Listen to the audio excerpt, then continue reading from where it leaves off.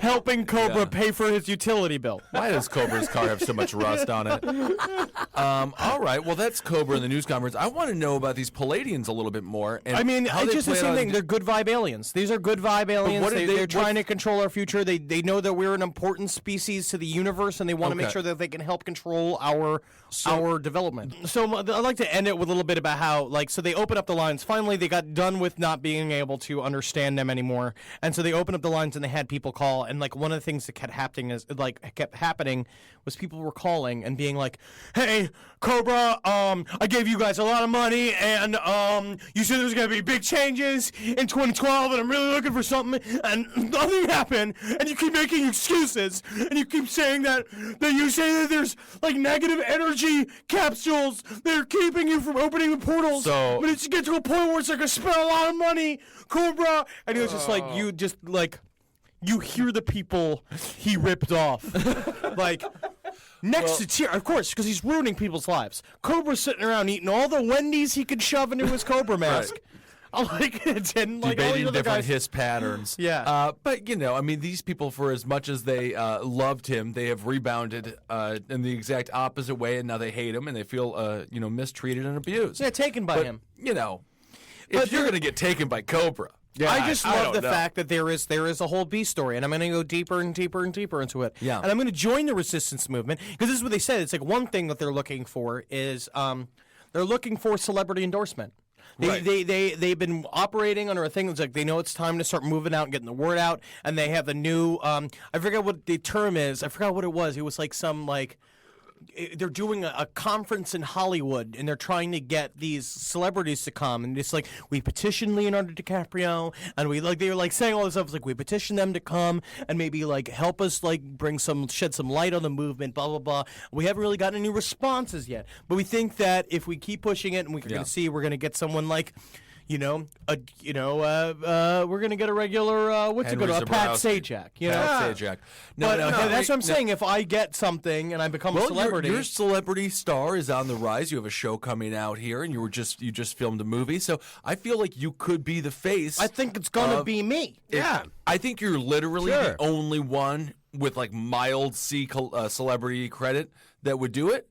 So it's going to be you. And I'll get send them an email. Yeah, and I'm going to get some crazy butt out of this. Yeah. So much 45-year-old fucking primo tail. The thing, they get into their sexual prime later on. Yeah, they're looking different. Sure. They're acting, they're sassy. Sad. Yeah. They're all around. They've been there, they've seen and done it. But now it's me. Now they're seeing done me. A young lad like me coming in there, sauntering in there like a prize pig. Hard as the Dickens. You hard, immediately hard, huh? I'm ready to be the leader of the resistance like Henry's movement. playing with a shocker over there in the corner. Bang! I love a good boing noise. All right, well, we'll get into some more names and some people that we talked about here in a later podcast. But there's fascinating stuff. But I really think we're the only ones talking about this right now. We're gonna get in on it. If you want to join the resistance movement, send me an email. Find the Cobra. Talk with Cobra. Yeah, he's out there to be talked to. Read his blog. Comment on his blog. Hard. Yeah. Let's go at his blog and tell him we're behind him. That's right. And we're with Cobra. Yeah. Support Cobra. Because he needs it. He will. All right, because he had to hawk his fucking laptop. Yeah, he's not doing well. He is really not doing too hot. All right, well, that's Marcus. I'm Ben, and then that is... Stevie Dix. Yeah, Stevie Dix. I got cum in my nose. Get it out. I like that. Seen that happen. Magoosalation. Hey, Goostalation. Hail me. Hail Geen. Hail Satan. Hail Satan.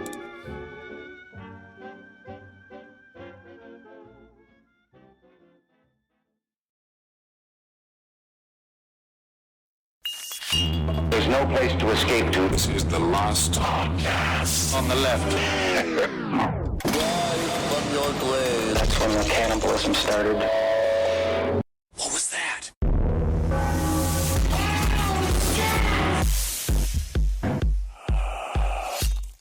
Oh, and you're laughing. Oh, and you're laughing. Are we good? Yeah. That's Marcus. I'm Ben. I'm not going to approve of the first message that you guys heard tonight. My name's Tippy Peters. Tippy Peters? The only singer in the silent movie business. I can't believe that you were the only singer in the silent movie business. When you're singing for the silent films, all you got to do is move your mouth bigger. And of course, it's Halloween. It's our final episode of October, and what a month it has been. I want to thank every single one of our listeners who contributed to Halloween. It was fucking fantastic. It's been, honestly, I think it's been the best month so far here at LaPaul, last podcast on the left. LaPaul. I am very happy. I feel it's almost like a Thanksgiving-y feeling that I feel. is. I want to feel like thankful for what Satan gave us this month. Indeed, and of course, Satan gives a lot of gifts, and occasionally he gives the greatest gift of all, which is one of his minions. And these gifts are not just something you open up on All Hallows Eve. These gifts penetrate your soul, invade your mind, and lead to what is only known as exorcism. Yeah, so today we're doing possessions and exorcisms. And Marcus has done a lot of beautiful research. I could go for a friend. You know? That's the thing. Every now and again, I wish I just had a demon inside me and be like, nah, you're doing good. You're doing good. Yeah, thank you, buddy. Yeah, and it's just you just taking a shit at the fucking salad bar at Sizzler. Right, well, it's a Like, weird... yeah, Benny. Yeah, buddy. Get all over them corn balls. Yeah. Surprisingly enough, you have just described part of possession. Seriously, like that is Human that is fecal matter. No. That is a part of it, though. Corn balls. No. What part did he describe then, Mark? It's the shitting in a salad bar. A voice inside you telling you that you're doing great, helping you with you making questionable decisions. So not the salad bar, not the corn balls, not the feces, but a positive inner Tony Robbins. You're talking about the positive reinforcements, the bad thing? That seems like a great thing. You're selling us all on... I just shout into the darkness and no one cares about me. Anyway, these... the videos, I will be listening to quite a few, I assume. Whether you believe possession's real or whether you believe exorcisms need to be done on these individuals or if they're just suffering from a manic depressive episode, a lot of the audible noises these humans make do sound from hell. And very animalistic. There was a really interesting book I was reading called Poltergeist, with an exclamation point, by written Colin by Wilson. Craig T. Nelson, of course. Yes. Of TV's Coach. Yes. Oh, he was very versed in all of the lore of poltergeist activity. But basically, what they said, he covered possessions a little bit, and his theory is that there is a difference with the way our brains function, the left and right brain, is that they say people have like brain injuries or people who have like had their lobes separated, which apparently was common for a long time when we were just playing with bodies like they were a bunch of Play-Doh. Right. So when you get like your lobe separated, is that similar to a what's that thing? A lobotomy type situation? Sort of something like it decreases aggression. Oh, and then what they found is that if you show an image to the left eye and then ask a person what image they see, they say the image that they saw in the left eye, right? But if you show it to only the right eye, like if it's two separate images, like one left, they say always what's in the right eye, but if you ask in the left eye, but if you ask them what it is and they say to write it down, you'll write it down what you see out of your right side of your brain. And they say that there's something about this idea that your brain can technically, there's like two people inside your brain. There's someone that is recording a bunch of stuff, and then there's a conscious part of you. And that maybe the possession activity has got something to do with that, and the fact that there is a sort of alternate personality that's like kind of running a memory screen constantly, so the while right your conscious side, brain deals with everybody. So, and the right side is the conscious side. Yeah, I think that's what I remember. I got kind of crisscrossed. I was pretty drunk. Right. This. Yeah. Well, the research that I did, I took it completely from this fantastic book called Hostage to the Devil, which I recommend anybody who is interested in anything paranormal. Which is sad because it's also the name of a Van Halen bio novel as well. Yes, of course. Yes. Of course. Hostage to the devil! What is it? Eddie Van Halen? What was it? Sam Hagar and Raji David Lee Von Roth. Hoolen is actually how it's pronounced. Raji Von Hoolen. Von Halen.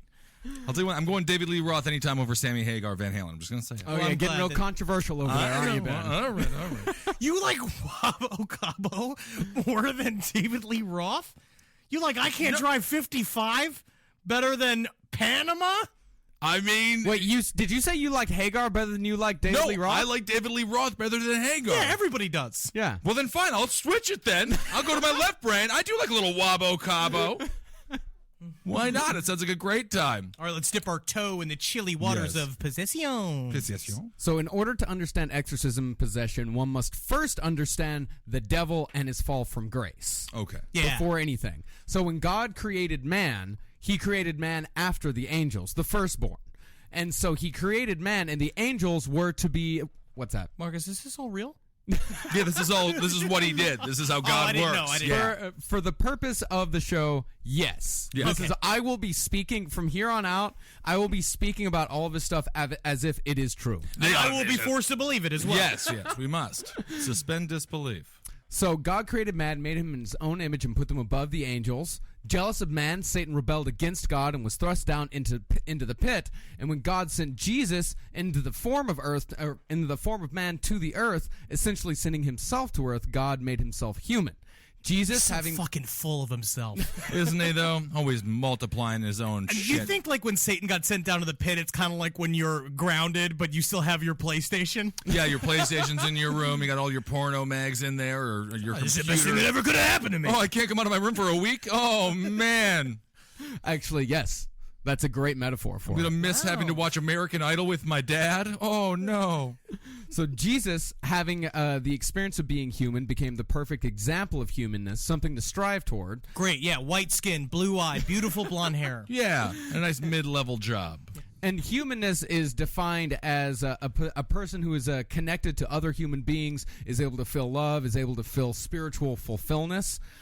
So therefore, when Satan or a demon possesses a human being, he is essentially achieving the closest thing he can to soiling Jesus Christ and therefore God. It is the closest he can come to actually making a strike against God himself. To pervert a person's humanness is to pervert Jesus. That's sexy. A little soiling. It sounds like it's just taking a big piss inside of you or something. Like, Yeah, like one of I those like that. Kelvins, one of those Kelvin truck tags. Like or I'm a whatever. little outhouse. Yeah. Don't treat me like an outhouse demon. You're doing good. Thank you, demon. You can do anything you like, demon. So Jesus is the key to the fullness of our humanness because he achieved that fullness for us potentially. It must be achieved actually in each one's choice and personal actions and the reality of the good and evil present and possible to us all and whether or not we have ever even heard of Jesus. So, in order for a demon to completely possess a person, he must completely remove their humanness. Everything that makes us human and makes us close to God. That's really interesting, and that's why, you could say they make these animalistic noises because they're growling like dogs or cats. Right. And so we don't, yeah, exactly. And so when all of these, the interesting thing about all of these spirits is that they're only doing what they were created to do, but it's only twisted because God created these spirits in order to serve man. But when they rebelled, they were cast down into the pit. And so that rebellion and the hatred against God twisted their desires. So they still have the will and intelligence to interact with humanity. Yeah, because they got all the skills, they got all the tools. Exactly. They have all the skills, they have all the tools. It's like but- Osama bin Laden. Yeah. I guess so. Yeah. Sure. It kind of is. Man, we just sent armed him back home, didn't we? Woo! USA, baby! Woo! 1, 2, pew, pew. Yeah! Still reeling about that. I was sitting in a Reliving Mario the moment. Batali restaurant when I heard that happen. Were you? Yeah, I was eating ravioli. I was at a sports bar drinking beer. I was hanging out with my fuck buddy. Isn't that something? He was also at a sports bar drinking beer. Don't let him know, Marcus. Yeah, Don't let we him cleaned know. ourselves off and headed down to Ground Zero. Hell yeah. That's right. You did do that. I can't wait you tell that story to your grandchildren. So great. Yeah. I'm going to leave a certain part out of it. Guess which one? Heading over Cleaning to Ground ourselves Zero. off. I want my kids to think I'm dirty. Yeah, kids, don't worry. I just got done squeezing a J all over some stranger I met on the train, and then, I met your grandmother about 20 years later. Isn't that nice? Yeah, she didn't let me do all the dirty, stinky things I did to that trollop. Well, Grandpa, it was a different time when Grandpa was a kid. It was a different time. It's 2000 and what was it? 2011? I don't even want to tell 2012? Grandpa's favorite movie. Oh, no. So these demons, these spirits, they have the will and the intelligence to fuck with humanity, to possess humanity. They're only doing what they were created to do. They're essentially creations that went out of God's control. Sweet. And Okay. attack humanity. Now, that is the motivations behind possession. The actual process of possession, many times it starts when people are just children or I think teenagers. it just sounds to me like God was a bad father and these demons they're just trying to get close to their old man. Wow, that's actually really interesting. They're just trying to get back in there with Jesus. They kicked him out. He's like, how am I supposed to see my Father? I better possess the closest thing to him, which is humans. Now I don't like possession anymore. I don't like it. Now it's all about love. Yeah, these demons are just trying to reconnect. It is not about love. It is the exact opposite of love. And we said that and the same thing that you just said. We were talking about before when you were telling me that point. Again, the same thing happens with alien abductions scenarios and hauntings. A lot of times the touches with the other realm happen when we're kids. I guess we're more open then, and like basically once you set the groundwork of I showed him a demon a long time ago, and now it's gonna be much easier when she's a full-titted 17-year-old girl. I'm sorry, what happened? A lot of times it doesn't even come until then. Like this whole phenomenon of teenage girls being possessed, that is not the most common of exorcisms. Right. It's just the sexiest kind. Yeah. So that's why they're like sexy in the term of it being appealing and interesting to people. Well, yeah, no because one that's wants to hear about the 45-year-old priest who was Right. who I mean, was I possessed. do, but or like like Father Templeton who's doing anything to not suck little boys' dicks anymore, and he tells everybody he's got a demon inside of him. Right, it's so much right. better when it's a 17-year-old girl, picture of innocence, long blonde hair. She's been brushing it. She's just got done being out with Ross.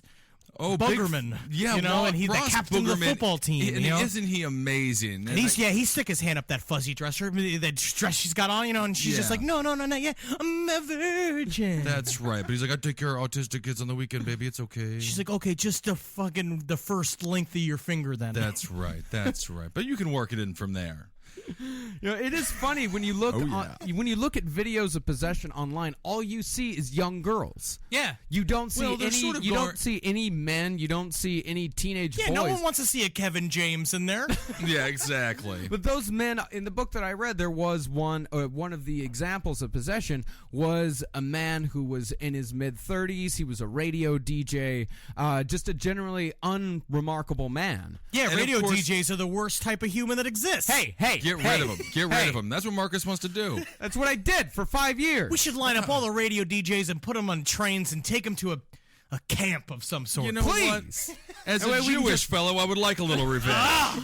God, this thing. I love it. But of course, Bob Larson, it was a video of Bob Larson. He's a great exorcist. We played a video on our last podcast on the Left Live show, and that fellow that Bob Larson saved from the devil inside him, he was a relatively frumpy everyman. He was definitely a frumpy everyman. Yeah, Well, so Bob it Larson does will do exist. anybody who's got $500. That's right. And And that guy was just grumbling. he was just grubbing. Yeah. I put up that documentary of his 3 hot little girls that Only he's got. one of them is his daughter. Yes, the Yeah. redhead. Yeah, the hot one. Woo! What a cinder that one is. Yes, indeed. You know, What a cinder. but the way they talk is like, if you watch the documentary, they're all just like, it's like, no, we love, absolutely, we must stop Satan. We must go out there. We must defend the Lord every single day. And they're acting as if they're like G.I. Jane. Well, and you're that's- like, you're fighting Satan. You're fighting nothing. I mean, that's the whole thing. Obviously, I grew up in a very Christian household, and I went to a very Christian school, and that was the whole thing. They were building a new Christian school, and our entire class project for a week was to make fake swords, put scripture on it, and march around where the foundation of the school was going to be, and yell at Satan. Man, all we did was read Tale of Two Cities. Yeah, it was different. It was a different school, and I would argue that you know how to read now, and I am iffy on it. So in the process of possession, consent is always required on the part of the possessee. Again, aliens, vampires, like the same thing. Again, you have to grant permission because basically that is the self-hypnosis. That is the thing that allows the phenomenon to start because you have now fully convinced yourself that it's real and it's going to physically manifest on itself on your body. Yeah. It starts as a small thing, something that like a very small concession. I mean, let's go back to the analogy of Mr. Boogerton, where it starts with the, first index finger, the first, knuckle of the index finger, and then from there it's like, is it okay? And You you're playing feel around okay? with the lips a little bit, but then eventually it. you got the whole fist up in there. It truly is. I mean, any You know? woman that's ever had sex with a man knows the steps. It's always baby steps until the chicks turn 30 and they're like, let's just get over this. I'm just going to stop with this whole I don't want a thing, and we're just going to fuck. But you have to get that permission. And also, you mentioned vampires. There is a certain Twilight type thing going on with exorcisms with the only beautiful women type Yes. thing. I do want to see, seeing a fat, frumpy trucker getting possessed by the devil. That's more powerful to me. Well, we did watch one with a fat, frumpy 16-year-old. I mean, that's just sad. Yes. That was a woman, though. That was a girl. Yeah, that was so that was a girl. It's just an example of the ultimate view of innocence, and it's just PR work for churches. If you can show that the picture of innocence can also be corrupted by the devil, then you got everybody. Then you're like, well, I smoke cigarettes. This is gonna come for me next. Oh, Yeah. Oh, and I want to say, there's been some requests for our last podcast on the left live shows to be streamed and recorded. I don't think we're gonna do that though. So just come out to the live shows, and then obviously we're in talks to get a pilot out there as well and things like that. But just come touch your bodies. Yeah, just come and touch our bodies. Yeah, come rub our feet. Come see something that only exists and happens once. Yeah, I mean it's not that different, but it's very fun. When the consent is given, once people start trying to expel these spirits, one of them was faced with intense physical pain. When he felt that there was something in his body and he would try to fight against it, would have intense physical pain. Another one was just bombarded with images of his own execution, like him getting his head chopped off in the electric chair, just these intense feelings, and they would eventually acquiesce to them. And the next What do step, you mean acquiesce? Again, I marched around the school. acquiesce. They would say yes. They said yes. Yeah, they said yes. I apologize. Thank you, Marcus. I represent 35% of this podcast who doesn't understand what that word means either. You're all my number one fans. And so when things start going along, at some point in these people's lives, the demon actually starts to help them in their daily life. Because that's you gain somebody's trust. Yeah, they gain their trust. The radio broadcaster, his broadcasting, he had the most original style of broadcasting out there. He was getting job offers all over the country. Absolutely, because you're riding that fucking lightning bolt of Satan's beautiful power. I can't believe, honestly, I've had several moments in my life over the last year or so since finding the love and joy of our Lord and Savior, Satan himself, and that I have asked Satan for help, and he has helped me. He's given me that extra edge, that extra push, made me a little bit harder. Maybe, let's say I'm taking a bunch of cold pills, but I'm still drinking a bunch of whiskey, but I still got to get in there. I think it's just because we live in New York City and you can find a Mexican restaurant at 3 o'clock in the morning. They didn't just open for you, Henry. So there comes a point in every possession where a person either chooses to fight or they choose to accept the spirit into their body and become what they call perfectly possessed. Same thing with Annalise Michel. When that happened to her, she got in the same steps was that she basically got presented, finally said yes to the devil and accepting it into her because she felt that she would be a symbol to people, that she would I'll accept the evil and I will suffer for the evil and become a martyr in order to show everybody, that they're still good in the world. Similar to the priest at the end of The Original Exorcist, where he takes, come to me! And then just jumps right out the window. Well, that's exactly what priests do in an exorcism. That's where the actual name hostage to the devil comes from. Because Well, now, I was under the impression the priest was never supposed to say that, because when I watched that with Father Steve, he said that's a cardinal sin. Yeah, because Father Steve was watching out for number one. Yeah, Well, Father Steve. Father Steve was wrong. Yeah, Father Steve wasn't a true knight of Jesus. He got a bad heart, Father Steve. Bad heart. And raging homosexual. He really was. Because what happens in exorcism, if these people choose to become perfectly possessed, a lot of times people don't even know that the possession has happened because it goes past the point of the fight. Because there comes a point where a person realizes that their will and their mind and their thoughts and their body are starting to be controlled by someone else. They start to fight against it. That's when you start seeing the odd events, the screaming, the banging, all of those, all the things that are traditionally, related to exorcism. It's ironic. It also sounds like everything that's traditionally related to a bad relationship. Your personality changes, screaming, fighting. You're going physical apple picking. Violence. You're going apple picking. You're doing all this shit. You're spending afternoons IKEA just going to be like, no, I love this shade great. of brown. I love how it's going to feel in our. So after in we our buy house. this, it's going to take us 8 hours to put it together, and we're going to fight the whole. Oh, I love great. to do that. It's not a complaint. I love this. This is really, really wonderful, Betsy.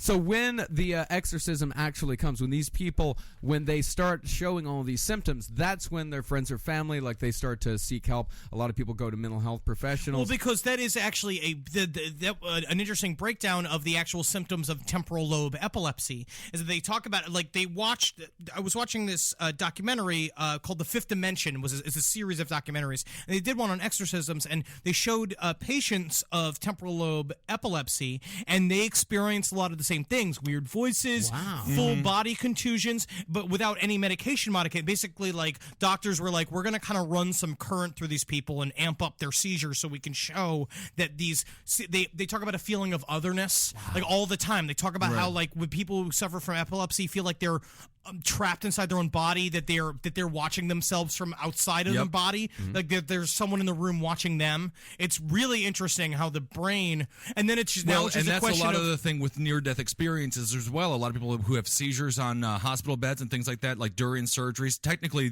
I mean, when you die, for brief moments. That's with the like your brain say goes that on, as well. It's like when you like in Halo when you die and then you get what's the term? Respawn. It's like the same thing where it's all of a sudden you like pop out because your brain has the sort of digital information of what the dimensions of what the room are, and it just angles itself. Like basically it's like a 3D hologram imager.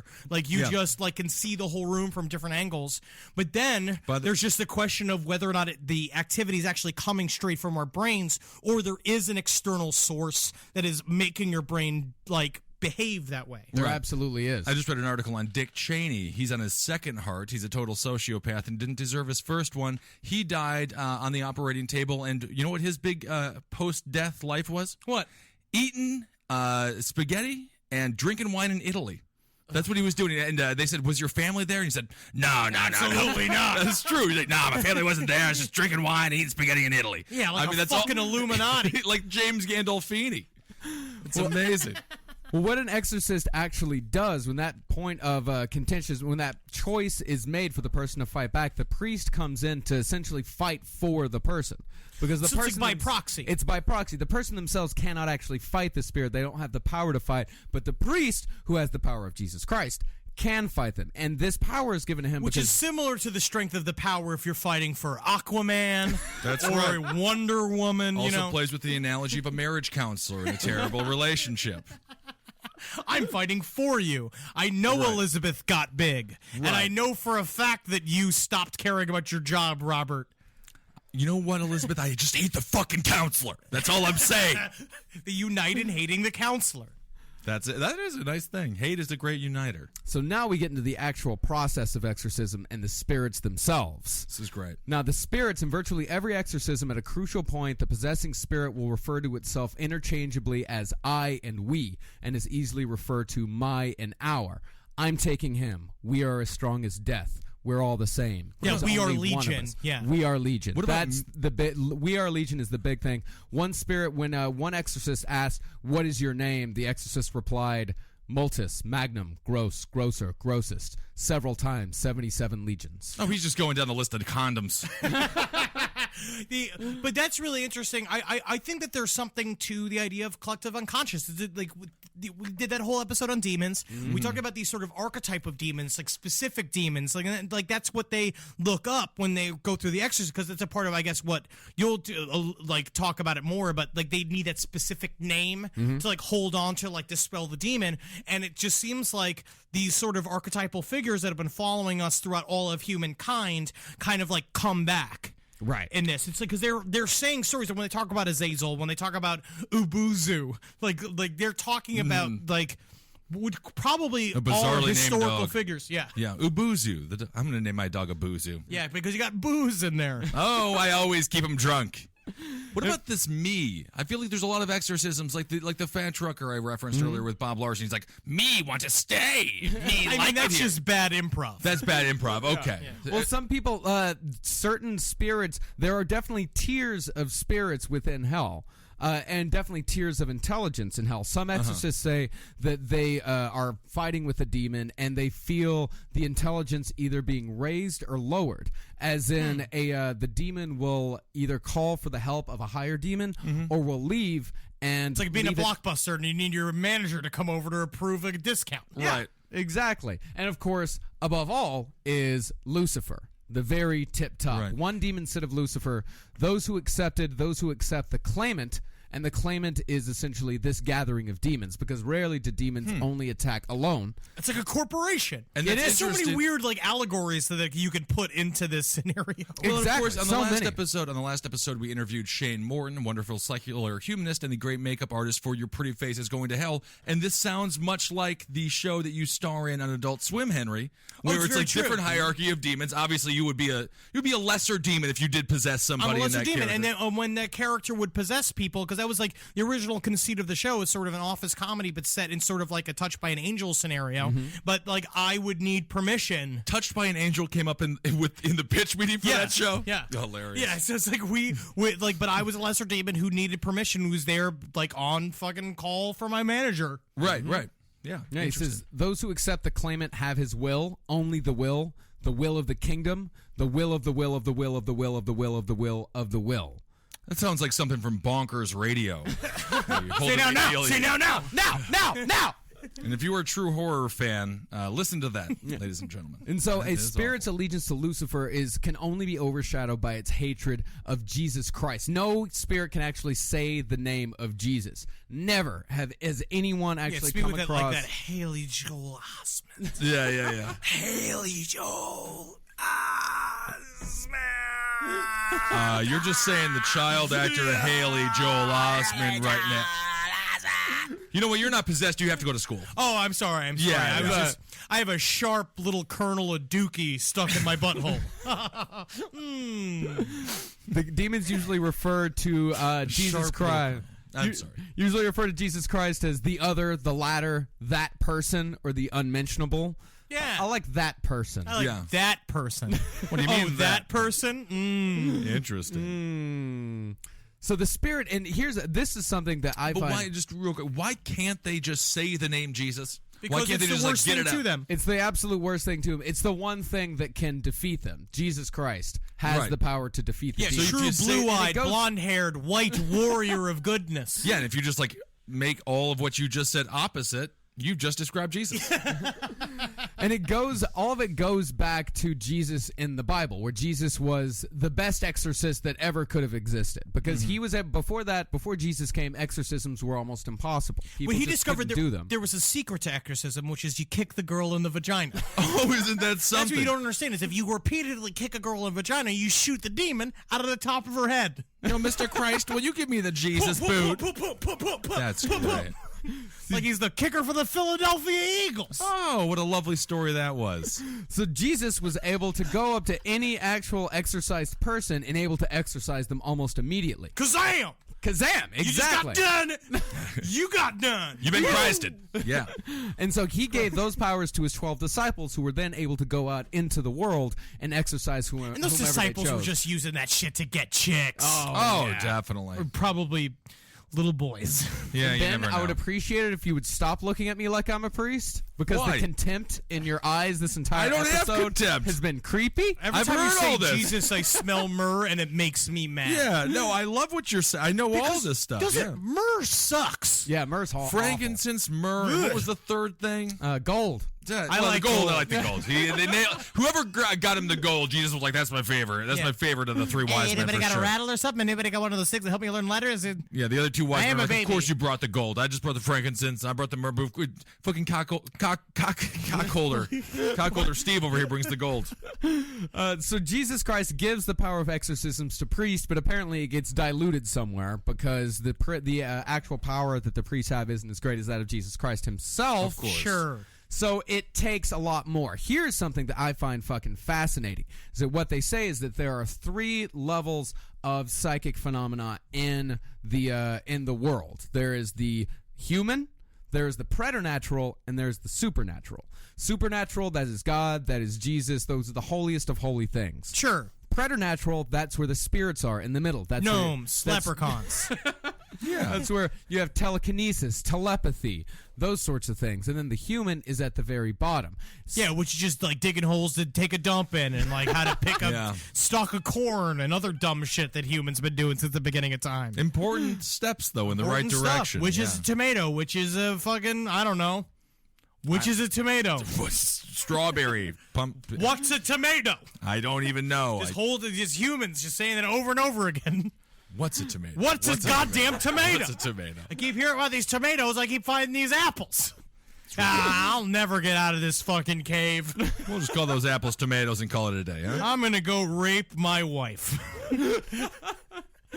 So the demons and the evil spirits, they only have access to the preternatural world. They have no actual physical being themselves. That's why that's another reason why they want to possess humans, because they cannot actually have any sort of influence on the material world unless they are hosted by a human body. And they're jealous of our life, and they're jealous of like our freedoms. Yes, Right. You know, just like Osama bin Laden. I didn't say that. Yeah, but you meant it. I agree. But this, the powers that these demons use, while their preternatural powers, that's where the screaming, all the banging, the shit flying around the room, the weird smells, that's where it comes from. And smells, that's a big thing as far as possession goes. A lot of people will talk about like the rotting meat within the room, but other people talk about smells among the person before the actual exorcism happens. Like one was said that the person had an off smell. Ed Larson? Ed Larson. Like it was like nothing. They said it wasn't necessarily unpleasant, nor was it pleasant. It was just strange. It was then you marry that person.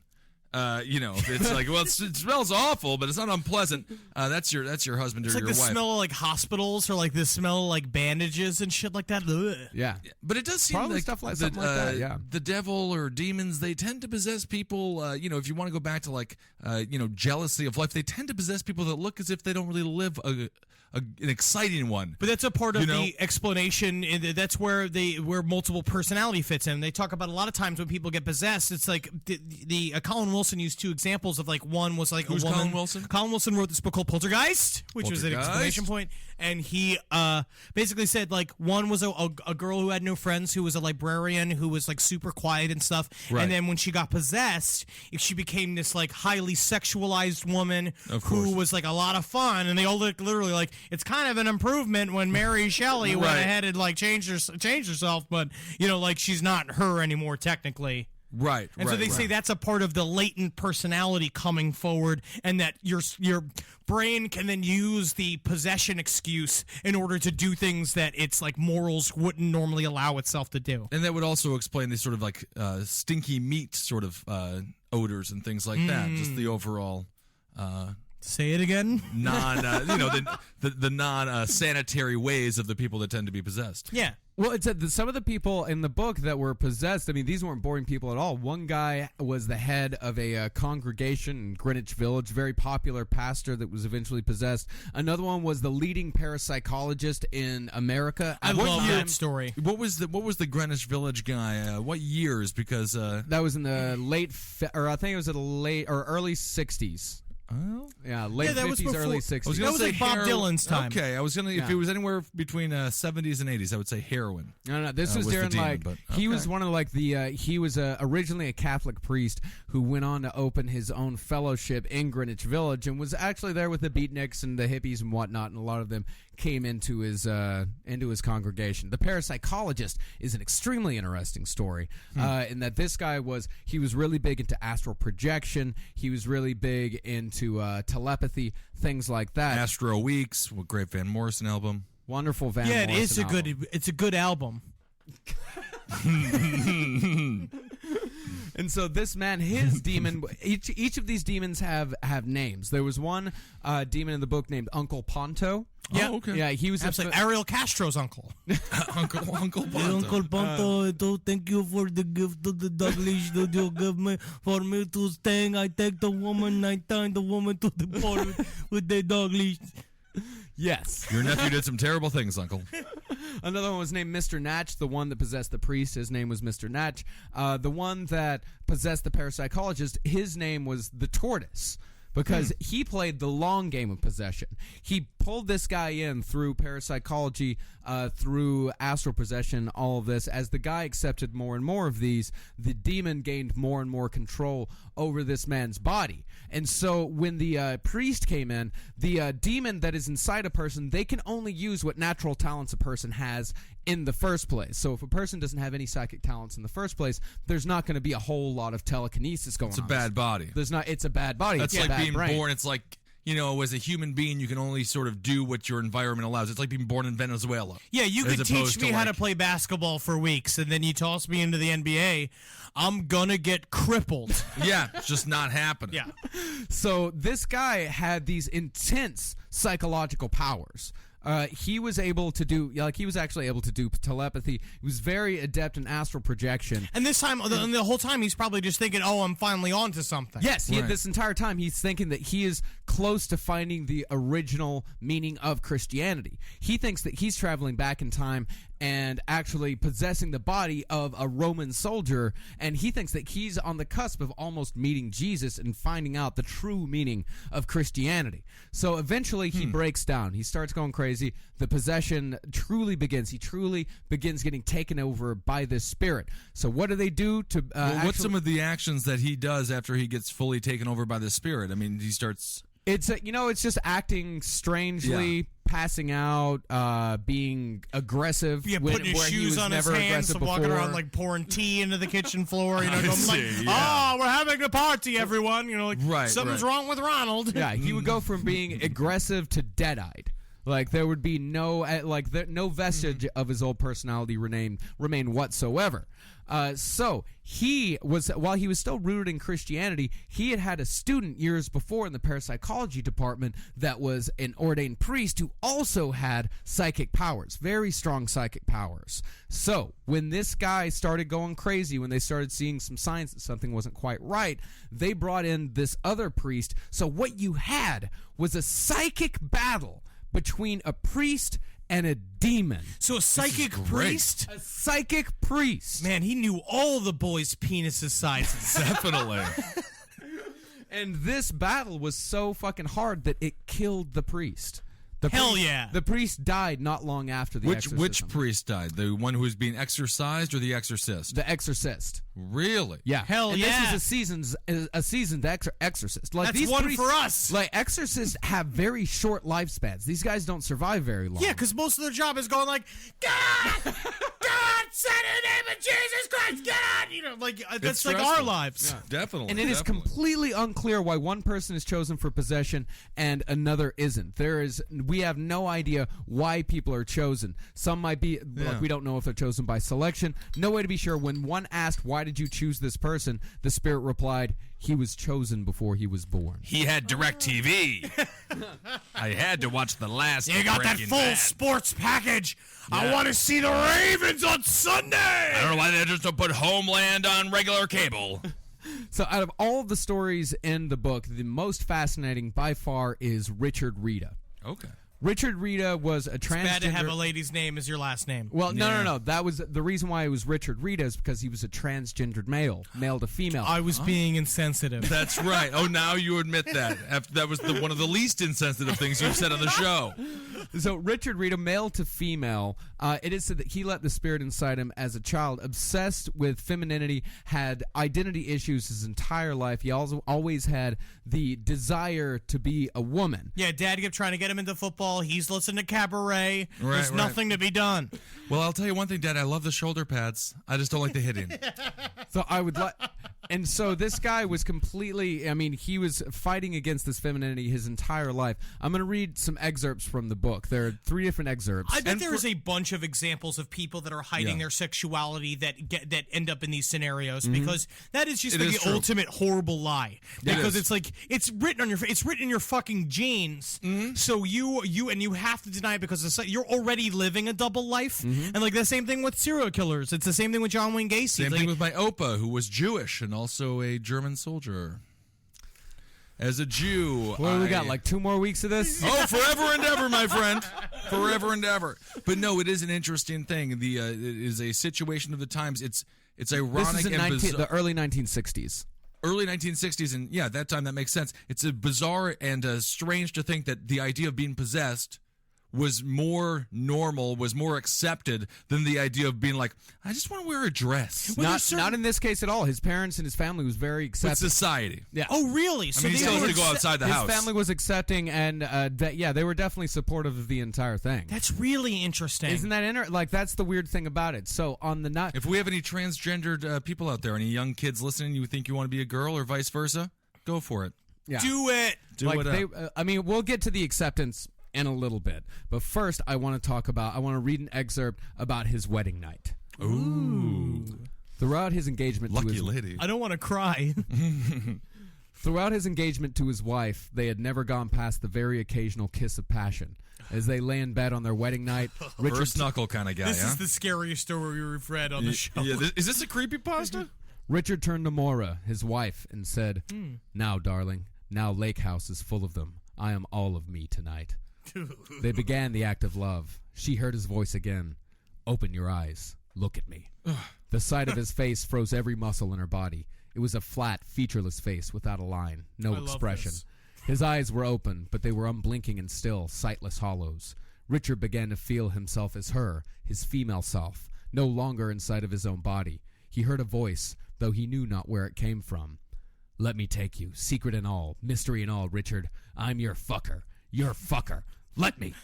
Maura was clawing at his back, suffocating under the heavy weight of his body, screaming, terrified. That's just normal, though. That's normal lovemaking, right? This is that's normal, yeah. You're doing it right. He ejaculated in the midst of her terror and rolled off. When Maura opened her eyes, Richard was over by the far wall, letter opener in hand, tearing and gouging at the wall with wide sweeps while hammering the wall with a clenched fist. A muffled groan, rising and falling, was all she heard from him. Yeah, because Maura she ran wasn't out a of man. Maura ran out of the bedroom, never to return. Yeah, I mean, this is why you kind of want to cohabitate before you get married. You should do a bunch of stuff before you Yeah. just like go ahead and wait until you get married. You know, And, ladies, if you're with a guy and you're like creeped out and you have sex with him, a little put a letter opener by the bed. when he says like, You know? "Oh, I And see if he can," grabs it afterwards and starts stabbing the wall. yeah, it's like I'm all of me now. No. This is a bad sign. Bad. You know? bad. Yeah, she never saw Dead him. expressionless eyes. That's just him trying not to come too fast. Right? Yeah. So don't worry about the dead expressionless eyes. Yeah. Sometimes it happens. Right. And the full smothering, that's just because sometimes, I mean, that's just how he's got to be. Maybe his back hurts. Well, I think he was just being a little bit lazy and he didn't want to. I mean, he was just laying on her and yeah, just he bumping wanted to her pretend like he she was a like man. some kind of like couch. Yeah. And so this is a story of the first time he truly went to the dark side. That wasn't it? I thought that was it. No. That was No, just that dipping was a toe in. Yeah, that was dipping Oh, his okay. toe in. Yeah, and by the way, he never that what he saw did to his- her? He never saw his wife again. No, yeah, that's for the best. Oh, they broke up? Yeah, she That's ran weird. out that night, and he never saw her again. Yeah, that's for the Yeah. best. Yeah. He began to have regular visits with prostitutes. No woman ever came back a second time. It was not male sexuality that impelled him, but a jealous curiosity about the female and feminine. He noticed a duality of ecstasy and death in women during sex, their moans of pleasure so close to those of pain. Whoa. One night during a business trip in the middle of a snowstorm while walking back to his hotel, he heard a moaning sound from some bushes and trees that stood in a deserted area between two houses. No one was in sight, and all the houses around were dark. Behind the bushes, he came across a spread-eagled form of a young girl. She had been raped and stabbed, clothes torn off. Between her legs and at her shoulder, blood stained the snow in small, dark places. Richard was fascinated.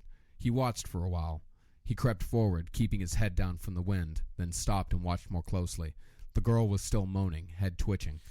He remembers little else. He recalls tearing off his clothes feverishly, fearing she might die before he finished what he wished to do. He recalls the wind whistling music in his ears, and then marvelously... God damn it. I liked it. changing his music to words. He remembers catching the last glance of the girl who stared at him for one instant before her eyes went completely dead. He felt her body shudder. He stood in a moment of triumph. He had achieved the ultimate watch on woman. He felt the security of being controlled and the promise of success. You shall be his woman. Months later, Richard would finally see his dream of being a woman actualized. He finally had the sex change. Yay! I mean, I don't like this guy. He didn't call the police. Yeah, I mean, you don't No, want he him to raped charge her until she died. After she had already been raped.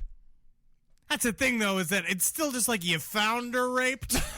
Yeah. Why would he lie about the first part? It's like somebody else already had her going. Yeah, because then he would lie because then you finished her. Yeah, I mean, he did the worst thing technically. I don't know why I even heard about that guy. Was he possessed? What's that? When was the possession? That's The the possession began when he was a child. That's the possession? Yeah, When possession- he rapes the girl? No, that's when the possession starts becoming darker. That's when when the he got really when bad. the spirit starts to become fully him. Yeah, we skipped past I all the don't things believe where it. he didn't return a bunch of Blockbuster videos. Yeah, And then, yeah. like he went up the down escalator a couple of times. That's like the beginning levels. Yeah. But then now he cut his penis off, and now he's a woman. Now he is a woman. He didn't cut his penis off. He had doctors He do went it. to Yeah, a doctor. Yeah. Yeah. But he still doctor raped and just killed a sucked woman. on his mouth. I heard that's what they do with the surgery, right? Where the doctor get a just priest in there, yeah. sucks on your nose until your penis shoots up inside you. Oh, isn't that something? yeah. Finally, in 1973, Rita attended her first black mass. I mean, why isn't she in prison? Because she wasn't caught. That's the thing. Ah. Okay.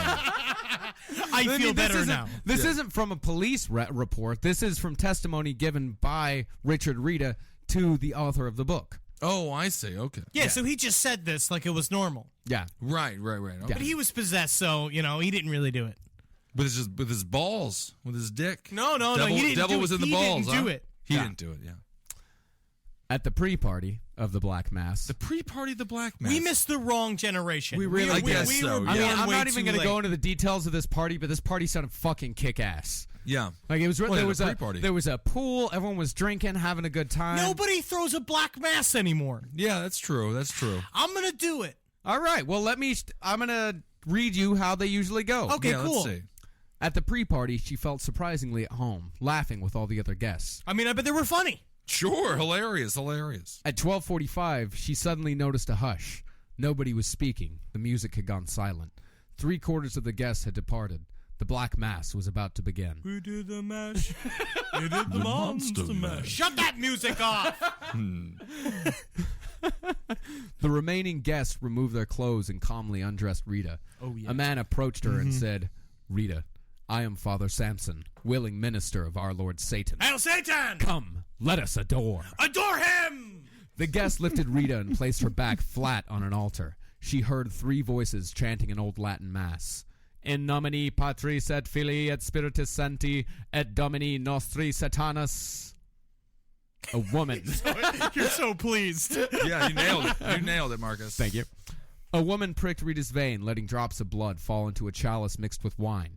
Father Samson parted Rita's legs and mounted the altar. Yep, let's get at her then. Yep.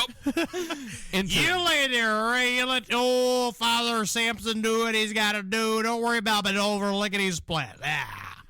He entered Rita fully and sipped from the chalice and made Rita do the same. Here, have some. He'll have some. You like it. Oh, you like it. But there was some blood that dropped in. It's house wine. Oh, okay. Father Samson started to rhythmically push and pull in Rita, saying as a refrain, "Satan, Satan, Satan," lengthening the first syllable as he drew partially out of Rita and hitting the second syllable with hard emphasis as he drove back. All right, in. take it easy, Henry. Jesus, he's getting rock hard over here. Yeah, you don't like me fucking this pumpkin? Not exactly. Satan. I'm gonna eat that pumpkin later. Satan. Rita could hear heavy breathing but could see no face, only the outline of a head. She murmured, "Father Samson, Lord Satan, Father Samson, Lord," but was interrupted by a harsh, grating sound of a single word coming to her through the heavy breathing. "Girl fixer! Girl fixer! Girl fixer!" Rita no longer heard the chant of Satan. Now everyone at the party seemed to be joining in. "Girl fixer! Girl fixer! Girl fixer! Girl fixer! Girl fixer! Father Samson. Satan. Father Samson was now probing the inside of Rita's rectum. It's like a Harry Belafonte song. Sort of. Massaging, scooping, probing, pushing, pulling. He heaved and shook. "Have me, girl fixer! Father Satan! Have me! Smell me! Fuck me! Through! Through!" Rita screamed as she came, and organ notes thundered, filling the air. The scene subsided slowly, and Rita knew a shadow was affixed to her soul, not to be dispelled until the day of her exorcism. And that was the best birthday I ever had. That's right. And then Roman Polanski came in and was like, "What did I miss? I was Hey, busy so head drugging up over a to the girl." top tub. I got this Girl Scout. Ooh. We're all ready yeah. to party in here. Oh, you guys already done?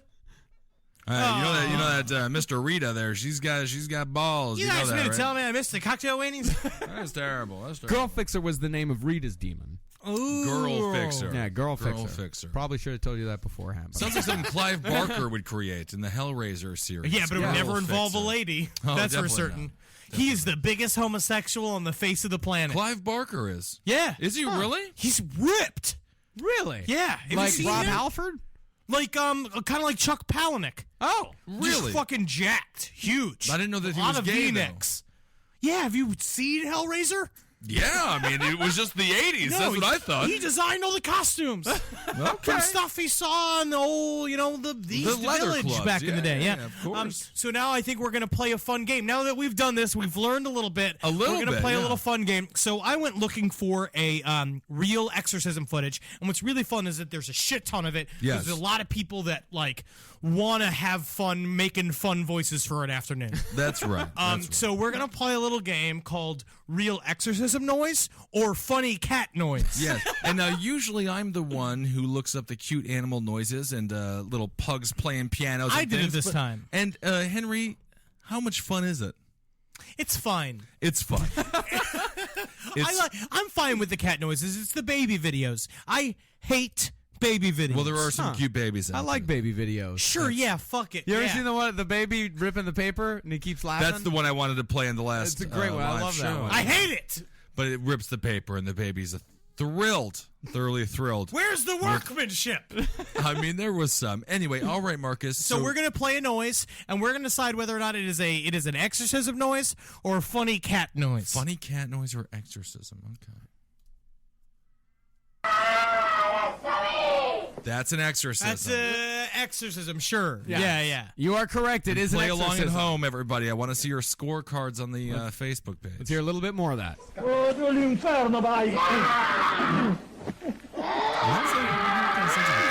Oh, he just said go to hell. Ooh, she's wearing a tracksuit. You want to be prepared. You don't know she's sitting on a pasta bowl full of ravioli. Isn't that interesting? Yeah, she's screaming, "Let me go! Get the water!" Whoa. Fine, you can She's go to waking up prom the with Billy. roommates, that's for Yeah, certain. Definitely. Let her have what she wants. All right, so next one, funny cat noise or exorcism. Let's hear it.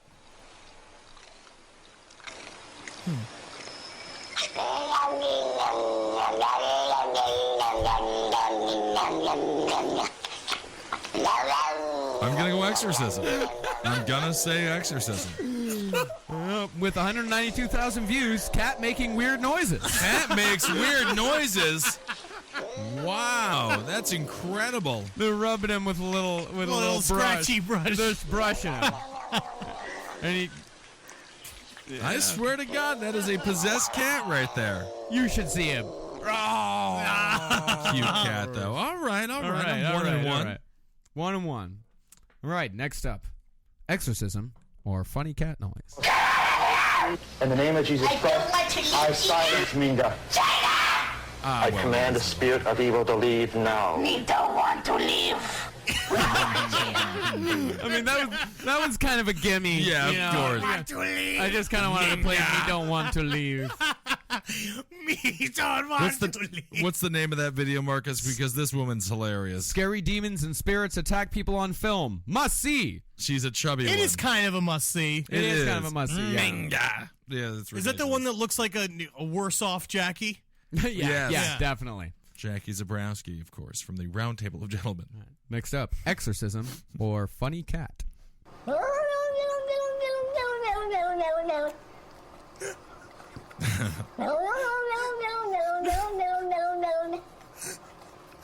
I mean, I know what it is, but I don't want to say it because I want to listen. I could just listen to do this all this. day long. This should be the episode.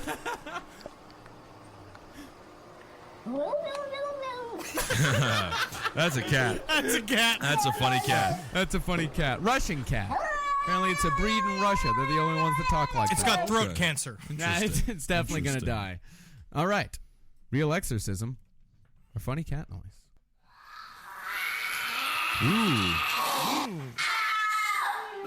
Ooh, this is a tough one.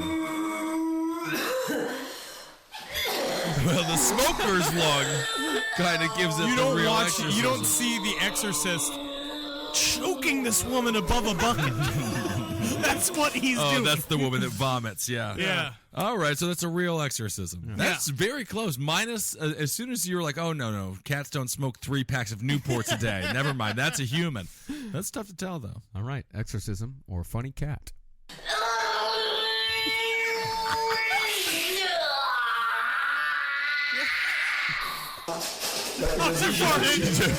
She farted. Marcus, let's rewind that. Let's just make sure that she farted. Let's really hear that.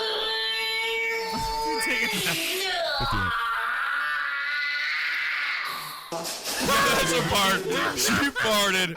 I mean, if you're the priest, you got to laugh at that. You got to break exorcism. Well, you know, Yes. this is just too much. Man. You put that on the blooper reel, That am I right? is goofy stuff. All right, this is our last one. All right. Exorcism or funny cat. All right.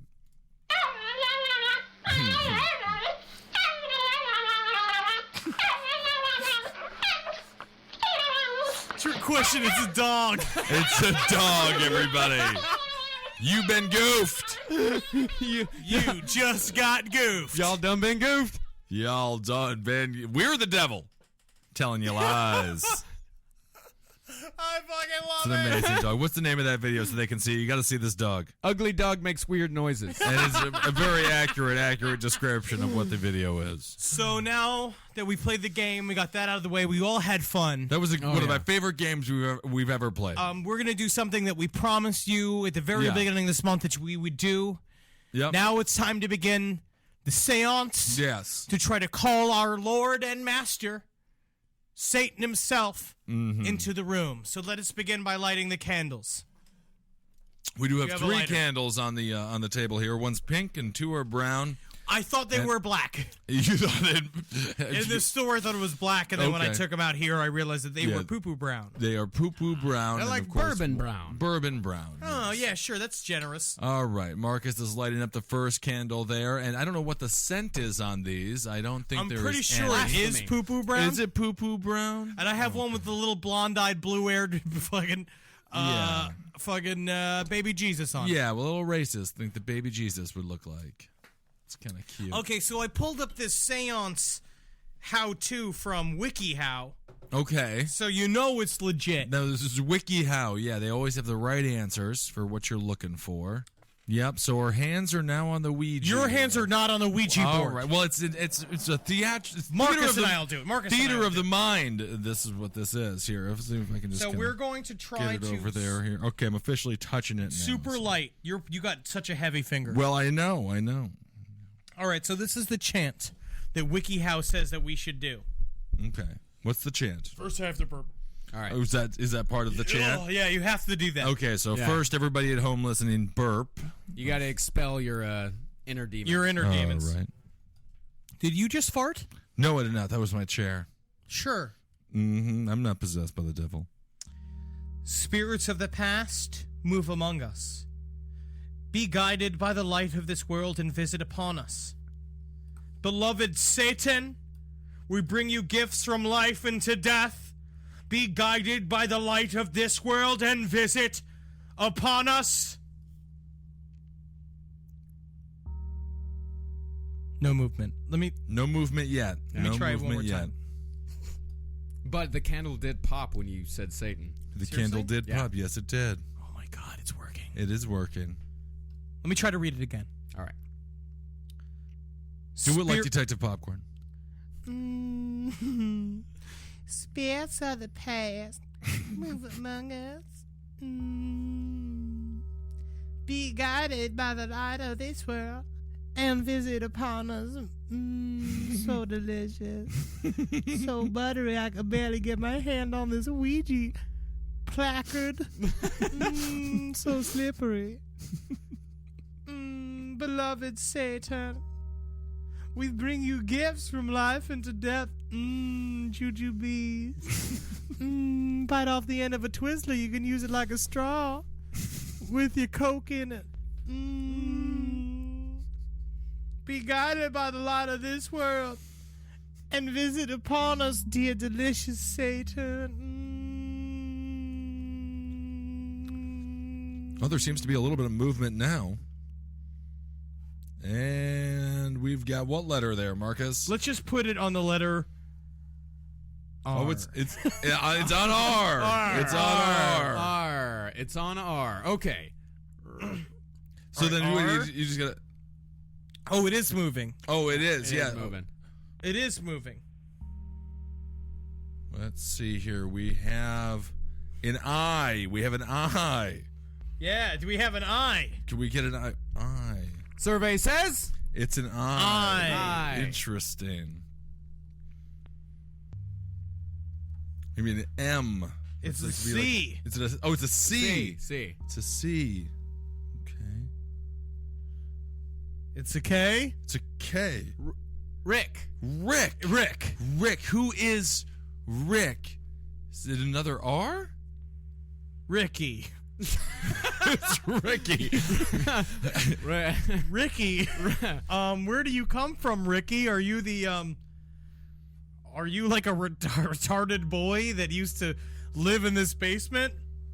And we've got a yes. We yes, have it a is. confirmation on Ricky. Yes. That's good. So what do you want from us? What would you want from us, Ricky? What could we do to, Well, let's to ask help him- you release your soul? Let's ask you some yes or no questions mostly. Ricky, are you happy? Are you happy where you are, Ricky? We have a no. of We course have a not. no. Ricky, are you in heaven with the Lord Jesus and his angels? No. Resounding And no. Multiple times with That the went, no. that one went fast. Very fast with Ricky. What could we do to release you from hell and bring you to heaven, Ricky? Spell it out, Ricky. Spell it out if you can. F. A? Is that F. It seems to be an F, and then he's going with an A. U. U.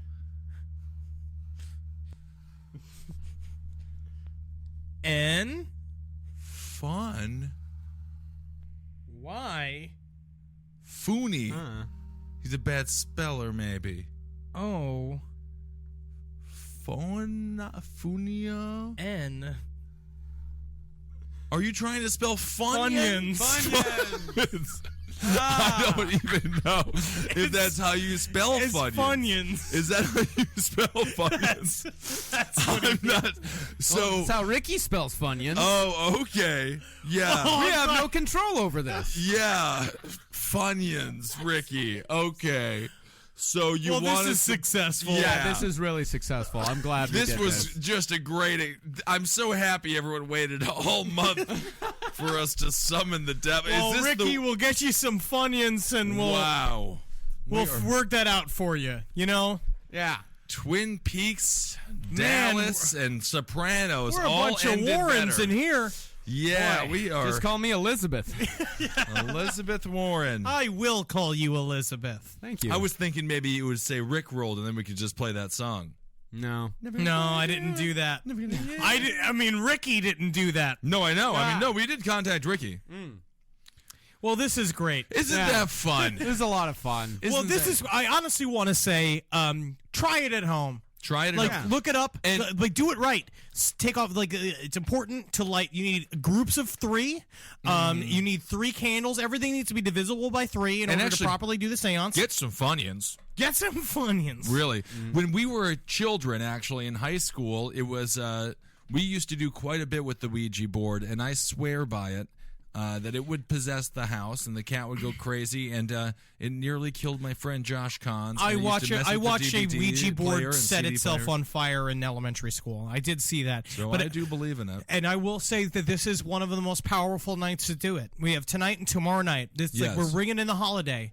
Do it, man. Bring the end times. This is your fucking shot at the mic. You know what I It's mean? We your can't night. do it. We have psychic blocks, but there are listeners out there that can totally summon a demon, and I want you to summon a fucking demon. Take a picture of it. Yep. Well, of course, please put it on record. Put it on naturally. the Facebook page. Yeah. Yes, definitely. And I want to thank the woman, I forget her name, who posted the picture of Mr. Dwyer. Bud yeah. Yeah. The politician who shot himself in the head. I had never seen the full footage. Really? It's pretty of sweet. That, the waterfall of blood that just comes pouring out of that man's It is nostrils. quite permanent. Holy Lord. Her Holy- name is Kelsey Minke. Thank you so much, Kelsey. Thank that you, was Kelsey. an intense So, video. this is the and drawing of a honestly, close- the irony about that video. For every time you're like, I want to shoot myself in the head, watch that video and be like, oh yeah, that's what it looks like. Never mind. So this draws to a close our celebration of October. Yes. Yeah. It's been an emotional ride. It has been. We have had so many great discussions, and we've heard so many amazing tales from our listeners and from our friends. And so don't worry. And then we have a bunch of crazy shit lined up for the next couple of weeks. Oh, Of course. yeah. We ain't stopping. We ain't slowing down. That's right, and you don't stop and you don't slow down. Whatever you want to do with your life, you do. If you work at McDonald's, you become a manager of that McDonald's. Yeah, you get all the fish fillets out as fast as possible. First Yeah. thing. And fucking steal one ball every day from the ball pit until the kids jump in and hurt their backs because you stole all the balls and you're having a great time in your own tub. So hail Satan, everyone. Hail Satan, everyone. Happy Halloween. I hope it's beautiful. I hope you have the greatest Halloween you've ever had. Make crooked love underneath an old dark tree. Crooked love under a dark tree. Yeah. Yes. All right, everyone. Magustalations. Heil Geen. Heil me as well. Heil yourselves. And are we missing one? Peace be with you. And also with you. Yeah, outside down. Yep. Accept the Lord Jesus Christ in your body. No. Oh, you imagine that's how we end this? This is actually a huge ruse by Bob Larson to get people into Jesus Christ.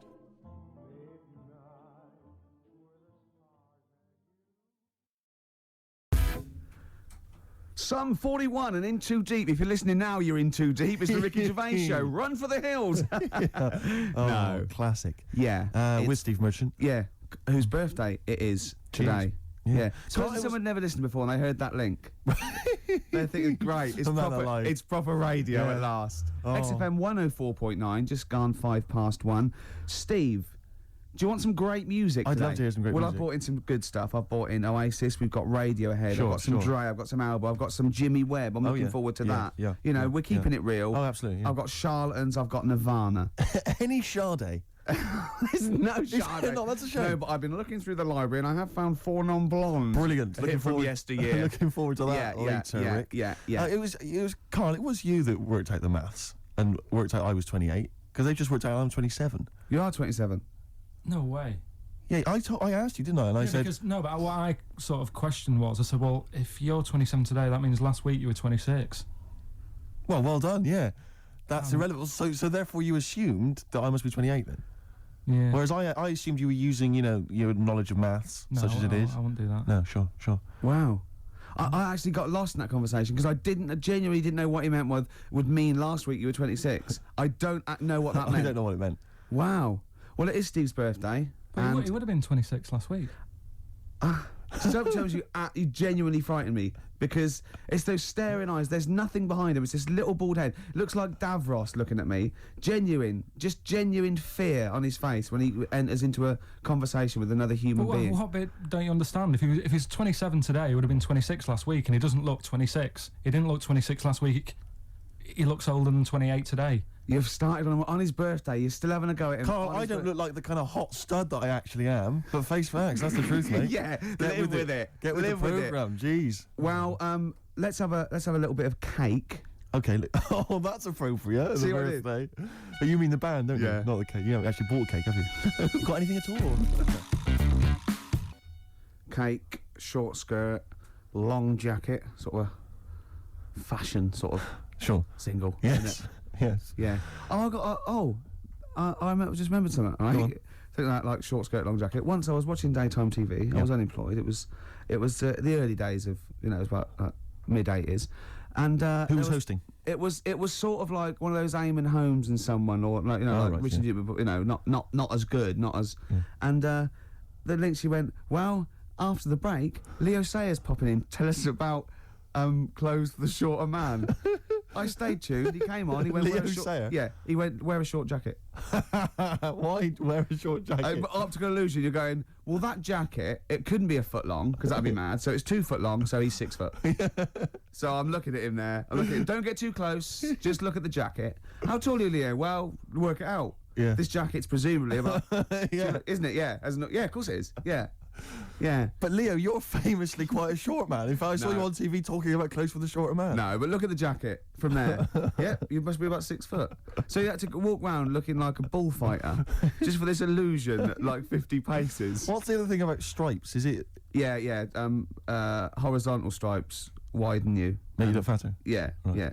yeah. So good advice, good fashion advice for anyone listening. On XFM 104.9. Leo Sayer there offering some topic. We should get Leo in, maybe offer some new stuff. For your birthday, a little special Leo Sayer visit for your birthday. Got any presents yet? I've received nothing yet. But my parents haven't come up, and they're the ones that normally bring gifts. Oh, yeah. They are coming up later, and I always look forward to my father's gifts. Yeah. Because they are remarkable.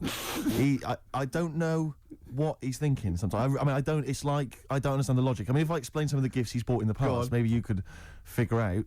I once opened, I think I was about 14. Right. And I liked all the stuff that you like at 14, you know, the ladies, obviously, you know, pop music, sure. You know, fashion. Yeah. And that's why he bought me on audio cassette the collected wartime speeches of Sir Winston Churchill. It's a good gift. Did you listen to him? Well, I'm not sure when you'd ever be in the mood to listen to that, to be honest. We'll Fight on the Beaches, you know, all that. All the classics, all the classic hits. I don't know when you listen. I think unless you're under attack, I don't think you'd ever listen to that. Did you not even listen to it? I kind of stuck. But when are you gonna be in the mood to put that on? No, but just because it was a gift. But I always remember being once. This was. But what if he tested you? Go, do you like track 4? Yeah. Oh, some chicken, some neck. Oh, I love that, Dad. Yeah. But I think they're doing a remix. But he said to me once. He said to me, "Never forget, son." He didn't. Yeah, and I went, I don't remember, Dad. It was mad, and it was like because he was quite into sort of, but he was into like the military and all that kind of and war history and stuff. So are you allowed to tell an anecdote about your dad on radio? Can I just give you a clue, just in case? Can you tell the thing about the shed? No. Okay. No. Okay. Too complicated. Too long. Okay. All right. Okay. But I remember this was true. I remember I had it on once because I just stuck it on because I thought I ought to. And my dad came in. He was pleased to see I was listening to it. And he was like, we just sort of stood there listening. And I was with my sister coming in with one of her quite attractive friends. Teenage friends as well, like, and I'm a teenager as well. And it's like, and just this woman walking by, you know, she goes to the same school or whatever, you know, quite fit. And I'm just stood there with my father, listening to "We All Fight Them on the Beaches," "Never in the Field of Human Conflict" of so many, and just remember looking at her as she passes. Just you've learned it. It's rubbed off. Oh yeah. You know, is oh Rick, if you're ever in a war situation and you need some morale, come to me. Yeah, you'll just. That's what you're right. Quote me out. What about a little bit of White Stripes? I've got some more gifts that I can tell you about afterwards. Well, I'm looking forward to it. Look forward to it. Oasis, Morning Glory, before that White Stripes, Hotel Yorba. Oasis, of course, I think got in the... have you been watching that VH1 Top 100 album? I have indeed, I've enjoyed it. Yeah, number 1, do you remember what number 1 was? Joshua Tree, U2. Yeah, now, good album. It's not the greatest album ever, is it? Of all time. I mean, I know it's an arbitrary list, but even so. Yeah, you sort of feel comfortable with it being the Beatles or exactly. You know, you kind of Gaye even Pet Sounds. Exactly, Yeah. And then maybe I don't think maybe it's a generation shift. There's enough people now. But it was sort of, what I found odd in the list was it started off with, I think it was like the Doors. I remember there was Velvet Underground and stuff. You know, these kind of respected album classics. And then there was things like, you know, Stars, Simply Red. I mean, it was a big seller and it's well produced, or whatever, but an odd choice for the greatest albums ever. And then I remember there was things like that Texas album. Yeah. Is it White on Blonde or whatever it was? And I just think, again, is it just based on albums that have sold well, you know, via the Britannia Music Club? But that's always the thing, isn't it? So like any poll, like I remember, I think it was last year, the greatest lyrics of all time. One was Imagine by John Lennon, which is you know, if anything's it's a solid classic. And there was like, you know, maybe a Dylan or another Beatles one, or something. And in the top 5 was Robbie Williams songs. Robbie Williams songs? Yeah. One of the worst lyricists ever. Well, just not just a collection of words. Annoying, yeah. I think, you know, and it was that thing, a man, 1,000 fags, you know, like that with Dad, and there's gonna take you to the bridge. Postmodern sort of. Yeah, but that's a reflection of the sheer weight at the moment, isn't it? So it's always going to be 4 of all time, and then the biggest thing that year. I suppose so. But that's why Coldplay and Travis again, and they're good. But I mean, you know, I don't think they'll be at the same position next year. No, I think you know what I mean. Yeah, it's just But it's just, I mean, I get frustrated with those lists because they just always seem so arbitrary. I think we've forgotten we're on the radio, because that was a pretty boring link, wasn't it? Because we're just talking like we're alone. A lot of people probably haven't even seen the VH1 show. Yeah. Not interested in the late. Are we losing it? Are we, you know what I mean? Listen, I'll be honest with you, Rick. It's my birthday today. Last night I went out. I got a little bit wasted. Yeah. So I'm hungover this morning. I didn't get to bed before 11. Right, so Yeah, it's like I had it's a little like bit too much no, last I was pretty wild last night. In actual fact, and I have to say, I went to the God knows how many units I had.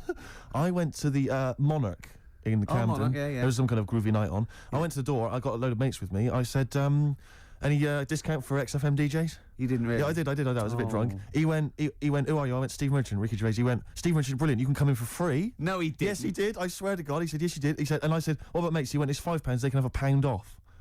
He said, and I think basically, but basically, Rick, I think I also agreed that you'd DJ there. I can't remember, but if the guy is listening, he can maybe let us know if I promised that. I might have signed something. I can't remember. Oh God. Oh, but anyway, no. it was a good this night. Is like one of those 50s sitcoms when, you sold my soul to an angel. Exactly. Oh, how am I going to get out of this? Yeah, exactly. Oh, no. So, anyway, if you go down to the Monarch maybe next week, Ricky Gervais playing. That'll be fun. Well, that was Elbow and Red off Asleep in the Back. I love that. It's Great song. Got sort of early Peter Gabriel, and that's wonderful. Well, we were talking about, like, your birthday and everything. Yes. Presents, and then I found out I'd been signed up to DJ at a club in Camden. Looking forward to that. To get you in. I got in for free. My friends got in at £1 off. I was just when the record was playing there, I said, why did you do that? Why did you try and get in free? Right? He goes, impressing my mates. Now, how impressive is it that Steve Merchant can get you in a place for £1 off? Oh. Yeah, you want to save money? Go with Steve. If they recognise him or have heard the show, you get £1 off. That is great. I'm a quality discount. I don't know what you like more, though, because I know you, and I think it wasn't just the acclaim and the fact it was the £1 off you liked. The money off was exciting to me. That was great. Any discount would have been fine. I imagine you made them all buy you a drink with several to the value of £1. It ended up costing them a lot more. Yeah, exactly. Well, have I ever? This is probably the most embarrassing of those entrance stories. Yeah. I was down in South London once, went down to some party that was taking place in some kind of swanky bar where there was a doorman on the front and a charge. I think it was something mental, like £10 to go in. It was crazy. It was ludicrous. I don't know what I was doing down there.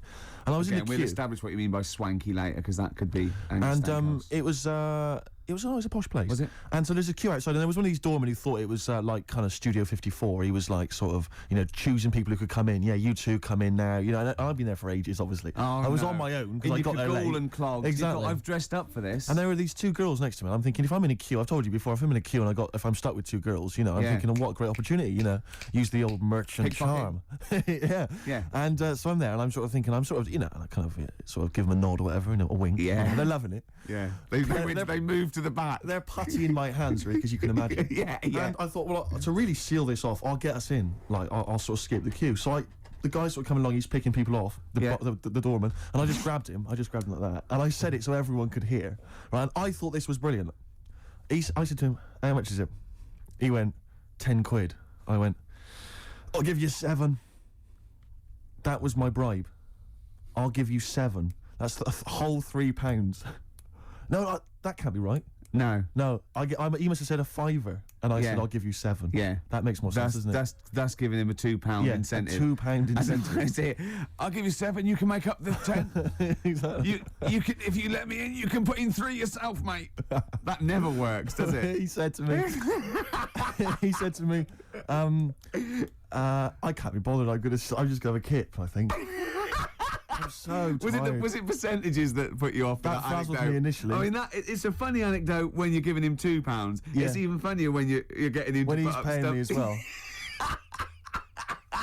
Oh, I love it. Right, we're gonna play a record. Then we're really gonna concentrate. XFM 104.9, Ricky Gervais Show. Steve Merchant's also involved. Oh, can I go to bed now? Oh no. Hello, this is Tony Blackburn. It's the time of year when I like to help somebody far less fortunate, or dare I say talented, than myself. I'm talking, of course, about Christian O'Connell's Breakfast Show. You've heard it. It needs all the help it can get, doesn't it? So this Christmas, help a London breakfast show. I won't, because I actually don't give a toss. But you crackheads might. Cypress Hill, Superstar, still to come. We've got such great bands as New Order, Ash, Nirvana, Radiohead. Song for the Lovers at about 2 o'clock is a beautiful song by Jimmy Webb, Lovely, Steve. looking forward to it. Now, it's Steve's birthday. It's XFM 104.9. He's 27. Yes. We're both a little bit hungover. Yes. Now, every link we've started hasn't really sort of... It's not really come to fruition, if I'm being honest. Nothing's happened. I mean, sometimes they're just all out, kind of, there's just blunders in them. Yeah. Or like this one, we've already run run out of aground. steam. Yeah. I think it might be a mixture of us, like we've been on this station for a little while, we're losing the will to live. Bored. But we're going to buck up our ideas. Can I just ask a I quick said question? buck up, by the way, just Can in I case. just ask a quick question though, because I mean, listening to want to complain. My birthday today, and therefore last night I went out, and that's my excuse for being a little bit tired and a little bit hungover. Yeah. What's your excuse? Because you didn't come out. No, I know. I mean, you conscious you had the show today. What were you doing? Staying at home, just drinking? Yeah. Having a little couple. Me and Jane went What time to did say you go to bed? goodbye to someone about 1. Well, that's stupid. What I'm saying is, no, I mean, it's your name all over the show. I'm a nobody. I got no reputation. Yeah. Although Thankfully. you get a quid off in most clubs in That's Camden. true enough. I think just drop. If anyone out there, if you're sort of like tall, sort of, I'll answer your birthday, but I'm just got to do a description. This is nothing nasty. It's pretty sweet. If you're sort of like a lanky sort of geek, and you can do a Worsley accent, then maybe you can pretend to be Steve Merchant and get in quid off. Is that all right? That's fine, Yeah. No, because some people would take that as a personal... That's offensive. Yeah, Sure. yeah. So we were talking about... should we play a record? Is that link too long already before we actually got to something? I'm already bored. God, we've got to get to something. We've got to do Carl, something. why don't you contribute something? You've been silent. Now that is scraping the bottom of the barrel. It Like, really is, isn't we're it? in trouble. Oh no. Oh, we're failing. Who can we bring on that's surefire, always delivers, Audio snappy? dynamite. Yeah, Carl. The big guns. Come on, Carl. I was just thinking there is nobody else who looks like Steve. He's done ya. That's outrageous. Although, to be honest with you, that insult has resurrected things. Yeah, well done. Play a little tune, and then we're Got a little bit of a sniffle as well, I think. Yeah. Cold or something probably coming on. Bit late there, Carl. You should have come in a bit earlier there. Suede there. What I like is the complete lack of professionalism on our part. Yeah. It's like we've got a bit of a headache, a little bit Yeah. tired. Just that's it then. You can't fight that. You can't fight that. But, I mean, the thing is, as you well know, Rick, there are certain DJs on this station, drunkards. There's at least 2 I know of who are smackheads. Yeah. And, yeah. they still manage, they still manage to yeah, do but a good job. even the ones that aren't, that try their best, are rubbish. It's true enough. I'm not saying we're still not the best. Yeah. And it's effortless for us, Rick. I as you know, yeah. We're coming up with dynamite stuff here. Yeah, I know. And we're not even, fighting on all cylinders. XFM 104.9. Ricky Gervais with me, Stephen Merchant, a little Hi. bit hungover. We all are, but he can't really take it. He's loud. Wait, there is tickets to give away, Rick. I don't know if we should mention that. What? Who is it for? Joe Strummer. Oh yeah. And his band, the Mescaleros, play Brixton Academy, we think, this evening. A little bit more information will probably be... So go along, just in case. If you say you're Steve Merchant, pound off. Well, the doors are at 7 o'clock, and it's £17.50. Unless you've won the competition, Rick, that I'm about to set, and won yourself a pair of tickets. There is someone, right, in America celebrating a birthday today, okay? Yeah. More than one. Same I day think. as me. Yeah. No. No, but there's a Go on. specific one I'm thinking of, Go on. right? His name, Rick, is Dwight Schultz. Okay? Yeah. If you know the answer, obviously don't give it away. Yeah. His name's Dwight Schultz. He's an actor. Yeah. He was particularly big in the 80s. Yeah. And he's also celebrating a birthday today. You're going to say what's his name? I'm going to say, what character is he best known as? What TV character is he best known as? And you can win yourself some tickets for Joe Strum and the Mescaleros at the Brixton Academy. Dwight Schultz. American actor, TV character of the 80s, very famous. Oh yeah. See, Christian's giving away a trip to Salem, Massachusetts. That's bizarre, actually, because I was in America recently and I went to Salem, Massachusetts, and that's not a prize. Isn't it? Believe me, we were there, we were sort of obliged to go because we were at someone's birthday. It's rubbish. Really? I mean, that's a really poor trip. That's such a boring He probably can't believe his luck. It's probably the biggest thing Christian's ever had to give away. the great thing about- and you've just dissed it. The great thing about Salem, Massachusetts is that I don't think we're good for this station. I don't think we're selling this station like we should. Well, it's its own fault, it shouldn't have hired us. I blame it, Yeah, and paid us in advance. Yeah. They're lucky we turn up. No, I went to Salem, Massachusetts, and this is the place that's famous from, like, Salem's Lot and the Salem witch hunts, famously. Famous for all things Salem. Salem Makes. Yeah, anything with Salem in the title, But that's what it's famous for. The whole Yeah. place has gone mad over like witches and anything. Basically, it's like there was the Salem witch hunts in like 17 something or other or 16 something or other. So the whole place now is just full of like people dressed as witches. Yeah. And then it's like any supernatural stuff. So that I went in and it was amazing. It's quite like expensive. Glastonbury tent. It was it's like it's awful. Every single place there, every single shop is kind of horror related. Yeah. And I went to the Boris Karloff World of Terror. Yeah, Right? It's amazing. You went in there. Right? I don't know if Boris, the famous horror actor, has actually been involved, but you go in there, you walk in the door, you've got to put these 3D glasses on, right? And it's supposed to be this kind of chilling journey around this kind of like a sort of a crypt, you know. And you put these glasses on, and I couldn't tell. They were so poor. I couldn't tell what was supposed to be a 3D effect and what was actually three-dimensional. Really? In real, so I couldn't tell if like the floor was actually sloped or if it was just appeared to be. Yeah. Whether the wall was actually kind of knobbly or whether it was kind of 3D glasses. It was so much, and it literally took about 45 seconds to get through it. Imagine and he just that. came out blinking into the light again. It was so rubbish. So I just want to throw us over to Carl. So there's Steve Merchant with funny glasses on in this place horror, and he's walking round. Do you think he scared people, Carl? I've set this question out, haven't I? I've loaded the question. I know the answer you're fishing for. Carl, do you just want to have a dig at me? Because it's coming up to 2 o'clock, and you've not really put a lot of effort in today, slagging me I off. don't do it on purpose. No, he doesn't do it on purpose. He's just an honest northerner, and he can't lie. He's like George Washington, but without the wooden teeth. Yeah, Salem. I didn't mean We've to say... lost it again, haven't we? You didn't mean to say Salem. This is such bad radio. Was just this the is word that was really. in the tip of my tongue. Genuinely, this is bad radio. It's awful isn't it? radio. Quick. Oh yeah, my mate went to one of those things in the West End where you walk around and it's aliens and they jump out at you. Right. Right. And he was so scared when the alien jumped out. I mean, he ripped a bit of his face off. And the bloke, alien's face off? Yeah, it was foam, and the bloke went, "Don't do that, mate." Brilliant. Well, in the Salem one, I was wandering around, and this was one guy that kept jumping out. Yeah. Because there was about 10 of us, I was at the back. I always missed him jumping out. So when I got round, I missed all the frights. It was ludicrous. Oh no! You'd at least you'd have thought he'd like jump out, then double round and jump out again. For Yeah. the people at the end of the Everyone queue. catch that? Not what really, you doing? We. All right. Okay. Move on. Oh, if you want to win those tickets, 08700 800 1234. Dwight Schultz, who is he better known as? Yeah, Basement Jack said, keeping it real. Where's your head at? Where is your head at? Yeah, I know what they're saying. They're saying, where's your head at? Where is your head at? Yeah, XFM 104.9. Ricky Gervais. Now, just one thing I would say, Rick, is that I've spoken to a few people who've listened to the show, and a lot of people, you know, this is the highlight of their week. It really is. No, a lot of bedbound people, and you know, yeah, and we're not putting the effort in, are we? We're providing nothing. We're trying, but it's just not coming out right. It's just the words aren't coming out. When I say them in my mind, they're brilliant. But it's sort of like getting old. You know, your mind. I still want to run upstairs and things, but I just get the lift. I'd like to run upstairs. I just can't anymore. And I felt that today. The comedy's in there. The interesting things and it's all in the head, and it has to go via the mouth. Yeah, that's and it's just not working for me. But it is your birthday. You're 27. Happy birthday. Thanks. We're talking about. Can I tell you one of the best presents I ever had? Go on. Without doubt, all I ever wanted was a go-kart. This is true. I was like you know, sort of 5, 6, 7, and I eventually for Christmas,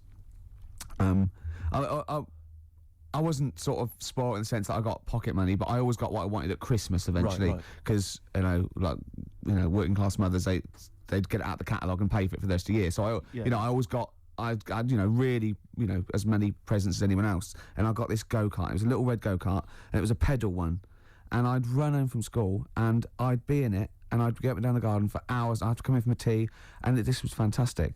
And this went on for like weeks and weeks and weeks through the summer. The next summer, it was just it was fantastic go-kart. I'd show off, and then one day I came home and I went. It was always at the back of the shed, sort of up against the shed. And I went in, I couldn't see it, and so I went to the back door. My mum was sort of like washing up with that, and I went, "Where's my go-kart?" I thought it hasn't been nicked. She went, "Your dad swapped it." Your dad swapped it? Yeah. I went, he what? And I was going to be brave, and I went, he what? She went, he swapped it for a wheelbarrow. And I could see she didn't approve of this, and she was thinking, I'm going to tell him, and then I'm going to, have this out. And I went, right. She went, it's your wheelbarrow. And I went to the back of the shed, and there was this wheelbarrow, he swapped it with a bloke called Jimmy Dublin, who he worked with. Jimmy Dublin. Yeah, I don't know. I think he was a respectable member of the community. He was fine. It was his libel. No, I think he was an Irish gentleman, and that's why he brought surprised me. That's why I don't know what his real name was. And I think my dad must have been drunk, and he went, I want to get my son a go-kart. And my dad, my kid's got one. He's probably had it for a year. He's probably bored with it. Yeah. And he said, I'll give you this wheelbarrow. And I went to this wheelbarrow, and it was caked in concrete. I could hardly lift it. I just nicked off a building site, obviously. And I'd be there for hours trying to push this wheelbarrow up and down the garden, right? And it was okay, though, because I was going on holiday soon, and I 7 years running, went to Bognor Regis, a place called Riverside, because some woman around the way had a caravan that we got free for a week. And it was great, just wonderful. And I used to go there with my mum and my nan. Oh, party time. Yeah, the age of 7 to sort of... No, it was good because, when you're a kid and you wake up in a strange place, it sort of seems weird. You wake up at 3 o'clock in the morning hearing your gran pissing in an iron bucket. And, We've all been there. You get disorientated. Anyway, and I went on holiday, and... I met a little friend who was about my age. We were both sort of like, right? And he'd hired a go-kart. He had this great go-kart, and he came down to my caravan, and I went, I've got a go-kart. And I remember my mum opening the window of the caravan and going, don't lie. That's so evil. And I went, I had a go-kart. I had a go-kart. Wow. Yeah. Did you ever talk to your father about the fact you swapped it? No. You never mentioned it to him? No. You still got that wheelbarrow? I think so. I've grown into it. Yeah. Yeah, I can nearly lift it now. Yeah. And now I'm just too old to run up and down the garden with now it. Now you get one of your several gardeners to use it all the time. Wow. Oh, dear. Dre there. Dr. Dre. Of course. Bad intentions. Well, it's... do you want to give the winners of the competition? The winners, yes. Tickets for Joe Strummer and the Mescaleros playing at Brixton Academy this evening. We have some lucky winners. The question I set was, someone else famous is celebrating a birthday today. Yeah. I don't mean someone else famous like I'm famous and someone else who's You famous. could probably get into the Monarch. Well, pound off at least. Yeah. And I said, which actor, Dwight Schultz... No, I didn't. I said, which character did Started Dwight off Schultz well, play? didn't it? It started off so well. Which character did Dwight Schultz play? What made him famous in the 80s? He's celebrating a birthday today. I don't know how old he is, probably in his 60s. Not in his 60s. The character he played, of course, was Howling Mad Murdoch from the 18... We did accept Murdoch. I was watching an 18-1 UK Gold the other day, because I always like to have something, so that I can talk to Camfield whenever I meet him. Yeah. And the thing about Howling Mad Murdoch is, his madness is one of those convenient kind of madnesses where he's not like kind of depressive, where he's trying to kill himself, or he's just schizophrenic, or he's unreliable. He's just a bit eccentric. Yeah. His madness is largely, I'll do some funny voices. You couldn't have howling slightly off the wall Murdoch, though, could you? It didn't have the edge. But it's rubbish. It's rubbish madness. Or howling wacky Murdoch. Yeah, well, that's what he is. He's wacky. Howling annoying student Murdoch, I think he should have been called. Exactly. Yeah. Anyway, the winners, Carl, I think you took some answers. Tim and Neil. Well done, Tim and Neil. Are they going together, or are they... No, two separate. Lucky people. Yeah. I don't think your heart's in it anymore either, Carl. I was all right today, but Steve's really dragged me down. Well, let's... Wait a minute, I just need to know why. No, do you know, like, Yeah. when people are being miserable around you? Yep. I was full of beans when I came in. Yep. Yeah, but you got to remember last week you were really miserable, and that really wound me up. Yeah, because he was having to it's do swings and stuff, roundabouts. because he'd been let down and they were worried about the last next week show. you were in a terrible mood. Yeah. Look at me like you were. songs. I wasn't like going off and lying on the settee, looking ill, talking in that voice. Oh, he's done you again. I said just now, being quite friendly. Yeah, Carl, Steve. Carl, have you ever tried to get into the Monarch for free? Because I'll be honest, mate, it's not going to happen for you. Come out with me, mate. You got to quid off. All right. Oh. When you can get in places in Camden for free. Yeah, I'm all right. Yeah. Oh, yeah, he's done you. Right, now it's time for Song for the Lovers. Now, this is one of my favourite songs of all time. You'll know this song better done by... That was nearly a sentence. Oh, come on, that was nearly a sentence. What's his name? Glenn Campbell. It's Galveston. Oh, yeah. This is the man who wrote it. This is the original. This is Jimmy Webb. Oh, yeah.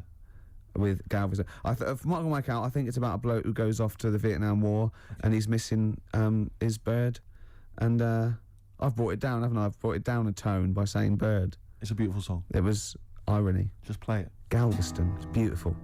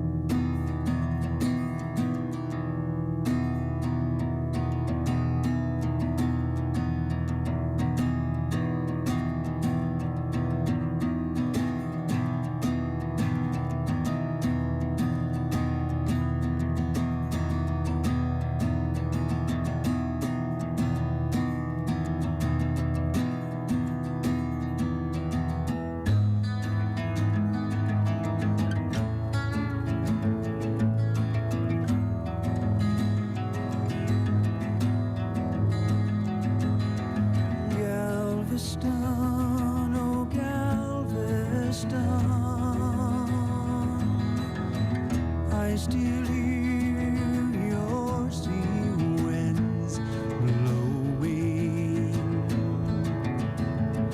I still see her dark eyes glowing. She was 21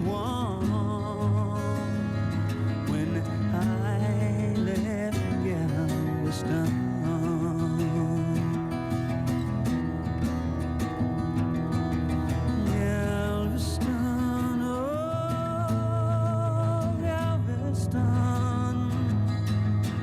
I still hear your sea waves crashing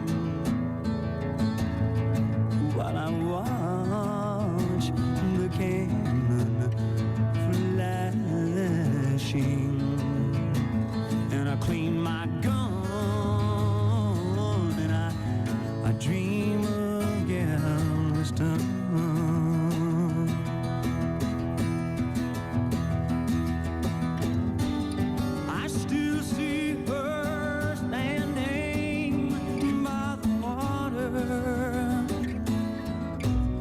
Standing there looking out to sea, and is she waiting there for me on the beach where we used to run?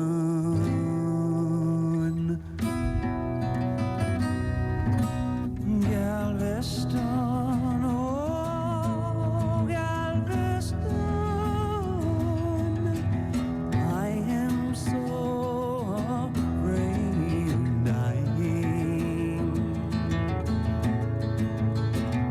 before I try the dear ship, crying before I see your seabirds flying in the sun at Galveston, at Galveston, at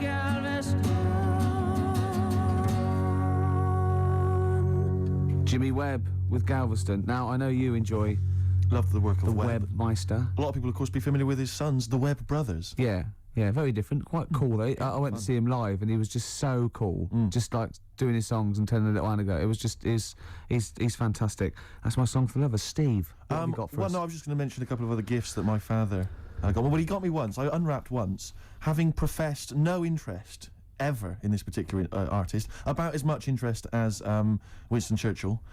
I once received, lucky me, the making of Thriller. It was a video behind the scenes on Thriller.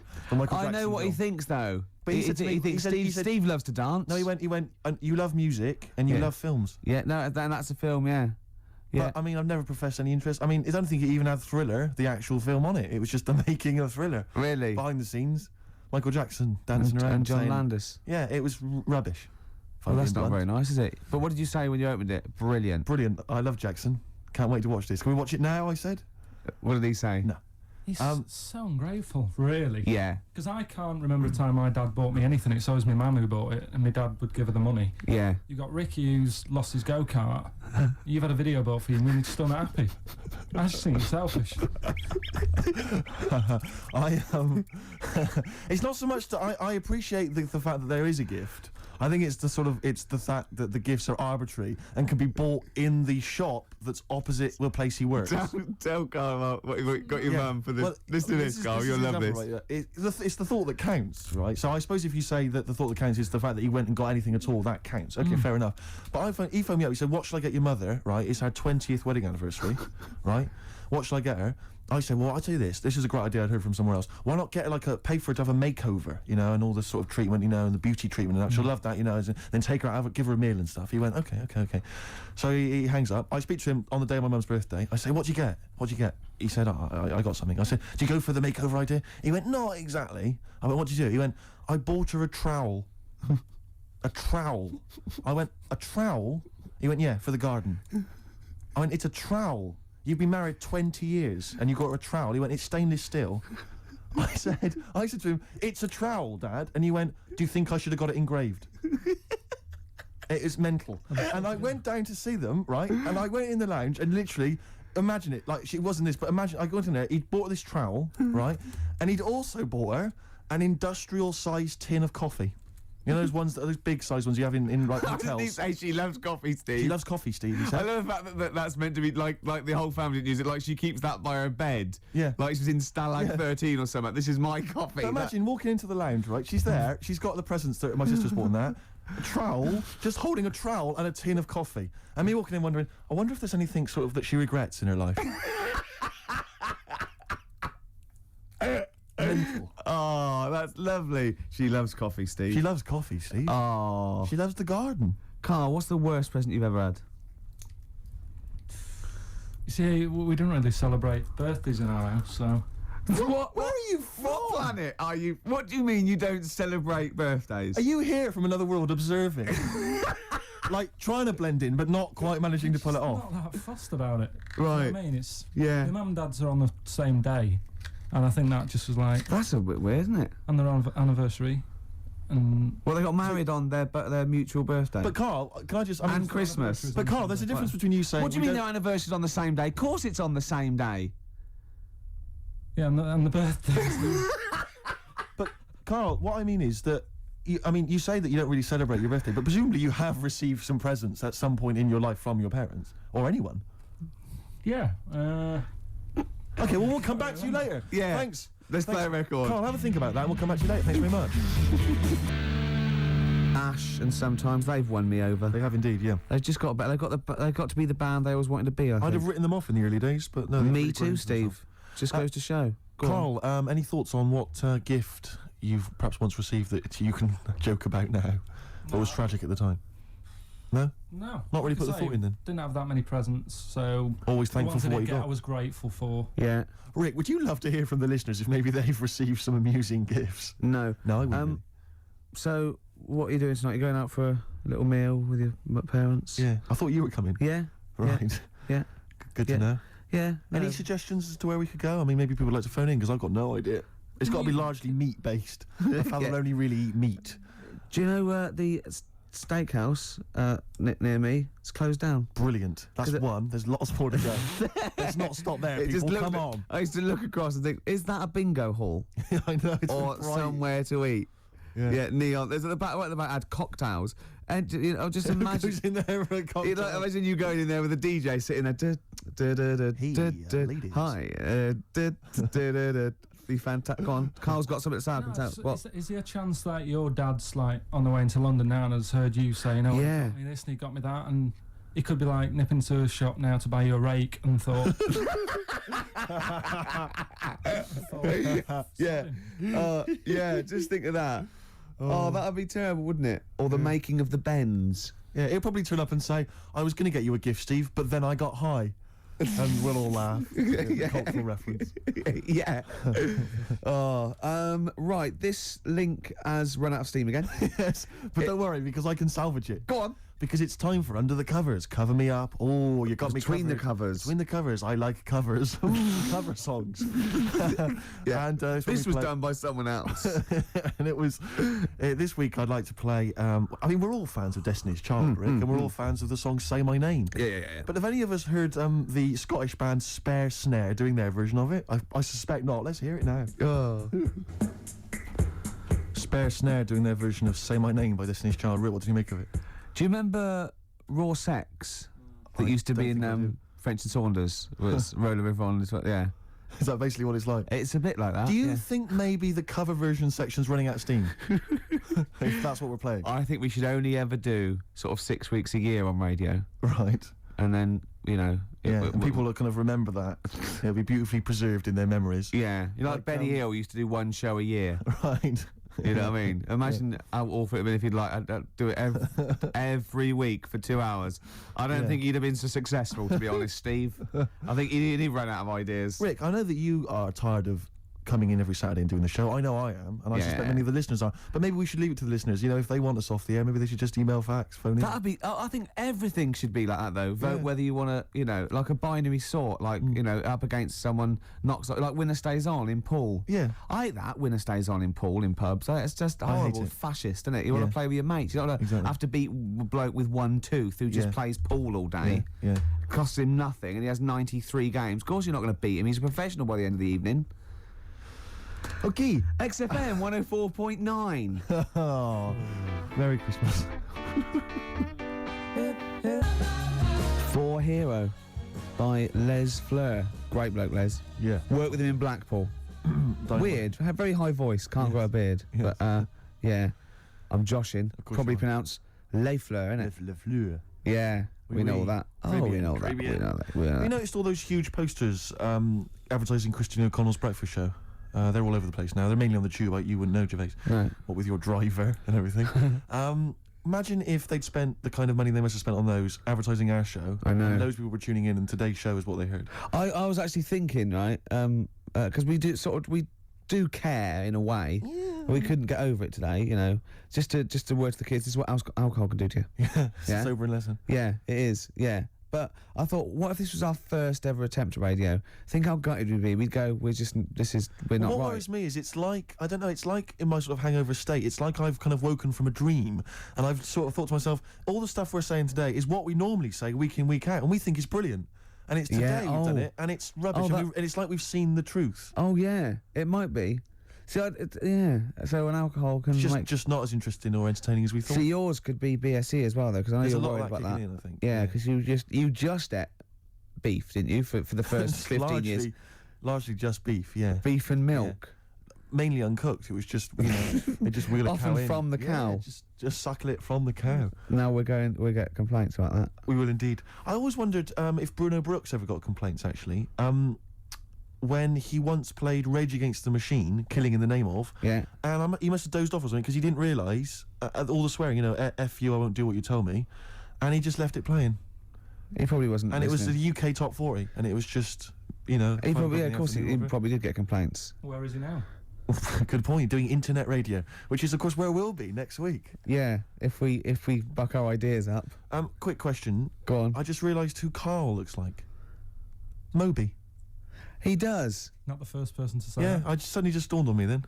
Yeah. So if Moby's one of those people that I think is fantastic. Every time I see him, everything he says I agree with. He's lovely, and I just can't get into his music. It's bad. It's like I feel that it's like a mate you can't say, oh, I give it up, because I think he's fantastic, and I want to go, why don't you do something else?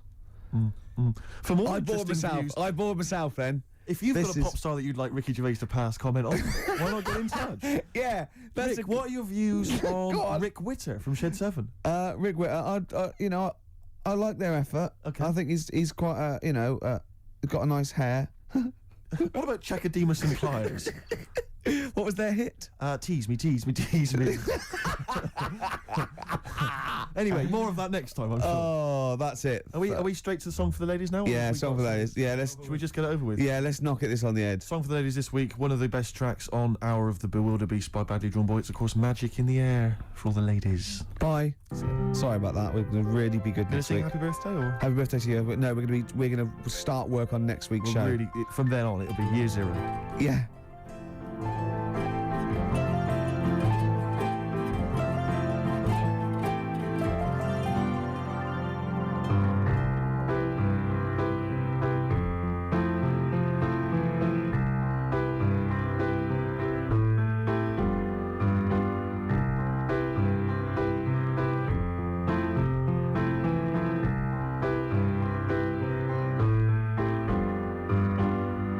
We left so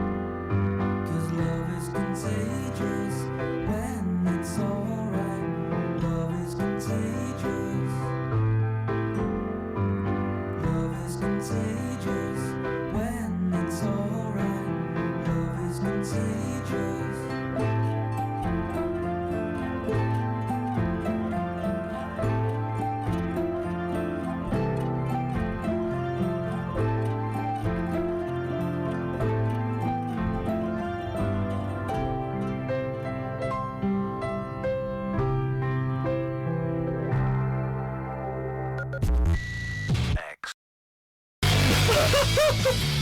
darkness growing on me on XFM 104.9. Oh, it's all going well already, isn't it? Microphones fell apart. Carl's shouting because he got headphones on. His music's turned up too late. Canfield level. God, it got pre-out. Look at him giggling. Look at him. Look at him laughing. That's so funny because I got a letter here from who was it from? Mike Heel, who sent me a little picture of a little Japanese fella from a film who said looks like me, and he does a little bit. But he says, please can you make Carl laugh? I've never heard him utter as much as a snigger, and I'm worried he may have a genetic disorder. Well, I mean, he has got a genetic disorder, obviously, but he was giggling then. I hope people heard you then. Look at his little face. It was a joy. I love the things that make him happy. But I love the fact just before the microphone came up and just before the record finished, he had his headphones on, the music was too loud and he was just shouting, Bauhaus, it's not working! Bauhaus, it's not working! I have to play something else! I went and found Ziggy Stardust by Bauhaus and he said, why isn't it working? Look at him giggling, look, he's lost it! Is he going away? Are you on drugs, Carl? What have you done? He's tickled. Look at his little... He looks like one of those shaved monkeys. Look at his little... Oh my God, I've never seen a forehead glow. I know, it's extraordinary. Oh. And he's got that red shirt on as well, so the whole of him is just a big glowing... Carl, what are you trying? What are you putting in? I'm going to see if I can get this to work. Go on then. Hang on. Brilliant radio. I hope Dr. Fox is listening because I think he's eating his words right now, Steve. Right, I think I've done it. Right. Well done. That's excellent. Right, what let's play Bauhaus now and let's try and compose ourselves. This is Ziggy Stardust by Bauhaus. That worked, didn't it? So you panic over. Calm now. You're on early soon, aren't you? Yeah. You got to go off early. Well, about how many hours have you had? Because I only ever have time off when I'm working, like doing another job, like, you know, filming or so. But you seem to have a lot of holidays, just like, and you were sick as well. You were just like, because you had wet trousers, which is a little bit... Do you not care about the job? I mean, I've got to ask because, you know what I mean, if I was in charge, I'd worry about your motivation or... Because yesterday we were trying to work out what you enjoyed doing, and we got to Manchester United and moaning. And that is the two we came up with. I don't know where you get the moaning thing You're from. always whinging. About what? Everything. When did I last have a moan? Just before we came on air. Right, and why was that? I don't know, I can't remember. Because we were in good mood. We were in a good mood, me and Rick. I'll tell you why. Go on. Because you brought a song in at 10 to 1. Yeah. With a load of effing and jeffing in it. Yeah. And saying, can you edit this? Yeah. But that's your job. You could have brought it in yesterday. No, I couldn't. Why not? I hadn't thought of it. But why are you whinging? That's your job. And I did come in 10 minutes before. It was a good 20 minutes before. It just took you ages because you were whinging and moaning to even get started. I'm not being dragged into this. You are always... I'm on my holiday now. Well, not yet. No, you're not on yet. You're still working. Well, that's what's funny. This isn't even work, right? And yet it should be. Compared to what I do in the week, this is a doddle. Well, that's because you're not putting any effort in, clearly. Where are you going anyway? Where are you heading? Cornwall. Yeah? What's happening down there? Well, there's a Monkey World. You're excited about that? You don't see that. Probably go twice to that. Whilst I'm down there. How long you went for? The whole week? Yeah. So, this is with your parents, isn't it? Yeah. Taking them out. Your father, what do you think your father will be up to? What's he going to be nicking on this holiday? Well, tin. There's a lot of tin in Cornwall. Since they've shut the mines. He's just called Suzanne, said they've got there. Said it's a nice little place. There'll be no towels when you get there.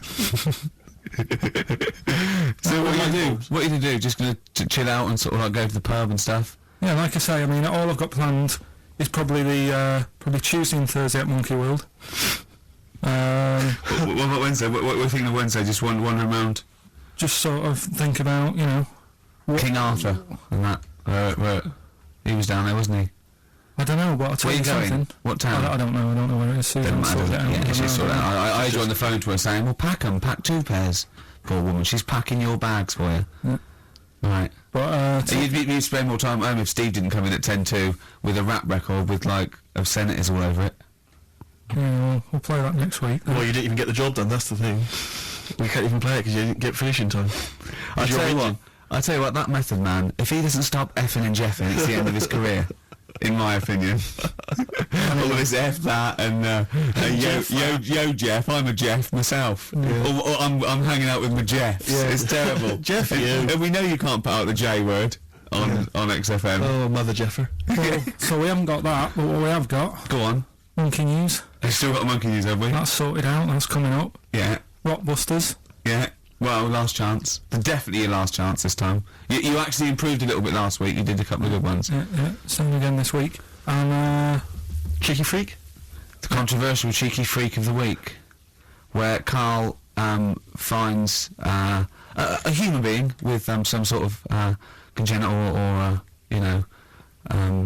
imposed deformity, or So and we talk about that in a wry way. Do you think that's big and clever? No, but that's just it. It's never about taking the mickey out of someone, right? It's to make you think. I'll tell you what isn't big and clever. How lucky you are. A dwarf with learning difficulties. Nice. Yeah. Well. We'll explain it to you. That's the forthcoming single from British Sea Power. That's called Carrion. That's nice and retro. That's the end of the 70s Bowie. That's great. On XFM 104.9. That's just some of the records that we've played so far. Do you know what I mean? You've had The Darkness, you've had Bauhaus. It's like, can it get any better, Carl, do you think? Like I say, we've got Monkey News coming up. Guess what? I lost 400 quid cash this week. Gambling? No, that's tragic. This is why it gutted me. It wasn't even on your gambling addiction. No, I had a photo shoot, I had a suit, right, and I'd claimed back some expenses, and I had it in my pocket, and then when I took the suit home, it must have fallen out in the street or the cab, and I remembered it, and I went every pocket twice, and it was just the fact, I don't think about, oh God, that's terrible, that's a terrible blow. I think, oh God, if I had it back now, it would be free money. Yeah. If I suddenly found it now, I'd have £400 that was just free money, and I had a little nap to get over it, and I was, and you were fine. I was okay. But that's got someone just found what a gift that is. Oh. Just, I mean, untraceable. Was it in a money clip? Was it wrong in a money clip? No, it was just literally 400 quid in an envelope. Oh, and that's so a treat. I know. See, I'd always hand it in. I genuinely would, unless I found it in the middle of a forest or something. If it was in the street. Do you know what I mean? No, because a bear dropped it. Yeah. But I mean, if I found it in a pub or a cab, I'd just hand it to anyone who was in. Through. Yeah, exactly. Yeah. But I'd hand it in. But there's no way. If they found it in the street, there's no way they could do it. It goes to the police station and it sits there for 6 months. But yeah, exactly. Well, it's not. It's a waste of time. Pocket it. But because when I was younger, I remember being outside the post office once when I was about 10 or 12 and finding a purse. And thinking, oh, that's nice. And opening it up, there was some money in there, and a pension book, and so it was obviously an old lady. I found an address, I sent it to her, and my mum said, you've been so good there, you'll probably get a little reward. She'll probably send you a little reward. Nothing. I got maybe a thank you note, but no cash, no moolah, nothing. Really? And I was livid, because I'd been told that I was going to get a reward. I thought I've been a good Samaritan, nothing. So, many moons later, when I was at university, I learnt from that, and this is the most bizarre thing. This explains a lot, doesn't it, Carl? This is like the Mary Celeste. I went to a cash point to I thought, I can't get my card in here. And I realised there was already somebody's card in the machine. They put the code in, but then they just disappeared. They'd been kidnapped or something. So it was just there, waiting, sitting. Said, what do you want to do? And it gave you a number of options. I thought, interesting. Steal or go to heaven? Yeah, exactly. You went, oh dear. Yeah. Well, I pressed balance. Just to check what their bank balance was. Unbelievable. It was a considerable sum of money. I'm not going to lie to you. It was not typical student debt. It was like, I think they were a foreign student. There was a lot of cash in there. A lot of money. Did you feel a slight bulge in your trousers when you saw the amount of money? I couldn't believe my luck.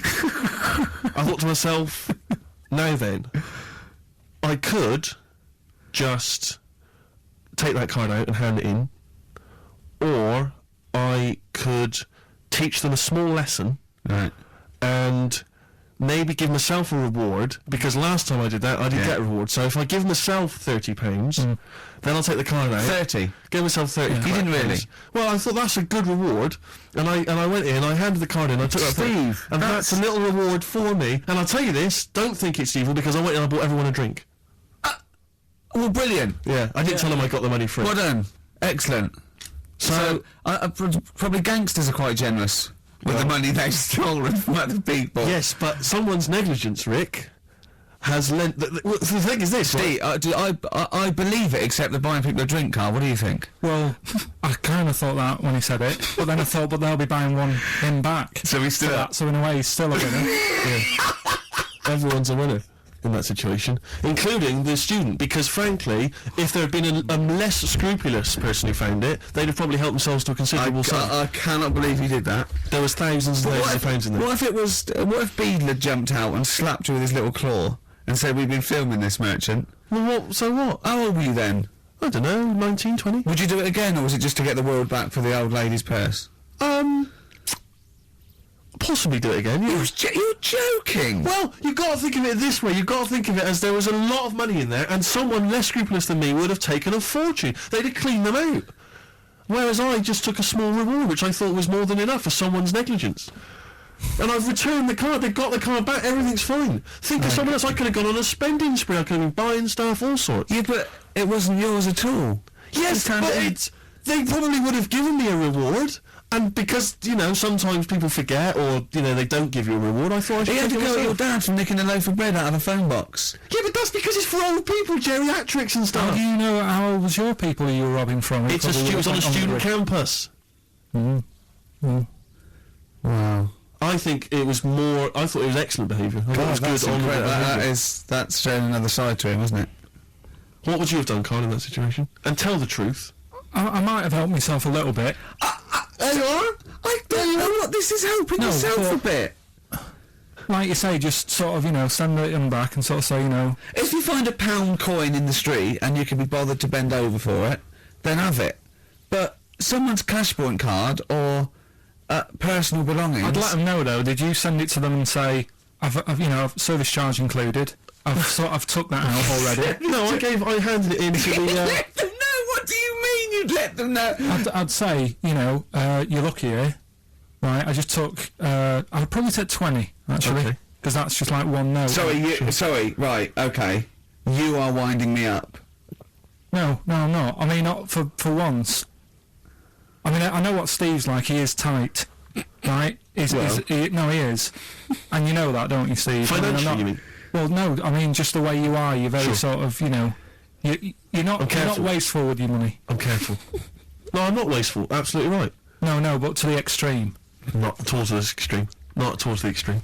No. Look after the pennies. The pounds will take care of themselves. All right. Simple to remember. Good advice. Yeah, all right. But the thing is, right. I know that I take the mickey out of you for, like, you know, the way you look and stuff. Sure. Right? Well, I'm right back at you. But the thing is, you can't help that. Absolutely. But I'll tell you something that women don't like. Sure. And it's fellas who are tight with the money. Sure. I'm not frugal with money with ladies. I'm frugal with money with you. Well, I've got no reason to splash money out on you. I've never seen you splash money out. Well, you've never been out with me. Steve, have you ever splashed out on a lady? No, but I hope to one day. The right lady. Play record. There. Out of Time on XFM 104.9. Ricky Gervais, Steve Merchant, Carl Pilkington. Talking of money, Steve. Look at this, right? It's in the paper. A wife has had her beauty insured for £100,000 in case she grows ugly and her husband walks out. Nicole Jones, 26, of Chipping Sodbury, Gloucestershire, says £200 a year, pays £200 a year for a policy. She arranged it as a present for her husband Richard. Her beauty will be judged by a panel of builders. So, have they been selected beforehand, do you think? Do insurance companies know who they are? I assume they're complete strangers. So suppose in 30 years' time, he looks at her and goes, "Well, you've lost your looks." She goes, "Well, have I?" Yeah. Well, yeah. Well, have I? Calling the panel. Some bills go out. Yeah. All right, get him out for that. Well, never mind that. It's yeah, she's lost it. Right, well, 100 grand. Well, 100 grand coming your way. They stand on some scaffolding. Yeah. She walks by. Yeah. And if they will whistle, that is amazing. Do you think they give her a quote first? Yeah. What if they say, "Actually, love, you've got nothing to lose. You're not oil painting anyway." Yeah. We can't come round and judge your beauty for at least. I mean, that is just open to abuse, isn't it? £100,000. Because I remember in Japan, they're mad on golf, right? And if you get a hole in one, you buy everyone. You throw a party, and it was costing them like thousands and thousands of pounds. So they were insuring themselves against getting a hole in one, and so miraculously, everyone was going, "I got a hole in one." Did he? Yep. Yeah. Paying that insurance. I mean, they could be in that together, couldn't they? They're not. I'm sure they're not. They're probably more honest than you two that would take 20 quid out of a cash point. But, you know... 30. 30. I like the wording, though. A wife. Yeah, a wife. The word wife. The word wife. It's a... I don't know why it makes... I just find this is an odd word. This is my wife. Hello, the wife. Yeah, the wife. My wife. It just seems a word that you have to say if you're 60. You Yeah, I know. Have you met the wife? And even then, ironically, unless someone you don't know exactly, are you married? Yeah, my wife is from. You know, what I mean? That makes sense. But it's the wife. People go, oh, better get back. I'm meeting the wife for dinner. But especially when you know them. I remember bumping into someone, friends of mine, somewhere at a party, to a couple that I knew, and I'd known both of them before they got married. In fact, I know her, I think, longer. And I said, where's so and so? And he went, oh, the wife will be along in a minute. And it's just this notion that use her name. I know she is. I know her name. Is that I used to call her by that. Why? It's like someone going, you know, I'm married. You know I'm married. It's like showing in the eyes of God, we are wed. Exactly. Yes, that makes me more of an adult than it's you. The ownership. Yeah, it's like going, you know, I'm a real man. I've got a wife, and here she is. She's my wife. I find it. There's the words that I find hard to say. In a shop, I could never ask for wet ones. Do you know what I mean? If I have to go and ask for wet ones, I won't bother. Or toilet duck. Another one I have a problem with, I never say, Snickers. Why? Don't know. I think it's I grew up with Marathon. Yeah. See, this is so pathetic, I still get embarrassed buying toilet paper. Really? You know, if you go into like your 24-hour shop just around the corner, not a supermarket, big shop, but if you just go in there and you just maybe buying some milk, a chocolate bar, because it's like they know what you're up to. No, but they know you're going to use it to, you know, when you go to the laboratory at some point. It's too intimate. But exactly, you just go, I know what you're thinking, I'll be using this after masturbation. Thus saving all embarrassment.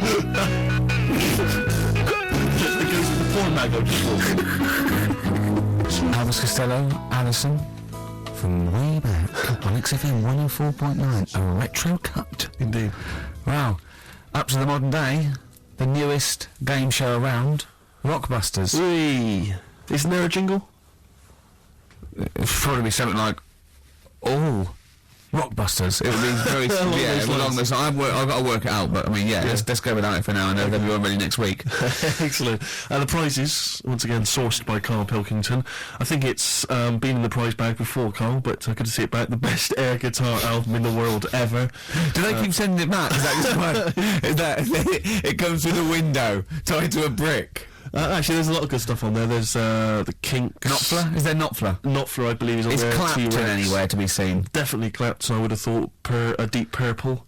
We got Quo, Skinnerd, Mac, Snake is there, Straits, excellent, and there's all sorts on there, obviously. Yeah. This is always an odd choice, but fair enough. This is the current album by the Yardbirds, their first studio album in 35 years. So the new music station XFM giving away that. Excellent. I suppose it's new music in some ways. A Smash Hits compilation. We got stuff on there. It's Aha, it's Curiosity Killed the Cat. It's all the old favourites. Plus 2 DVDs. Columbo. What Columbo? It's got a couple of classic Columbo episodes there. Suitable for framing. One of the best TV programmes of all time. Why do I get... You can always tell immediately who the villains are. Suitable for framing. I'm assuming that's some kind of art dealer. Yeah. An artist. Candidate for crime. Presumably some kind of presidential or political candidate. That'd be good, I'm sure. Columbo. I mean... Stab Woman. That was my favourite episode.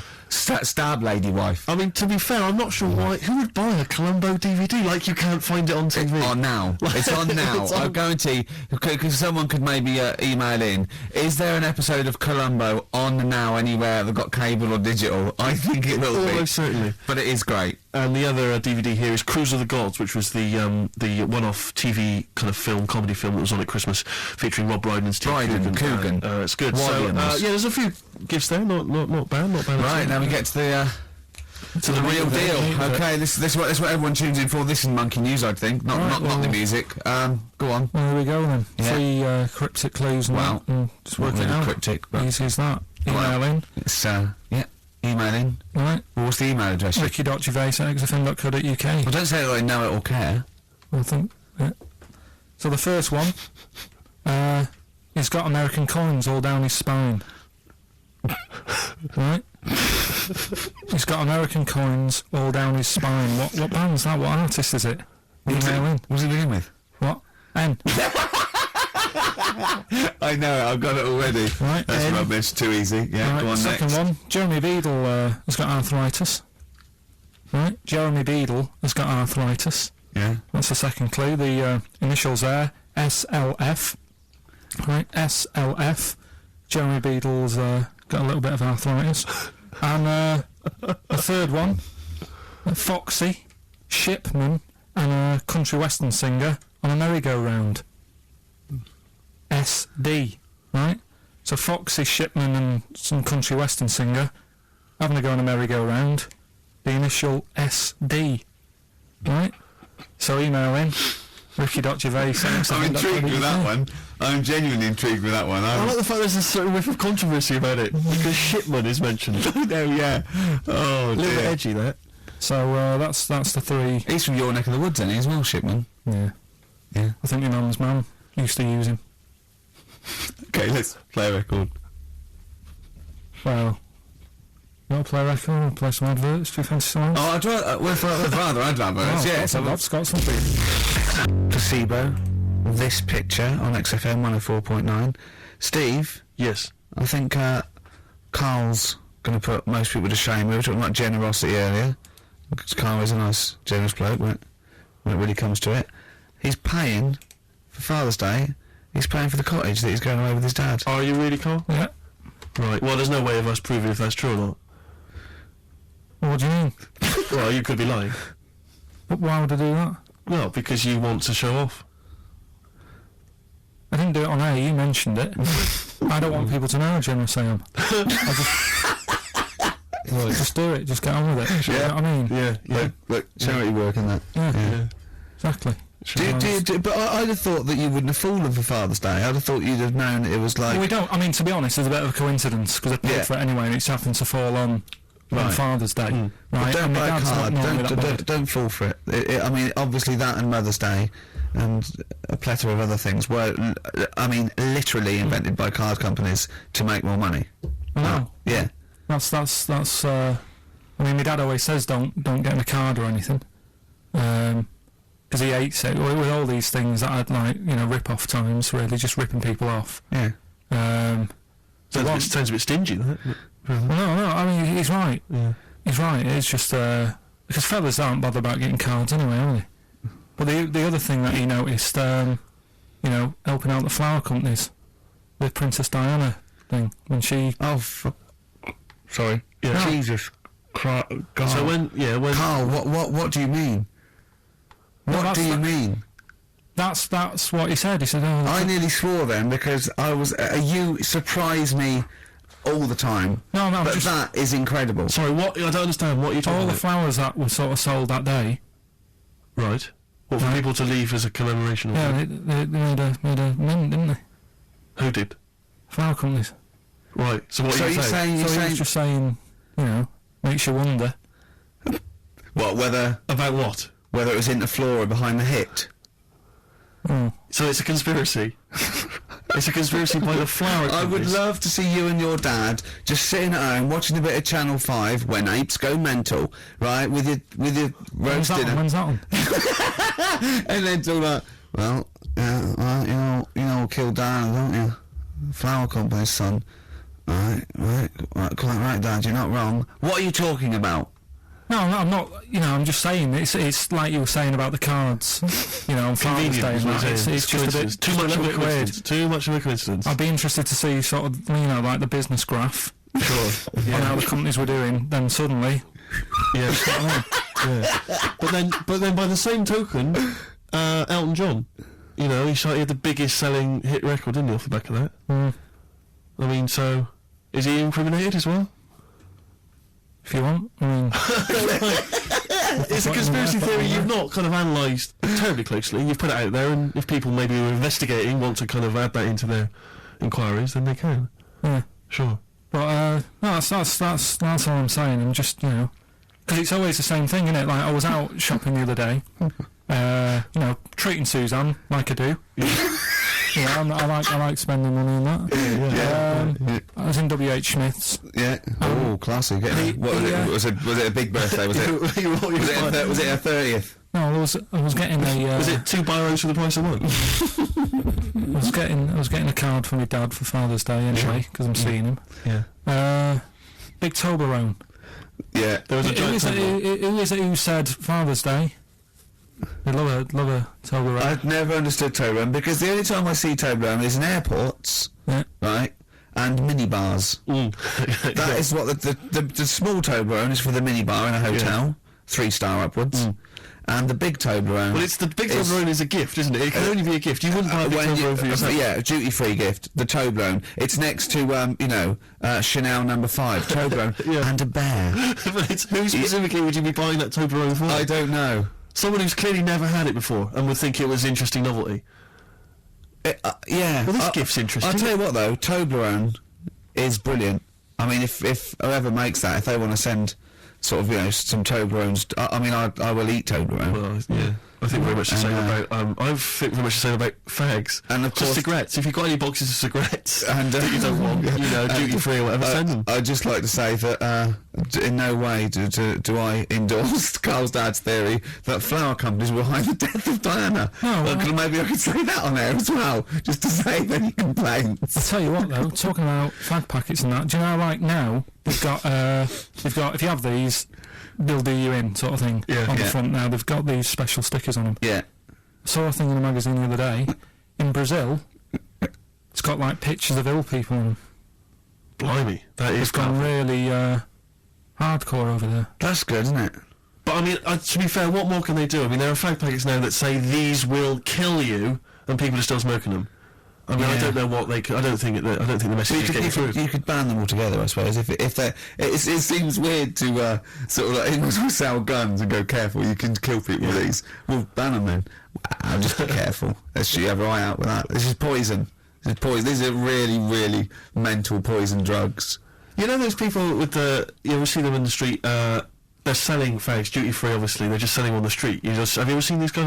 I walk up and then Finchley Road Lock because I'm just near my place, and all these people they're sort of looking a bit shifty, and then if they think that you're maybe a smoker, they just fags and they'll open their jacket, and it literally will be like something from the 1940s. They won't go for you though, do they? No, smoking, stunting grab. They know you must have never had a fag in your life. But I might be buying them as a gift or something because I'm quite a generous guy. But it struck me. I was chatting with my friend about there seems to be there are certain people who are very maybe they have trouble getting work, or maybe they they're immigrants who've not landed on their feet and they've had trouble, and so there's a couple of jobs they can do. It seems there's the fag selling. There's those people I noticed on Oxford Street who bend a piece of wire into the shape of your name.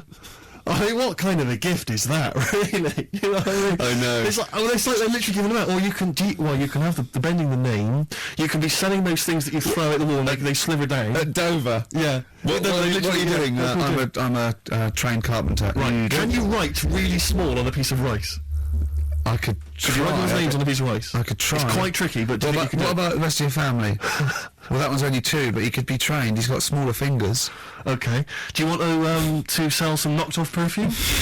How about that? Again, we'd like to apologise for any inadvertent racism. Suggestion that Lady Diana was killed by flower companies, or that Steve makes a habit of stealing from cash points.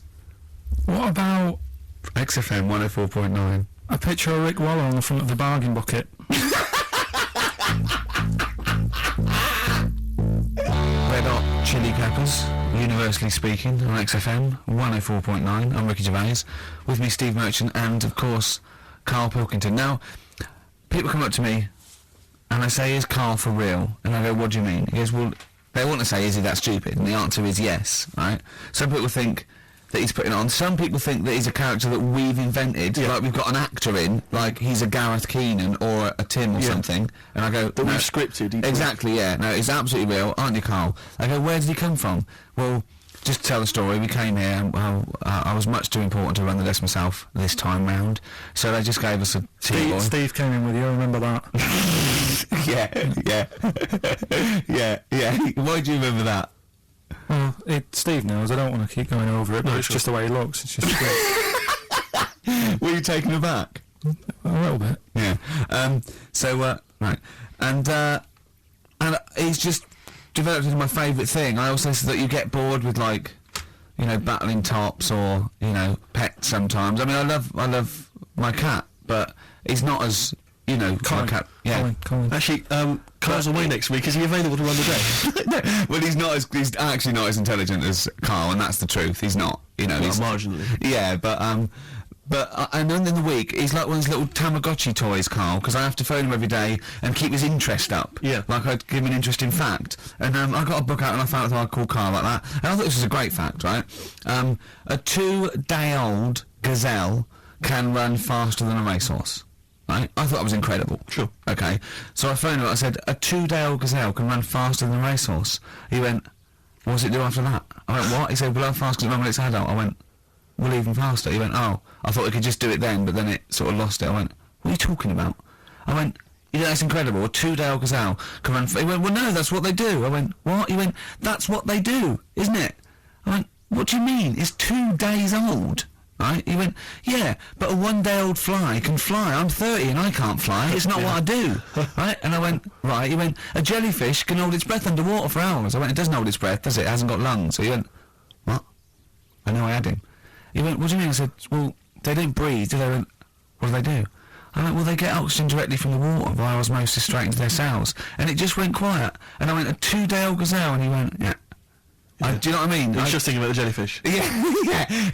Well, he was looking up osmosis, and then he was thinking about the jellyfish. But I just think, I mean, if Bambi's anything to go by, this little gazelle spends a whole day trying to stand, and the next day it enters the derby. And you don't think that's incredible? No. See, you know the sort of things I find incredible. Go on. Mirrors. Shiny objects. Kettles. Yeah. Oh, God. Well, listen, remember the time when I told you about the baby that had a baby? The baby that had a baby. The baby that had a baby. Yeah. It's happened again. No, it hasn't. Well, it didn't happen the first time. It was in the papers, I think, on Monday, in all the tabloids. So it's a twin where one has grown and the other one is still at a fetal level. No, it wasn't, though. It had grown. He was saying to his mum... who was saying to his mum? The little kid who was 7 years old. And he kept saying... Yeah. And he was pregnant? Yeah. What do you mean? And he was saying to his mum, oh, God, I don't feel well. And, like, his belly was all swollen, and they thought he'd just been eating cake or whatever. And he was saying, I can feel something moving about, and they were like, stop messing about, there's nothing wrong with you. Eventually, I think he was in gym at school. In gym? What, Jim was pregnant with him?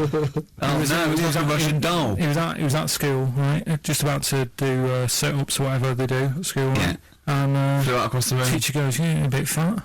You look a bit pregnant. And so best to the doctors took him, said, you're 7 years pregnant or something like that. What you do? What? Or something like that? You're 7 years pregnant. Or something like that. You say to the doctor, Carl, why don't you think about what you say before you say it? See the reaction you get. Now the gazelle, I didn't get excited like that. 7 years pregnant. Send it in. If someone's online at the moment, just having a look around, it happened on Monday or Tuesday. Because I told you at the pub quiz, didn't I, Steve? I said to you, I know the baby's had a baby. Yeah. And you were like, yeah, whatever. Well, I just thought you were talking nonsense as ever. We'll find out. You're 7 years pregnant. Yeah. You're a fool. Play a record. Well, we've still got stuff coming up. Monkey News? Rockbusters answers. We'll have to get that out of the way soon, because we've got what else there? Have we got a cheeky freak of the week? Yeah. Brilliant. America by Simon and Garfunkel on XFM 104.9. I'm Ricky Gervais, and I understand I'm about to read my words, Steve. Well, once again, there's always someone, and it looks like it's Mike Lamb who has come to Carl's rescue. Lambo's let me down then. Doctors have removed a 4-pound baby boy from the stomach of his 7-year-old twin brother. Yeah. Alan Jan Niamatilev was born with the freak fetus growing inside him. For 7 years, it lived like a parasite until a school doctor became alarmed about Alan Jan's bulging tummy and took him to hospital. Surgeons who gave him a scan operated immediately, unaware that the baby was attached to the boy's blood vessels and still alive. They saved Alan Jan from certain death, but knew the 8-inch fetus was doomed. So there we are. Boy pregnant with his own twin brother by Barbara Davis. That was in the Mirror, apparently. So I've read on, and all the facts are right. They took him to school. The parents didn't realise. And that isn't even this week's Freak of the Week. I mean, that's You've got that for free. You've got that. You can have that. That's the free Freak of the Week. free freak. That's giveaway. That's like 13.5% extra. Yeah. You know what I mean? That you might get with hairspray or something. So that, I mean, if that's just a throwaway Freak of the Week, there's 2 Freaks of the Weeks there. If those 2 I can't wait to see what the actual Freak of the Week is that people are paying for. Is it incredible, Carl? I'll tell you what, something else you can have for free. Go on. Another sort of freaky thing, right? I was watching this programme in the week. Right? What? I don't know what it was. But it was about... I just saw this little fella on it, right? What do you mean, little fella? He was doing this history thing. Oh. Right? Yeah, I know what you mean. So is this he's found out that a Viking was a bit like him? Yeah, that's it, yeah. He was boneless or something, or he's... Well, that's the weird thing. What do you think about Steve? He's what? He's boneless? No, he was called Harry the Boneless something. Yeah, you know what you're going to get there, don't you? That's what I mean. I always have a name, Elephant Man, you know. Harry the Boneless. Where is he? You know what I mean? I'm meeting someone, waiter, what's his name? He's called Harry the Boneless. He's over there flapping around. Yeah. He's over there in the bucket, having noodles. That's what I mean. But, do you reckon you could do that? You reckon you could have your bones taken out? Talking to him! He's brilliant! It's like talking to a 5-year-old. I was asking Suzanne when she was watching it, and she was like, ask me later. Yeah, brilliant. She wanted to know about... What did you said? You were watching this programme about history, right, about Vikings. You turned to your girlfriend and said, do you reckon you could have your bones taken out? I love that.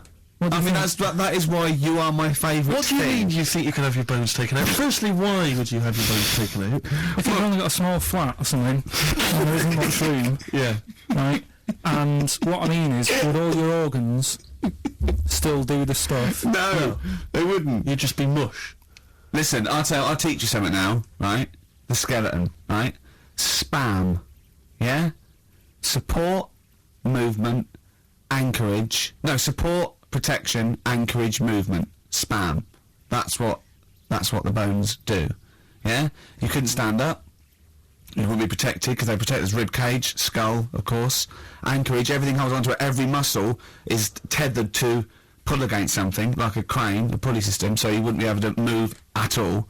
Do you know what I mean? So you'd be in a bucket. There'd be nothing. Well, you'd die immediately, obviously. No, you can't have your bones taken out, Carl. I mean, why do you need to ask that question? Sorry, but Boneless Bob, or whatever his name was, Harry the Boneless, he presumably didn't have any bones. I mean, that's why he had that name. Obviously. No, he did. No, yeah. He's got the name. Yeah, exactly. No, he was just... it was... I've had an email here from Graham, old Ken Rowe. He just says, I had a dream about Carl last night. Can I sue? I have no idea what he looks like apart from the boldness, and yet he turns up in the middle of my dream. I don't need this, it's harassment. Yeah. But people are having dreams about you now, Carl. You actually, it's like you're one of the, something that was created by the Brothers Grimm. I had a dream. You know when people used to have anxiety dreams, they had an exam or something, like you suddenly go to school and you realised, oh my God, you didn't have your trousers on, or I had an anxiety dream. I assume it started off an anxiety dream about the office, about filming the office, and we had to film in HMV, but someone hadn't cleared it, and so we had to find an R price. And I went, oh, okay, that'll do. And as I was walking there, right, I didn't have any shoes on, which is like an anxiety dream, but I looked down and I went, so what? Yeah. So I'm so lazy now. I think even anxiety dreams don't kick into me. I'm not sure that's true. I think that's just a memory. I wouldn't be at all surprised if you turned up with the film in the office. Yeah, with no shoes. We don't need shoes. When we were originally doing the pilot for the very first series, obviously Ricky's the main character. He's in it all the time. It's obviously important. It's our big chance to get something made for TV. You know, it's going to launch our careers. And I turn up on the Monday. He's twisted his ankle. He has to be wheeled around in a wheelchair because he went out jogging, stepped on a tin can in the street, and fell over. Who left that there? Like a 40-year-old man with brittle bone disease. He just twisted his ankle and he was out of action. It was pathetic. Yeah, that was the pilot. Absolutely pathetic. But I still turned up, Carl. That's the sort of trooper I am. Well, yeah, but you moaned the whole week. Where? Well, I did not have to go around in a wheelchair, did I? It's not pleasant, you know, but... In a weird way, it taught me all the problems. Do you have anxiety dreams, Carl? Do you ever lie awake worrying about stuff? Because I have a lot going on in my head. Yeah. I don't have... What do you do, rent it out to people? Is it two monkeys swinging in a tie at the moment? Yeah. I just don't have that many dreams. No. I love that. I love the fact you don't have that many dreams. We haven't had a decent night's sleep till you're 14, according to you. 12. Really? Yeah, so... I know what you meant. I know what you mean, though, now, when sometimes you're so tired, because I'd forgotten that. You're so tired, and you think, well, I'm so glad I don't have to go out tonight. I'm going to go and just lay on the couch and then go to bed. Yeah. Have you had one, Steve? Anxiety dreams, I do have them periodically, yeah. It used to be a lot of, things like running to get to school in time, but, suddenly your feet are running in treacle and you can hear the school bell. And I haven't had them for years. I just haven't had an anxiety dream for years and years and years. Don't know. I don't care. No, well, no, you just genuinely don't care about anything. This is the problem. You've just got to a point now where nothing bothers you, really. It's like you're just too lazy and disinterested in anything. This show, your career, my career, Carl. No, I never give up on Carl. So, Carl, so this little Harry the Boneless, what was your point? Was that really your point? You wondered if you could live without bones? Yeah, I saw the little fella on this programme. The presenter? Yeah, and he was a small fella and he was talking about Harry the Boneless. And I thought, that's interesting, little bit of science stuff. Yeah. Well, yeah, that's about it on him, really. All right, well, that's just another bonus cheeky freak of the week, isn't it? That's not even the freak of the week either. No. That's still to come. So you've had a pregnant Siamese twin. No, it's been mad. You've had a boneless fella and another fella talking about him. They're not even involved in freak of the week. No. This is getting mad. Play a record. Let's play a record. Let's have cheeky freak of the week afterwards, shall we? Yeah. A single from Nick Cave. Can we do Monkey News first? Well, I'd rather have a cheeky freak of the week. Nick Cave and the Bad Seeds, He Wants You. Brilliant. Yeah. So, Carl, off you go. Well, we're not going to do Freak of the Week here, okay? Right? Because we've done quite a bit of that in the last 20 minutes. We've right? OD'd on freaks, you think? Yeah. Sure. We'll just shift it a little bit. Okay. I don't, like I keep saying, don't want people to be thinking we're sort of taking the mick out of anyone. No. Right? Because we're not about that. I feel like I can do a little bit of it because I work with you, Steve. Yeah. Right? Sure. It gives me that right. It's like a care worker. Yeah, I understand. Well, it's like that thing of you can't be homophobic because I've got a couple of gay mates and stuff. Sure. I think sort of gives me that edge. Yeah. Right. So you're not freakophobic because you work with Steve. Yeah, that's right. Yeah. So yeah. Okay. Well, by that token, I should be able to sort of slag off, the mentally ill, or at least mentally handicapped. Now, there's a term you don't hear very often. In 2003, the mentally handicapped. Isn't that what it was? I don't know where to start. But I'd like to apologise for the Lady Diana stuff, the term mentally handicapped, and any inadvertent racism that we may have stumbled over. What's the actual term then? Is it retarded? Right, come on now. Oh, chimpanzee that! Monkey News, earlier than usual. I'll have to save this link now. Monkey News. We've done a lot of stuff, right, on monkeys, and most of it has been is bollocks. No, has been like happy stories. Oh, is this gonna be like our tune? Our monkey tune. Simon Bates, and welcome to our monkey tune. No, but do you know what I mean? We've done stuff about a monkey that robbed a bank. Yeah. Why is that happy? He had a great life after that. Right. What, in Marbella? Yeah. Right, we did the one who saved someone's handbag in a railway station. We've had a lovely marriage, couple of marriages. Couple of monkey marriages. Yeah. There was the one who got a job in a railway station. Yeah, the hairdresser. The one who set up a business in Spain. I don't even remember that one. Oh yeah, I'm willing to believe that happened. Go on then, Carl. But anyway, yeah. So today's isn't that happy really. It's about some monkey. I think it was a chimp. Who's an ape? Go on. It tried to. I mean, the story sets off at a sort of a weird thing. Yeah. It's something about he went to Russia to do some business. said that. What are you talking about, Carl? It jumped past that bit though. It didn't start there. What? Do you know what I mean? It didn't tell you what he was doing. It just said, "There's this monkey went to Russia, do some business, do some stuff, bit of monkey business." And anyway, didn't work out. So, they were furious. We wanted a surgeon. You send us a monkey. Anyway, ended up being homeless. Oh, no, so it's taking a turn for the worst. What? Couldn't even get into like a tree hostel or anything like that. That's the problem. And God. ended up homeless. Got in with some tramps. I don't know where to start. Come on. So he's knocking about with some tramps and stuff. Sharing drink and what have you around a little fire. They broke into some home, not sort of squatted. Right, so not homeless anymore. Problem was, he had a roof over his little area. Yeah. And he goes, "Oh, this is good. This is we're having a good time. This is sorting me out." Yeah. He had his He said mate. that in Russian though. What was he eating? I don't know. It didn't say.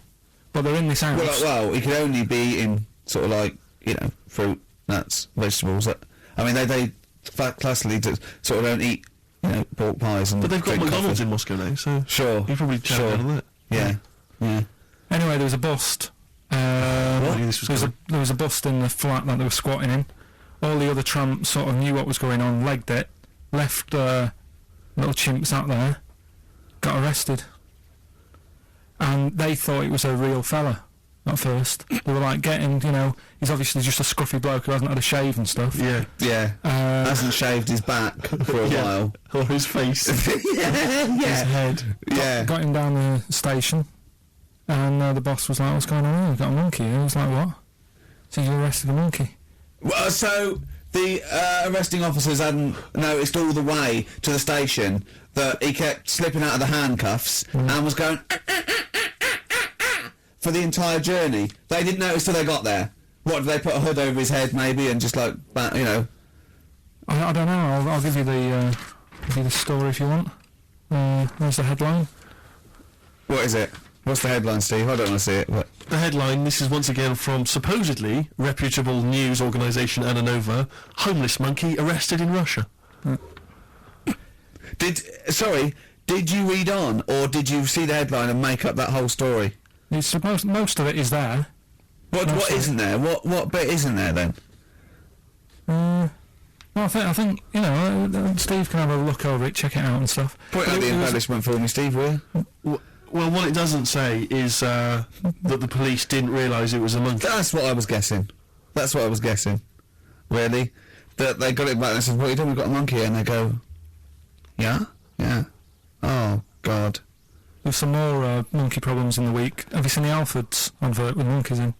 Right. There's a new advert out for Alfords selling bikes and stuff. Yeah.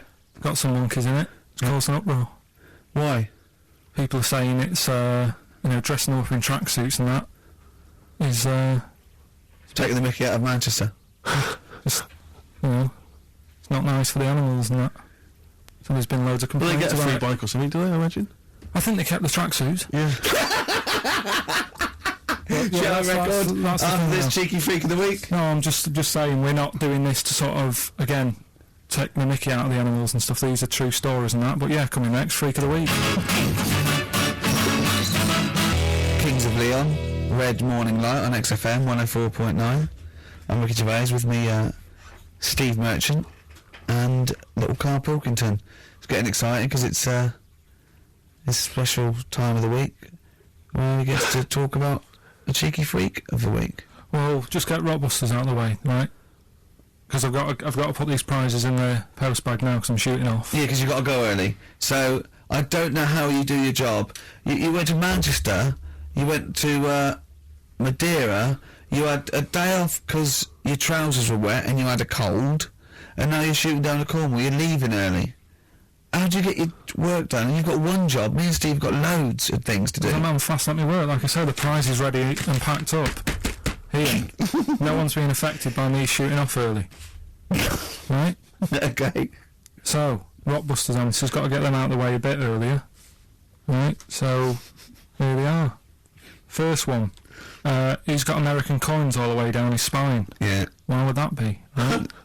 Initial was N. Nickelback. I got all these. I got all these this week. Right. Second one. Jeremy Beadle has got arthritis. What's going on there? Stiff little fingers. SLF. Stiff little fingers. Yeah. And the third one. Foxy Shipman. And no, and a country and western singer. You said. Now, what's the initial? SD. Yeah. So Spin Doctors. Yeah, I got that. And then I said to you, why is it a country and western singer? And you said Dr. Hook. Why is it Dr. Hook? Why does that give anyone the clue Dr. Hook? A country and western singer. It's just what was in the mind. Well, there we are. There you go. So it was change this to Rockbusters, or what am I thinking? You could have had Dre. What's in my mind? You could have had And the Medics. All right? Just think it through. Who's the winner? The winner, very lucky, Sandra Cassidy of Leon C. She gets all those great prizes. You know, we've actually had people emailing in saying, this is the worst Rockbusters ever, because it was too easy, it was boring. This is just, don't shoot the messenger. Oh, Other people saying, it really has run its course. Some people genuinely agree. Oh, Carl, this must hurt, mate. Stinging attacks on you. Some people just slagging you off generally, saying you whinge all the time. Looks like Steve was right when he sort of like poo-poos your ideas. So when he wheezes on your bonfire. Someone else, I swear to God, someone else emailed in and said, don't bother sending me the prizes, take them to a charity shop, or pawn them, give me the money, I'd rather have it. So I don't know what to say, Carl. I just wonder if it really has run its course now. All right, well, we'll see what you come up with next week then. Let's see what you do. Let's see what you come in with. Sure. Yeah. 5-1. I'm guessing you'll be popping in with a hip-hop track full of effing and jeffing. Well, I won't bring it into you, I'll do it myself at home. Obviously dear. You can't cope. Oh, dear. Are you actually going to be here next week, or are you still going to be in Cornwall? No, you see, there again, I'll be back in time. And in the week, when I go to, Cornwall, see the Monkey World. Yeah, you 2 days past the Monkey World. That'll still work. Yeah. That still work? What? What, you're going to interview some of the monkeys? Get some stories? I love that. You were going, could a monkey live without bones? And so I'm going, Carl, shut the please, just look at the monkeys and eat your ice cream. And that's work, is it? Right. Right, are we having Cheeky Freak of the Week? Do you want to do it? What time have you got to shoot off? Could do with shooting off sort of soonish. Okay. To be honest. This is not radio. Have you ever heard that on a radio show? Chris Tarrant going, I've got to shoot off a radio. I couldn't get a later train. I know! Wouldn't you get a later train? There is a later train. So I couldn't get to Cornwall tonight if I had to. If I had to finish this show, I couldn't possibly get to Cornwall. Rubbish. Of course there's a later train. Oh, I've booked it now, anyway. Right, well that's the point, isn't it? Yeah, you're not following through. Whatever. I don't think the show's lost anything. I think we've still had the, Freak of the Week's coming up now. Oh, cheeky Freak of the Week. Right, well, we've had some interesting things we've been looking at.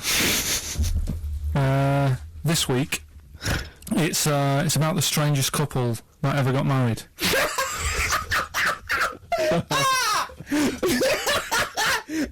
And we've had 2 sets of chimps, so it's stranger than that.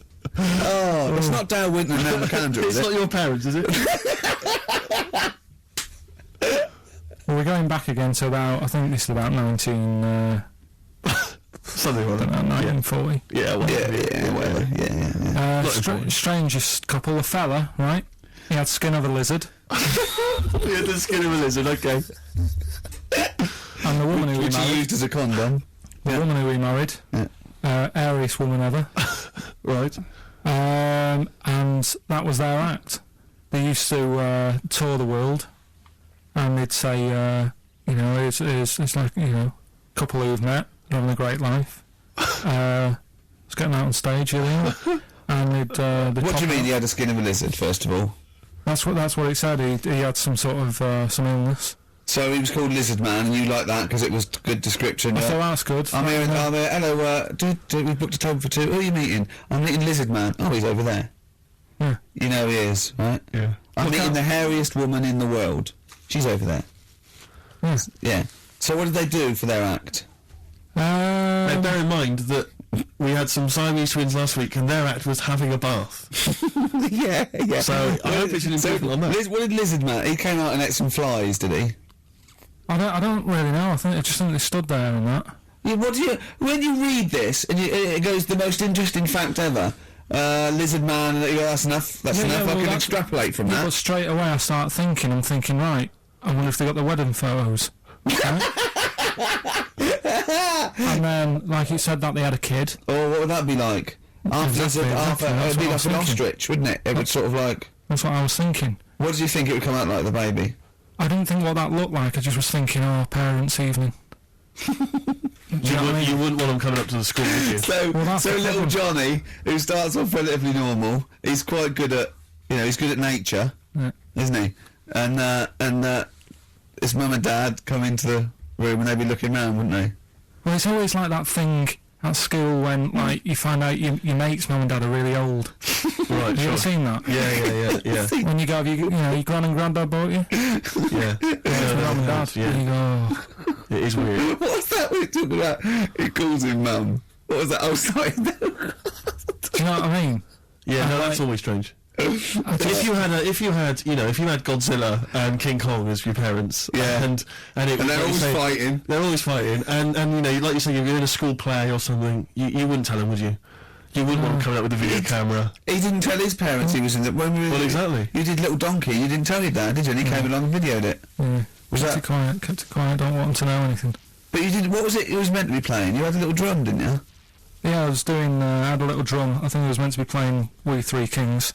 Yeah. But we started doing Little Donkey, and I thought I can add a touch to this. Sure, you improvised. Started playing along. It was like the first remix, wasn't it? It went down well. But yeah, that's what I was thinking with the Freak of the Week this week. That's what I'm saying about Freak of the Week. It's to get people thinking, right? Thinking how lucky they are that they don't have to comb their face. What are you talking about? What do you mean? Freak of the Week is to let people know how lucky they are. Just what about the little freak you're talking about? What are they thinking? They're going, oh, he's talking about me. I'm a little hairy lizard man on a stick. Pop in, give us a call.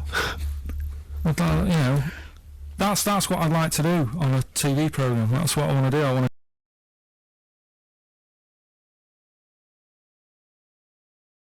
go and meet these people and say, right, let's just go shopping. Let's we'll film what your normal day's like. Yeah.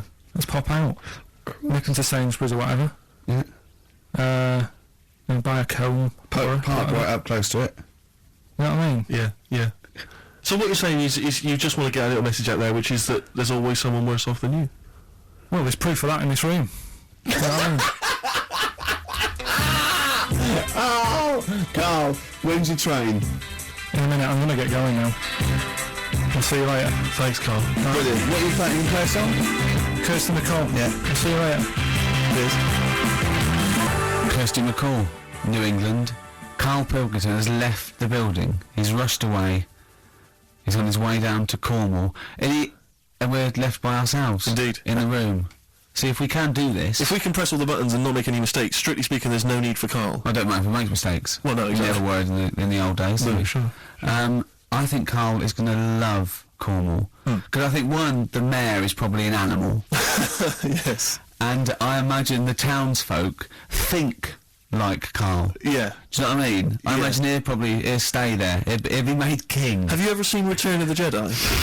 In Return of the Jedi, the Ewoks, the little furry creatures, they see C-3PO, and because he can talk and he can speak their language, they actually elevate him to godlike status. What are you doing here? Hooray! He's back. What are you doing? You could have stayed till the end. What are you doing? What are you doing? Right, well, there he is. He's on his way. Yeah, if you're listening online in Cornwall, I mean, I can't imagine that's ever going to happen.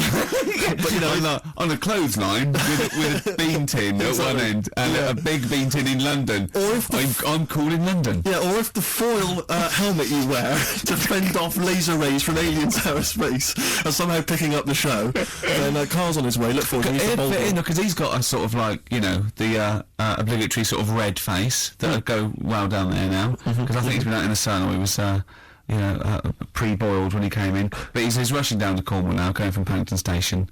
So if you're in the Paddington Station area, you want to pop down and sort of wave him off, then do. Yeah. Don't be afraid. That's not a dirty sexual act. Wave him off. Yeah, I'd love to wave him off. And call in the week as well. Carl.pilkington@xfm.co.uk. Send him anything. Just clog up his email. Yeah. I mean, because he gets stressed at work. So if you can send him 3 or 4 emails each. Yeah. Over the next week, so he's got to read them all. But disguise them, don't make them look rubbish. So at least he's got to sort of open them and look at them. Or some of them might be correspondence. So he will. It's just phone his line as well. Just ask for XFM, ask Carl, and leave long messages on his voicemail. Yeah. So if you can just for us, just for me and Steve. Remember, it is mine and Steve's show. Carl is merely like the icing on the cake. Yeah. If Carl can come back maybe next Friday or Saturday or Monday, whenever he comes back, to about 250 emails and 200 voicemail messages. If you put down, when it says what's the name of the message, the title of the message, if you put monkey news or monkey information, they'll have to open it then because he'll be intrigued, even if it's not about monkeys. Yeah. Do that anyway. Yeah. Voicemail messages. Leave them long. Like there's information. Disguise it so it might be important. Yeah. Just so he has to listen through. I wish I could give his mobile out, but that is just too cruel. But anyone can get him at XFM, and of course we've given out his email before. So I mean, go mental. There are plenty of ways to torture Carl Pilkington. I mean, we're doing all we can on a Saturday, but we're only 2 people. But we're only 2 men. You know what I mean? So listen, go berserk. We'll be back next Saturday, and we'll leave with song for the lovers, song for the ladies, whatever. It's a beautiful track. A song for the sunshine. Song for the Sunshine. It's Lily White by Cat Stevens. And we've done it. We don't need Carl. Definitely not. See you next week, Rick. Bye. There's no place to escape to. This is the last podcast. On the left. That's when the cannibalism started. What was that?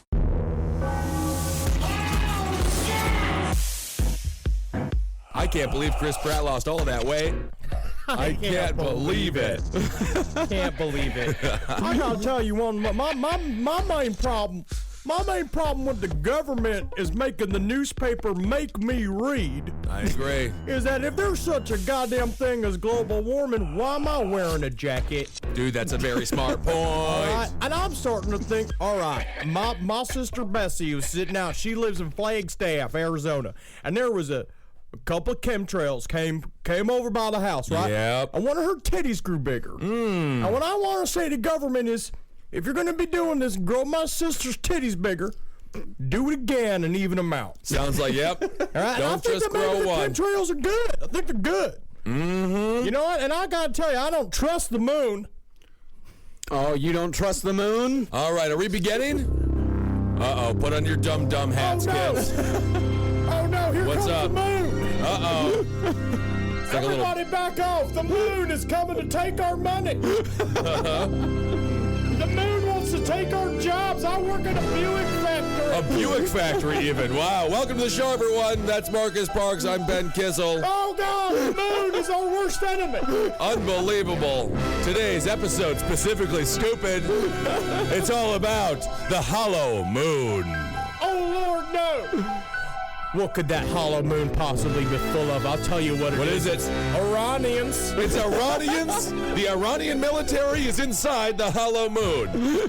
Holy Christ. Everybody, we're going to really put you into a space that makes you feel like you're a child again, because your brain is going to have to shrink to a size where you think colors can talk. This is definitely an episode that the information we give you will possibly make you dumber. Oh, definitely make you dumber. Do not repeat. Do not repeat. This is not job interview conversation. No.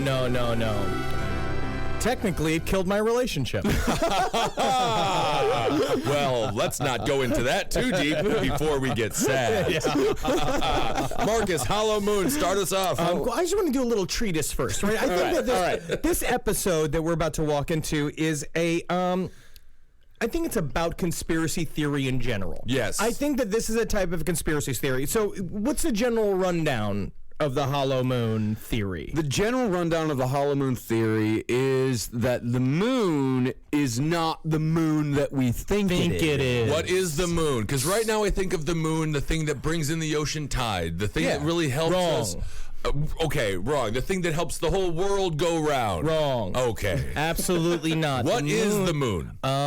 What isn't it? Well, no, but what is it? Because you can't. This is what they do. This is what they do. This is literally every single one of these websites. You go to research the information, and so basically, most of the hollow moon theory is based on people being like, well, nobody said it isn't hollow. That's true, right? And I think that our government. The secret machinations of our government. Do you have to swallow deeply before you? I think that our government, and then there's always a deep sort of a snake swallowing an egg type sound. To get the audience on board.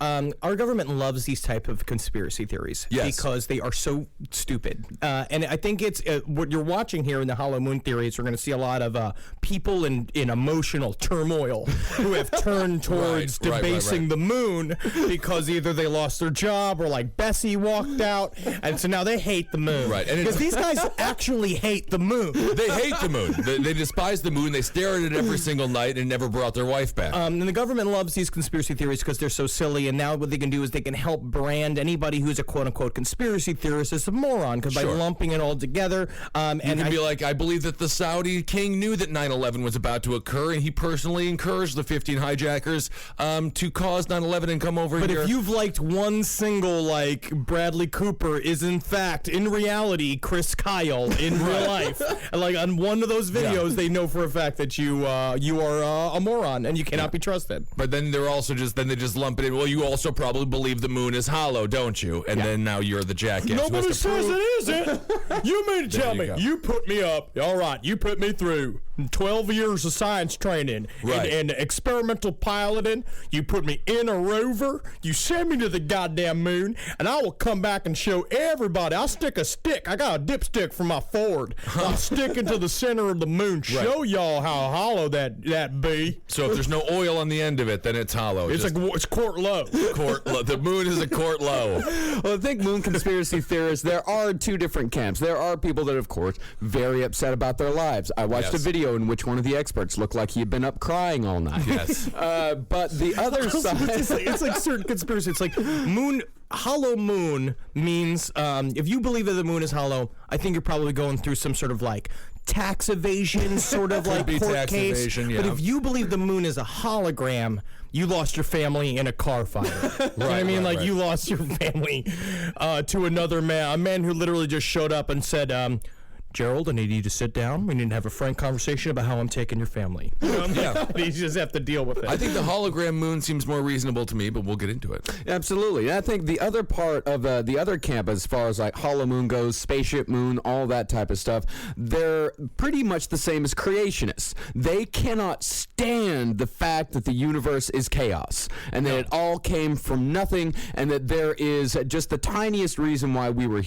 are here. They have to believe that everything was made for us. They're watchmaker theorists. Like the creationists that say, if you come upon a beach and you find a watch, someone had to have made that watch. These people use the exact same argument for the moon. They say, you know what? It's just too perfect. Yeah. It's just a little bit too perfect. I mean, it's got pockmarks all over it, like it had bad acne as a child. Yeah, that's all part of it. Okay. We'll get to that. So let's get into let's start off with some actual science. Let's start off with... I don't know, Marcus. I don't trust these scientists. Yes, all that training. And that's also, it's a heavy distrust of scientists. As if each one of them had a stepdad who was a scientist who beat them through elementary school. Well, I mean, it's really just people who wanted to be scientists, and then they went to science class, and then they got hit with the dumb stick like 1,000 times, and they're like, I can't be a scientist. Never mind, you need to do research and know how to read. What do you mean, scientist? Wait, all right, well, I can get a bunch of test tubes and a fancy coat. Well, one of the things that these people really cling on to is that there actually isn't a scientific consensus for where the moon came from. Yes, and in that lack of clarity, they're jamming these theories in there, which is true. It's an experiment. They don't know where the moon came from. They know for a fact that the moon was not necessarily there when we were first formed as a planet. Yeah. And so now they're trying to figure it out. I mean, because we got a moon, we got one, right? Yeah. And there's a thing here too that they also detest. I was looking this up, called the anthropic principle, which is this idea. Yes. That the universe, they believe that scientists use the anthropic principle, which basically means that the universe is just how it is. Yeah. And the universe is made this way. The moon happened to work out with all these perfect characteristics that made life possible on Earth. It's pretty much saying that it's perfect because if it wasn't, we wouldn't be here. Sure. Yes. And that's why it is. Yeah. And so they're like, they think what's scientists... the problem here? And they're like, well, that's just lazy. You mean tell me that's the lazy one? Not the person who's like, and then they took an ice cream scooper to the middle and then Gorborg ate it for lunch because Gorborg loves inner moon. They take $34.96 out of my check each week at the Checkers in order to pay for these Jew scientists to go to their carousel school. Lord, character that you're playing, Henry. Let's not bring the Jew scientists into it.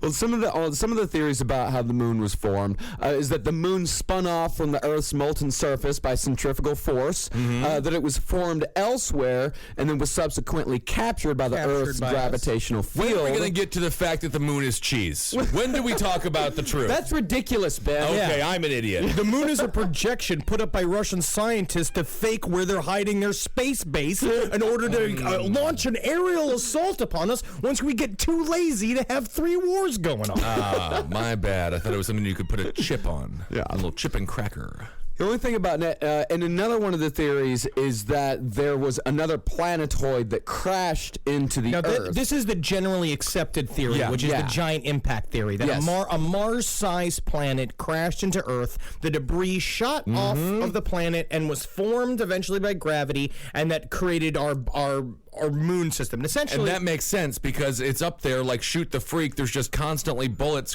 flying all around, aka asteroids and comets. That makes a lot of sense. The problem with that theory is that they say that basically, would that not have teetered us off completely off our axis? Then they're trying to say there was a thing called the second impact, which is like fucking Evangelion.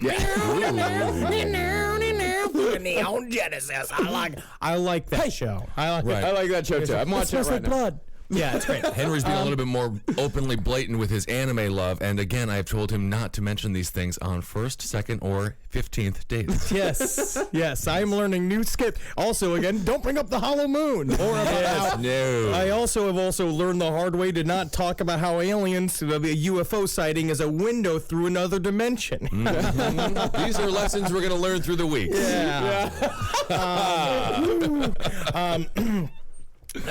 Yes. What was I saying? The hollow moon. So the idea is that they thought that first impact of a gigantic body up against our Earth would send us off our axis. So there's another thing called second impact, which is the idea another body may have hit us from behind. It's sort of like a triple sumo wrestler type thing. So one sumo's about to go off the ring, and another sumo comes and puts him right back in the middle. But they said that that's statistically very improbable. But again, isn't that the whole thing with the Big Bang, that it's very improbable? It just happened. Okay. It already happened. Whatever it is, happened. So we got a moon. Yeah, we know we got a moon. Yeah, we are like, that's just for example, is that, as far as life on this planet goes, we're primate people. Things progress that primates, that we eventually evolved into the humans that we are today.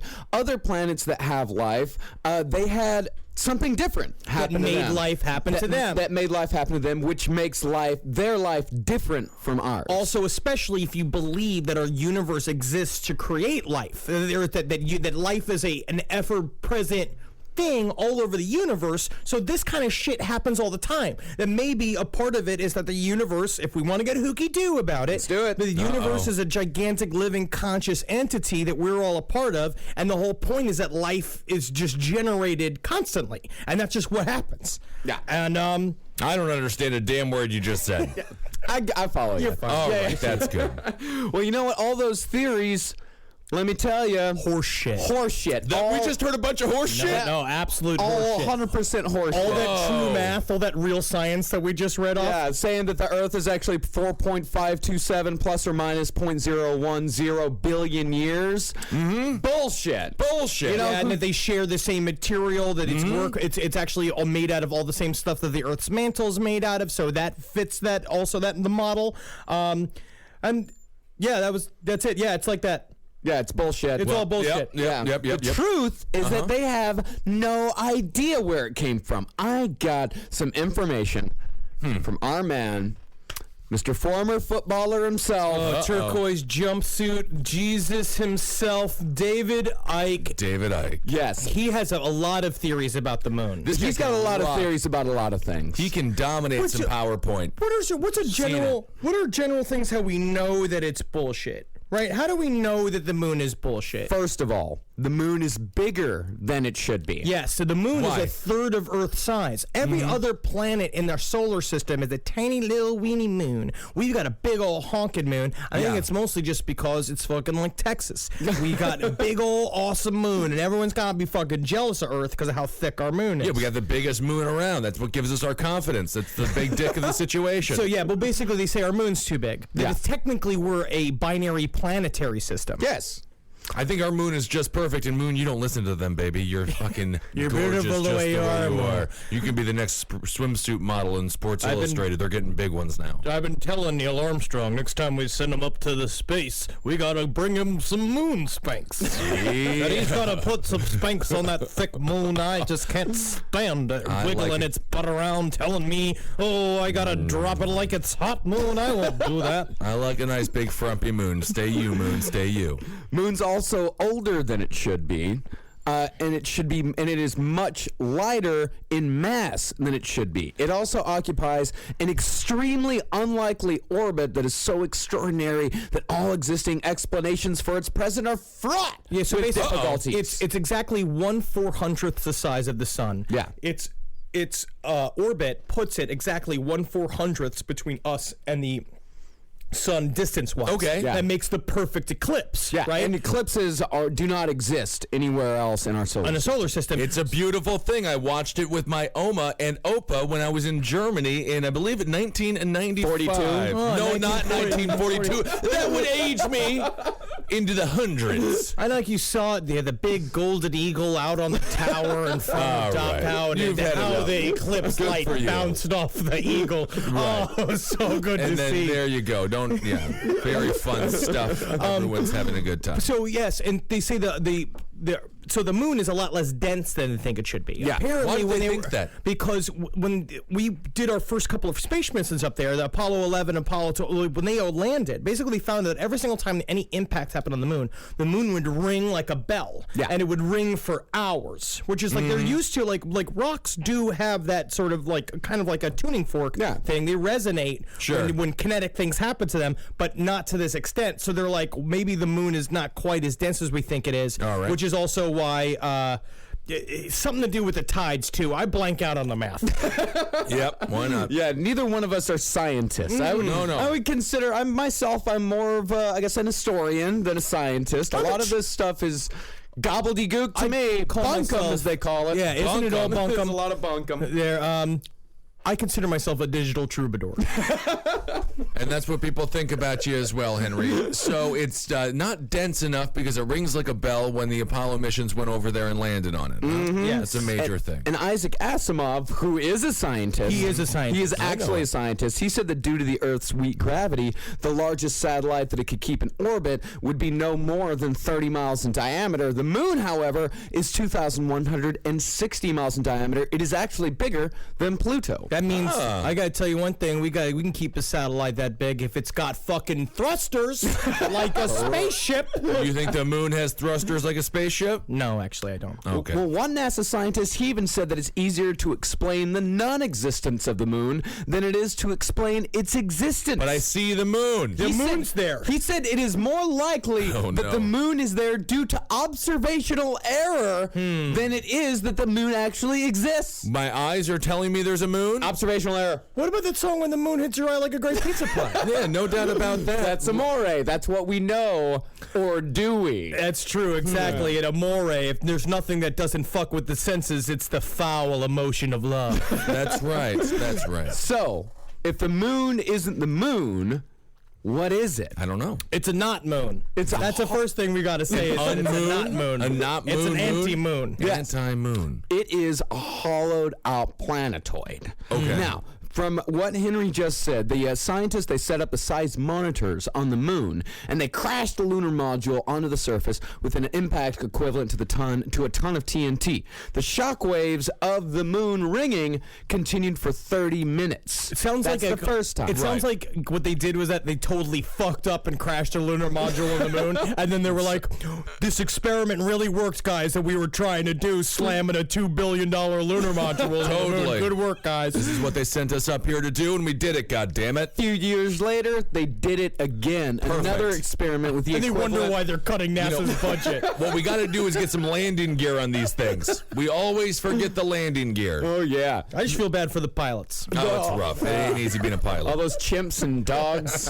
Oh, my goodness. Well, at some point, you just got to get me some human scientists to come up here with, not just cats and That's the dogs problem, and yeah, random strays. We got all these chimp and dog scientists telling us the moon is real. Yeah, well. I can't handle it. So that another experiment with the equivalent of 11 tons of TNT made the moon react like a gong for 3 hours. Is it and Asian? 20 minutes. It's bong, no. Okay. The moon is not Asian. All right, well, we got to get all the questions out of the way. Well, it's American until the Chinese get up there, then it becomes Asian. Yeah, they're almost there. And they will replace our flag, I would assume. I will imagine they will. I would.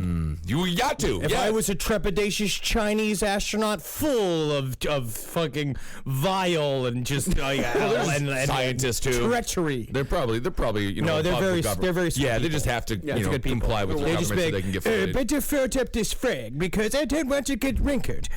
So much dust all over this flag. That's what a travesty. That is a travesty. No Chinese flag, we win. They do, and then honestly, Chinese gets the moon. that is literally it's the most juvenile game of all. Capture the flag. That's all that it is with the moon. And as soon as the Chinese get to the moon, plant their flag, I guarantee you, we're on the moon planting our flag back up. Team America. Oh, yeah. You want the moon back?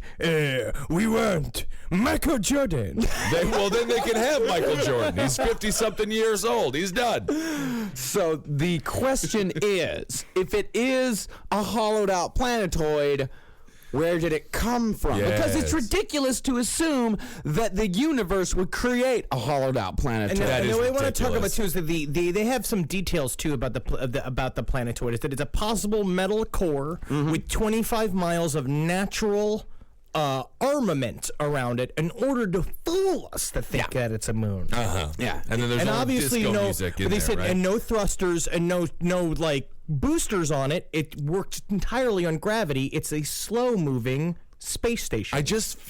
Definitely Russians listening to bad techno music. Yeah. That's the only thing that could be in there. And them just working out Yeah. for hours. Beautiful. When do we break out of the moon?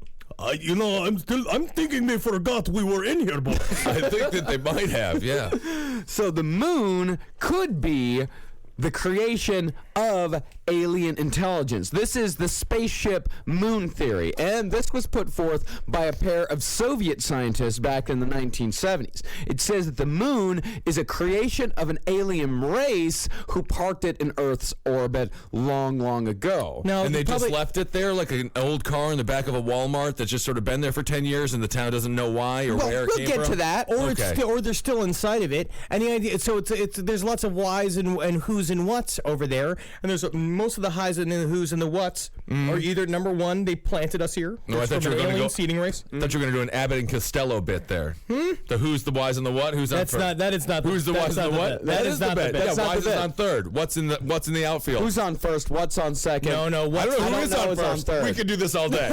See, that's the magic of I comedy. believe it's what's in the box. No, what's in the moon? That's what we're talking about. Oh, yeah. What's in the moon? So the surface of the moon, there are some things that could support this. The surface of the moon contains processed metals like brass and mica, which aren't things that occur naturally. Those are not elements that occur naturally. They also found radioactive nuclear waste that is found in spent nuclear fuel and other byproducts of nuclear reactors, and that is the byproduct in the production of plutonium. So is it just our big nuclear dumping grounds? Is it just a big garbage can? No.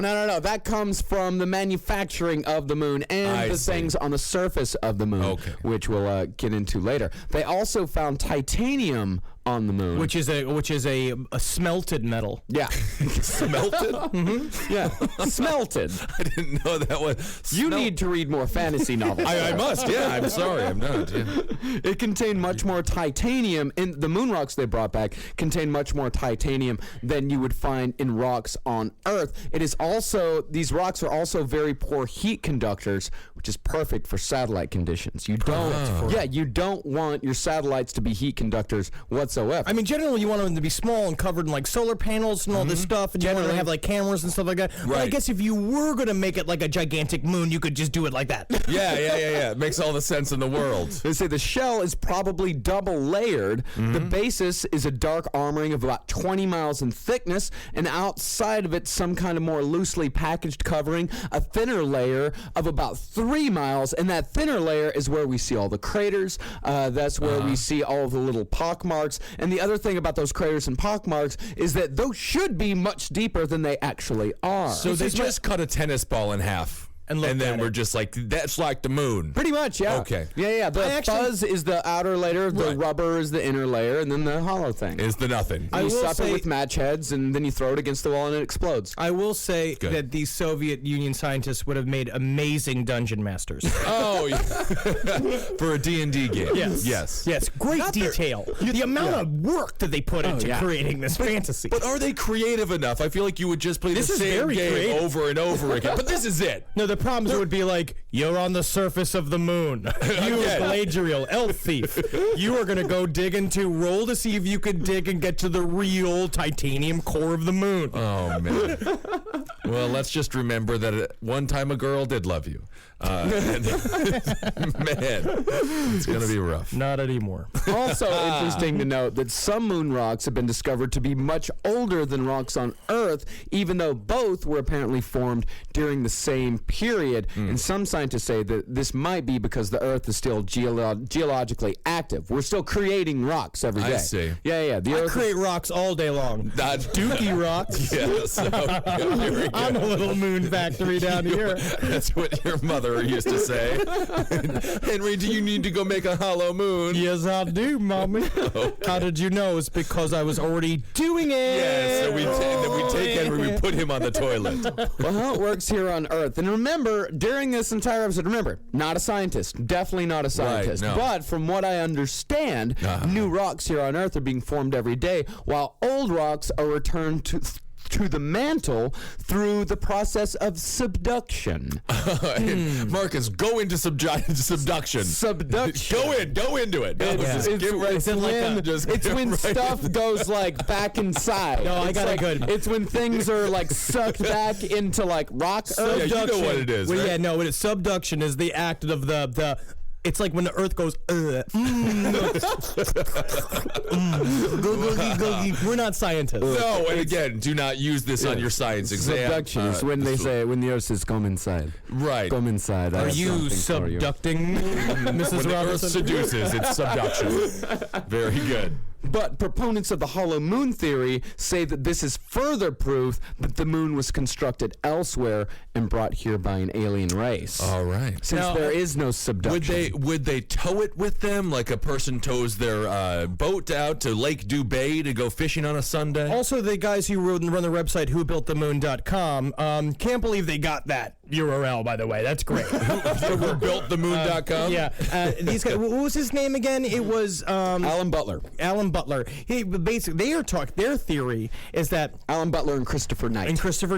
Their theory is that They're like, if you look at human society, right? 1 out of 10 people in human society are some form of criminal, some sort of outcast, right? 1 out of 10, more than that. This is what they're saying. I mean, that's what they say. I think they just guessed that. Listen to my theory. They do a lot of guessing, is what I believe it's so far. So he says you extrapolate that out to the rest of the universe, right? You're going to get a lot of, you're talking 1 out of 10 of the whole universe. There's a lot of outlaws. And a lot of times these outlaws got to hide out. So why wouldn't the moon then be a great hideout spot for outlaw aliens, for literally like carjacking aliens and like rapist aliens, Rapist aliens. all them cool aliens. He's saying the moon is Mos Eisley. Yes. Yeah, from what was it? Star Wars. Star Wars, or what's the name of that one movie with the galaxy? Not the Guardians of the Galaxy, but they're going around. Galaxy Quest? Galaxy Quest. Think about that. And Wait, what does it have to do with Galaxy Quest? I don't know, but there's another one out there with the guy in the face, and then he transforms his face a bunch of times. Face Off? Not Face Off. Amazing movie. Watch it every Saturday. Guy with the face changing his face? Changes his face a bunch. It's a movie. It's in the galaxy. Galaxy, not Galaxy Quest. He-Man and the Masters of the Universe? No, amazing show, though. You're and talking great about action. Krull. I'm not talking about Krull. Forget about it. Speaking of Krull. Yeah, speaking of Krull. I'll take Now, it's the moon is proven to be hollow, or at least let's presuppose that the moon is hollow. It's hypothesizing. We can only come to one conclusion because it would be silly to assume that the moon is nothing more than an empty trunk. There's That would be nothing silly. inside. That is silly. It's very silly. One explanation is that it is a very ancient spaceship, the interior of which was filled with fuel for the engines, materials, and appliances for repair work, navigation instruments, observational equipment, and all manner of machinery. In other words, everything necessary to enable this caravel of the universe to serve, as David Icke said, a Noah's Ark of intelligence, perhaps even the home of a whole civilization, envisaging a prolonged existence and long wanderings throughout space. That it is a moving colony. Absolutely. That everything that you need to live, because what they say, because if you think about how we approach space travel, how humans approach space travel, even traveling at the speed of light, the journey to the next solar system would take at least 4 years. Not even to mention the next inhabitable solar So the idea is that planet. you would not live to see the destination, is that your generations would live to see the generation. We see this in generational sci-fi spaceship. all the time. But this time, I just don't think that's happening. All right, everybody. I have an answer to the question that I asked myself. Hitchhiker's Guide to the Galaxy. Yeah, no, it's exactly like Hitchhiker's Guide to the Galaxy. Thank you, everybody. Yeah, and you're thinking of Zaphod Beeblebrox. That's exactly what I was thinking of, Marcus. And in fact, there was, and I believe in the... Ben is sweating right now. I just want to say, Ben, his hair is matted to his forehead. He is a troubled man. He was yelling like this outside. He was screaming about a man with multiple faces on the street in front of the creek. It's a Hitchhiker's Guide to the Galaxy. And anyway. In fact, I think this also ties in this generational spaceship. If I remember correctly, there were 5 books in the Hitchhiker's Guide to the Galaxy's theory, and I think in the book So Long and Thanks for All the Fish, I believe that Ford Prefect and Arthur got onto a spaceship that was a generational spaceship that was on its way to Earth, but it was filled with hairdressers and all the useless people on the planet, and so therefore our planet is populated essentially by the useless dregs of another planet. So you're right, Ben. Absolutely. Thank you, Marcus. Like Australia, but more fun. So yes, okay. It's pretty much these generational ships. It says that if there's no if they don't use wormhole technology, if they don't use shortcut technology, then they have to use generational spaceships. And the moon, while gigantic, it is a I mean, it would be if this is a binary planetary system. Yes. Then the moon technically would be big enough to house a working civilization. Absolutely. They said that if you hollowed out the moon, it's like you can literally get like half an Earth inside the moon. Yeah, it's pretty much like, think about like the moon is Snowpiercer. That's pretty much what it is. No, they don't hollow out the moon. The moon was just built. The moon, the whole outside is fake. The whole outside is a construct to either protect it from debris or to make it camouflage for maybe nefarious purposes. Very interesting. Yeah, because if you think about it, for most of the Earth's history, we haven't even been able to get close to the moon. Right. It took us, hundreds of thousands of of years And they also- for us to go from Australopithecus afarensis to Neil Armstrong. And they also don't. A lot of this is based on theories too that there were ancient writings that talked about how there was no moon in the sky. Yeah. They believe that the moon may have only showed up something like 12,000 years ago, and they because of these ancient writings that people were talking about, like about the time before the moon, which Yeah. I just think it just sounds like a cool song that you could write to help you get laid by Shelley. The that time night, before you know the what I'm moon. saying? Time before the moon. I love this song. When the only light was the light of your eyes, girl. Wouldn't there be an ancient book just called like "Holy fuck, there's a moon"? Yeah. Like, Whoa. if you- never saw that huge moon before. I feel like people would have made a larger deal of it. Hey, there's a thing up there. Hey, everybody, let's call it a moon. Why not? Where By did it come Boris from? Morosky. There's a B-52 song called "There's a Moon in the Sky" and it's called "The Moon." They were having fun. It's a shame they're not around anymore. My God, I love the B-52s, man. They were They had great. 2 fantastic albums. Yep, Love Shack so, it but- was. Yeah. So we're gonna move on to. Okay, I gotta say, Henry, thank you for the Coast to Coast subscription for my birthday. Oh wow, very Yeah. nice gift, Henry. I'm a good friend. Henry just put himself in the power triangle with his hands. He has the power triangle out, and he feels as if Marcus just kissed his little lord ring. You're welcome. Return it. Look how smug he is about it. I Return it, thanked my Marcus. friend for a nice gift. And then look at the way he reacts. Like he has given you life so you can go on and spread the Parks family name. You're welcome for the gift, Marcus. You're a lunatic. He has given me the gift of George Norrie, which has That's gotten good. me through some hard times over in the last couple months. He's an absolute legend. So there's a great episode featuring this investigative journalist Rob Shelsky. Again, what I love is I love the term investigative journalist because it is it's it is a self-proclaimed term. Some might say stalker of the moon. Yes, he is the author of "For the Moon is Hollow," which combines his education in the sciences and his investigation of paranormal and anomalous phenomena. Cool. Yeah, he said that they don't know whether the moon was manufactured or if it was hollowed out. He definitely sways towards it was manufactured. Yes, it was built that way, and a lot of it too is that a big problem with that scientists have in general is the idea that if there was a giant impact, why aren't there like Planet X stuff on both us and the moon? Yeah, is that there should be debris from whatever this unnamed planet was on either side of it, and they can't find it because it seems like the Earth is just made out of the Earth's mantle material, and so that's a big thing that they use. That fact. To hollow out the moon just seems like something like Dr. Evil, Mike Myers' character, might do. Yeah. Like, go hollow out the moon. But is it not true that every thought that we have, every literary thought, every imaginative thought,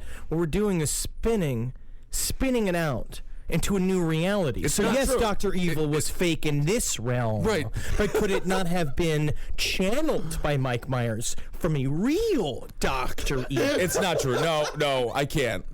No, It's a Lorne Michaels impression. Oh, very good. Yes, it is.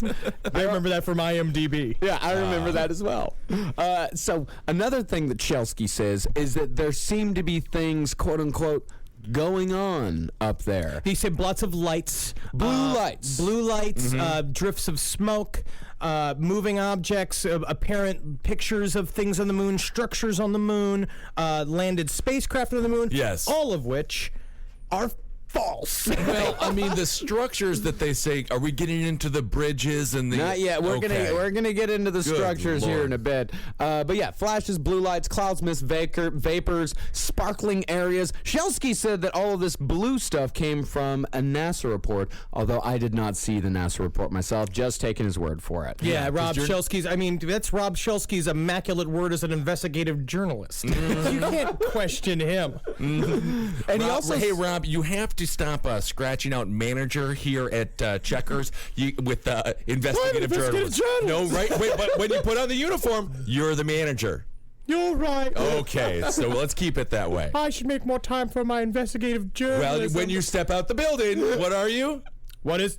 I'm an investigative journalist. But inside, you're the manager. So Shelsky also says that the moon may not be the only hollow moon in the solar system. He said that Phobos, Mars moon of Phobos, is probably hollow. He went as far to call it a prototype for our moon. Yeah. Because if you notice, Phobos looks like shit. It's I messed up the first moon. They did. It looks. Phobos looks like a big potato. Ours is very. I hate that. It's very. Ours is so nice, so round. So nice, so round. That's so what my smooth. big thing is. We come over Earth, hey, come take a look. Hey, we got a nice moon, huh? Hey, quit staring at my moon. Or that's my moon. So Rob Shelsky, he believes that the aliens inside the moon are still there. He said they are probably xenophobic. They don't like. Why are they xenophobic? They don't like. I mean, a whole host of reasons. Have we seen them? Are they out? Are they out doing barbecues, flipping burgers, waving at us? No, they're not. It's because they don't give the Midwestern hello and have people over for a random barbecue. They didn't bring a single casserole to come say hello. And I also love George Norris asked the worst questions in the face of the planet. And he was just like, Rob, could you tell me? How big is the hole on the moon, you think? He literally asked that question, and Rob is just like, I imagine that the hole's got to be big enough to get a spaceship through. Yeah. So pretty big, George. Pretty big, George. Wow, that's really wild. That's really wild stuff. That certainly is a lot of information that you've given me. I gotta tell you, me and my nephew Tyler went out and dug a hole in our backyard, and I asked Tyler, how big you think the hole on the moon is, Tyler? And he said, Uncle George, you're not supposed to be visiting anymore. Let George I was see like, his why do you nephew. think I steal you from your parents, little Tyler? Sweet little man. Tyler, come and dig this hole with me. That's terrible. Let George see his nephews. Come on, law enforcement. You know what we're going to put in this moon hole, Tyler? Dead cat I found on the side of the road. Just because I like to make funerals happen, my little nephew Tyler. Oh, what a lucky nephew he is. So Shelsky says that from that hole is what they call the Blue Gem Crater. That's its actual name. It's a Blue Gem Crater because there is a lot of blue activity there. Okay. And he says that's where spaceships come and go. Plenty of blue flashes. Sure. He's got some evidence as far as why the moon is hollow, or at the very least fake. He said there's problems with every single theory about where the moon came from. Truly circular orbits, as our moon has, it says completely circular, are very rare, and the chances are extremely low that it just goes in an orbit like that. That perfectly circular orbit and the way it crosses our sun allows the Earth to be perfectly evenly heated. Yeah. And it also keeps us on our axis. What they're saying is that if we had a normal, what was that term, like oval-shaped... an angular orbit. If we had a normal angular orbit, the Earth would have tilted to its side. It would say, I guess the term is flipped. The Earth would have fallen off its And then axis. all the water would have dumped out? I don't know. Oh, okay. It's not. I don't think it's like Gulliver's Travels. Oh, I see. I do, but no. So they're like, isn't it a coincidence? And they're like, no, it's why there's life on the planet. You fucking assholes. That's right. That's why you can have your wonderful website, Who Built the Moon.com. Yeah, you should be grateful to the goddamn moon. Well, So Shelsky also proposed another theory. Henry, you said that it was possibly a criminal enterprise, possibly a criminal hideout, but Shelsky says that it's possibly an intelligent civilization using a hollow moon to, quote, set sail on the cosmic sea. Literally just surfs up. That's what he really believes. It's literally just like...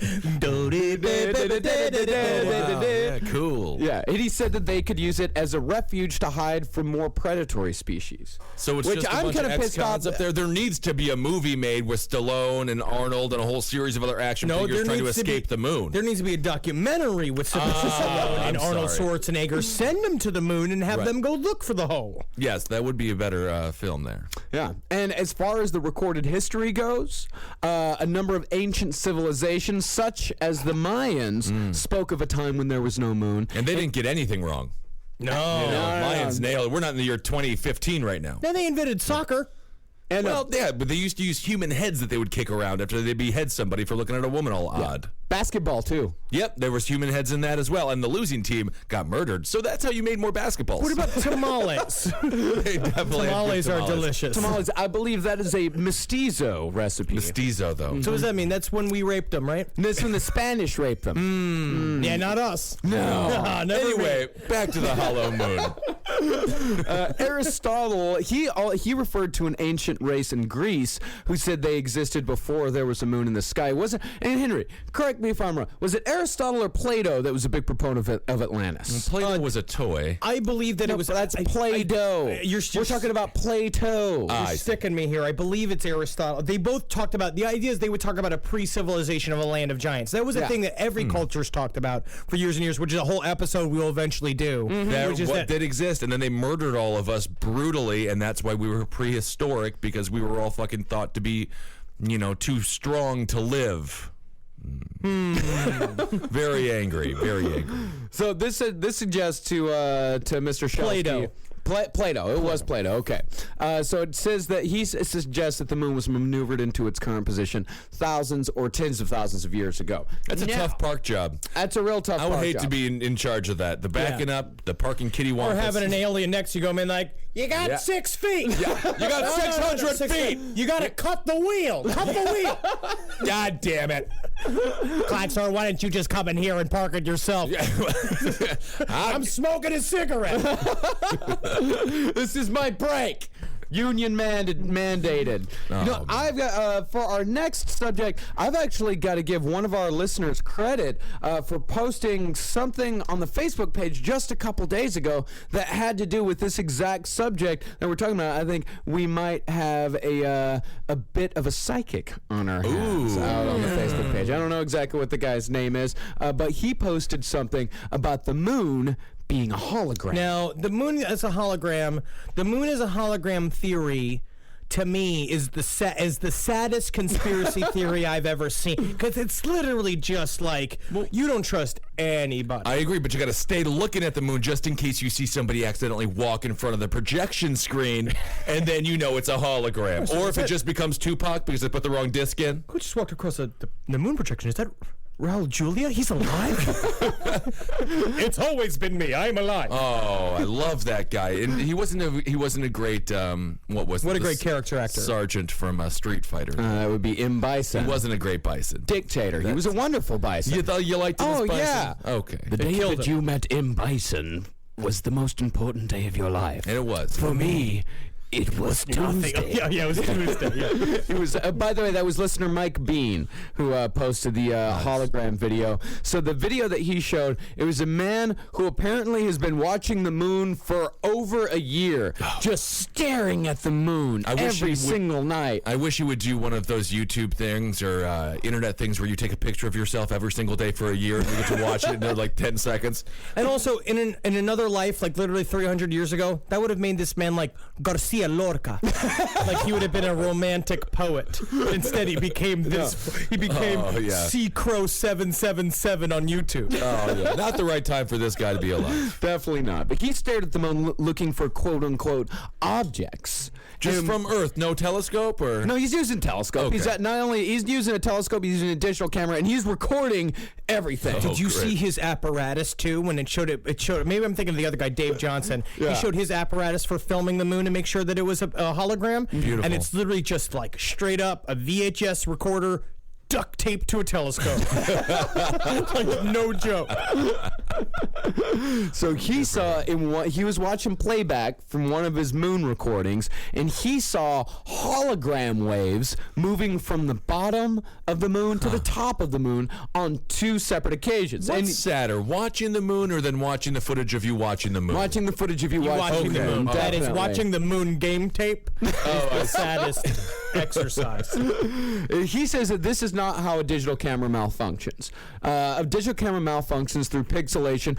We see this on like the buffering errors when people say like, here's a reptilian shapeshifter. Right. We see that as well. But he says the wave, and I watched it. It is definitely a wave. Moves independent of the panning of the camera from the bottom of the moon to the top, and it seems to bulge out in the middle. Now, he said that after posting this video, he got a lot of traffic from the UK and from New Zealand. Wow. And he said that he was contacted by the astrophotographer for New Zealand, he guesses, telling him why he's so scientifically wrong. But this guy from New Zealand won't provide him with the images of Mars he's asking for. So what did you think about that? So, you know, he's wrong. There's a feud going on. I mean, someone's withholding information and somebody else wants it. Now, this guy's single. Yeah. Yes. I hope so. For if he was with the partner, that person, that's the saddest life. But I do like this. Love his theory that the moon is actually there, but they cover with a hologram to keep people from seeing what's really going on the moon. Yeah, which is like, you know, when you have to go to bed early and you think your parents are up eating ice cream and stuff and like dancing in the living room. That's what our government is doing. They're just up there, and it's just like every time Barack Obama goes on vacation, he just goes to the fake party house on the moon, like real world. Like pool house. Yeah. So we can't give all the credit to Crow777 because he doesn't give all the credit. He said that apparently Jive Bop and Jungle Surfer have been doing great work on the moon hologram subject. Jive Bop and Jungle Surfer. These are the scientists that we're going to. These are the scientists we're going to. And Crow said that if you want to talk to him, he is boycotting Google Plus. He is. So that's going to make it harder. It's going to make it much harder. I hope Google can make it. He said he could tell you a few reasons why Google Plus is bad because he has a degree in internet technology. And that's not a worthless piece of paper at all. And there's another guy named Dave Johnson who put up basically saying that he had footage and proof that the moon was a hologram by using a thing called photo forensics, which is a hacker tool that basically you use it to tell whether or not an image is photoshopped or not. And I don't know how it works, but he would just show pictures of the moon, then do it like basically it would turn it into like a negative, and then he'd be like, and there you could see it. It's a hologram. And I was like, I can't see it. I don't know. But his theory is that it's a projection and that it's fake, that the moon is fake, and it's a projection used by the Russians to hide their secret space station. But he also does believe that the International Space Station is fake. He believes that is fake. What I said before, he believes that Bradley Cooper is Chris Kyle. Yes. And that it's a bit of a fabricated story. He also believes that Aurora is fake, and Sandy Hook, and 9/11, and I'm definitely the Charlie's Angels sequel. Yep, definitely believe that was a fake. That's and by fake. the way, not only is 9/11 fake, 9/11, nobody died in 9/11. That's what he believes, that nobody died in 9/11. It was an nobody died in orchestrated Sandy Hook. theatrical event. Yeah. He's also pissed the raccoon wasn't nominated for the best actor role in Guardians of the Galaxy because he thinks that's real. So let's move on. Okay, say the moon isn't a hologram. Let's just say the moon isn't a hologram. But we know that it is. I'm already say it I isn't. don't know. Oh, I'm okay. already so far to the other side.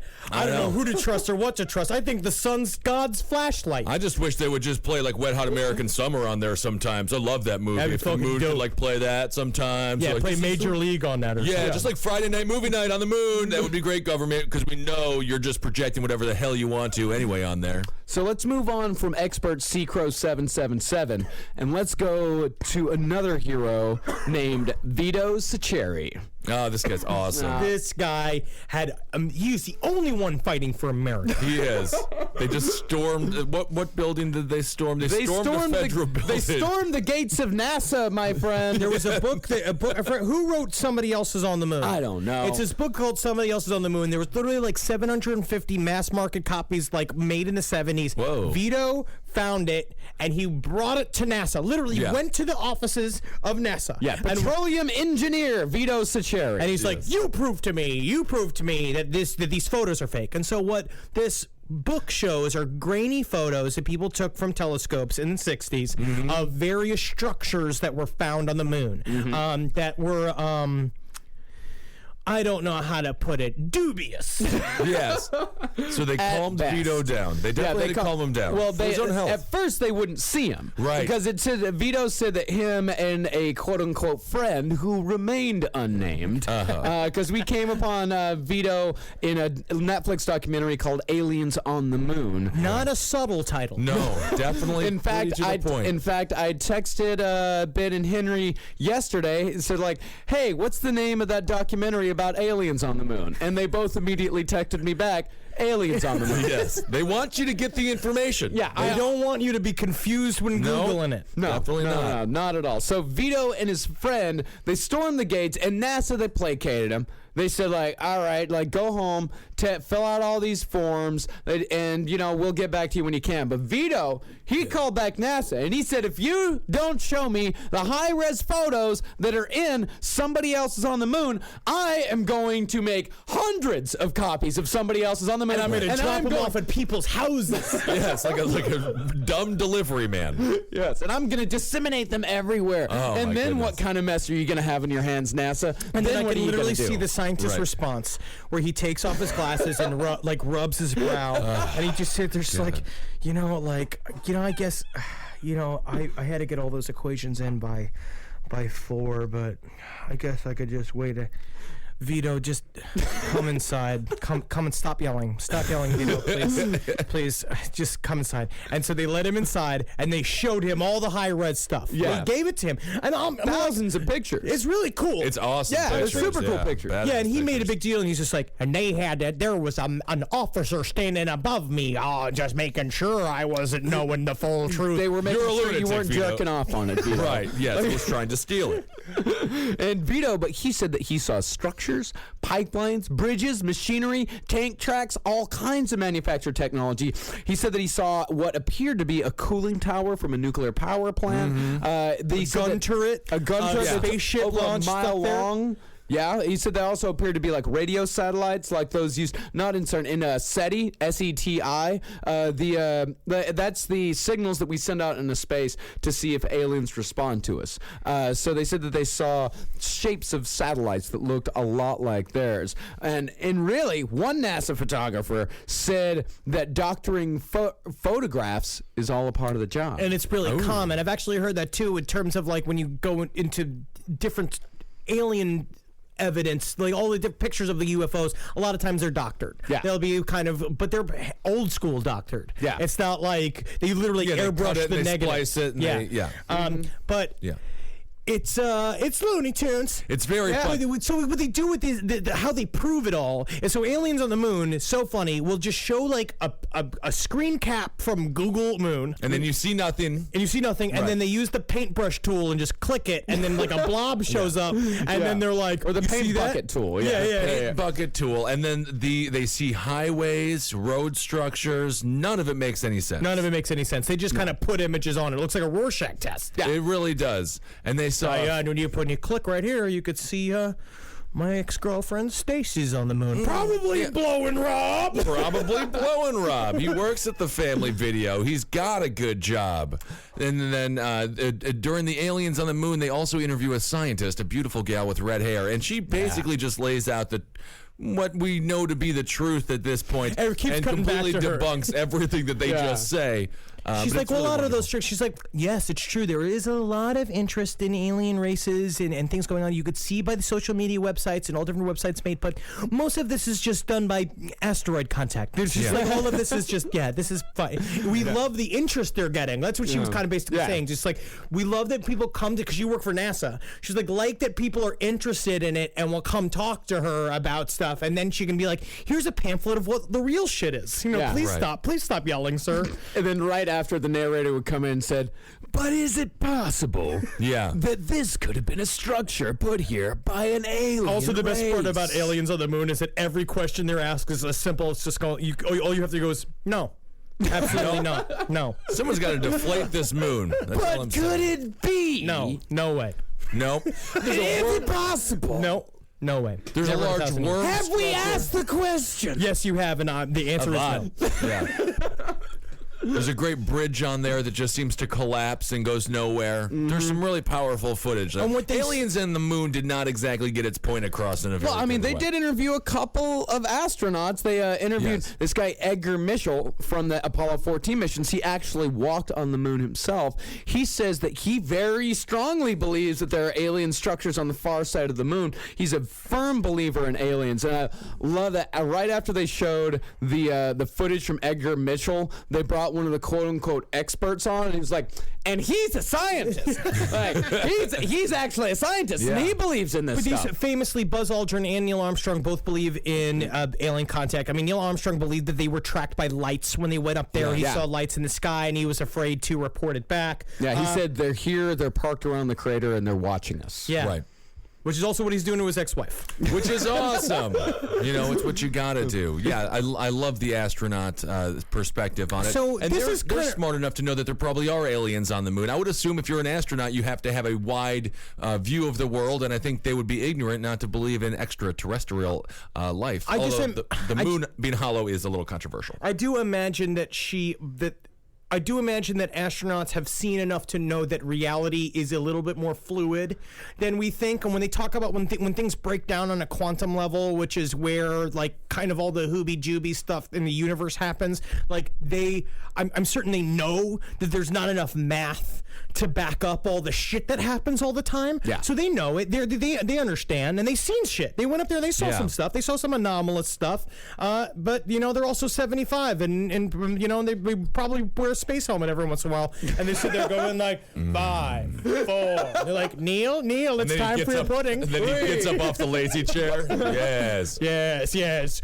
Go to liftoff to get my sweet, sweet pudding. Oh, got to. Absolutely. What's your dick like? You got a little dick, but it's not hard there. But it's just it must be kind of flailing there on the moon, huh? Like an American flag. Just kind of like. I guess if you're naked, yeah. I'd imagine I'd imagine dicks are pretty wrapped up. That's really it's very dangerous. Space, yeah, yeah. Your naked boy's fantasy on the moon. I don't think is going to happen this generation. Well, so this pretty much wraps up. What the hell was Well, this wraps Not up this generation, but you know what? Write a letter to Richard Branson. All maybe right, he'll I'll figure it out. Well, this wraps up the aliens created the moon segment. Yeah. Now, question is, maybe the aliens did make the moon.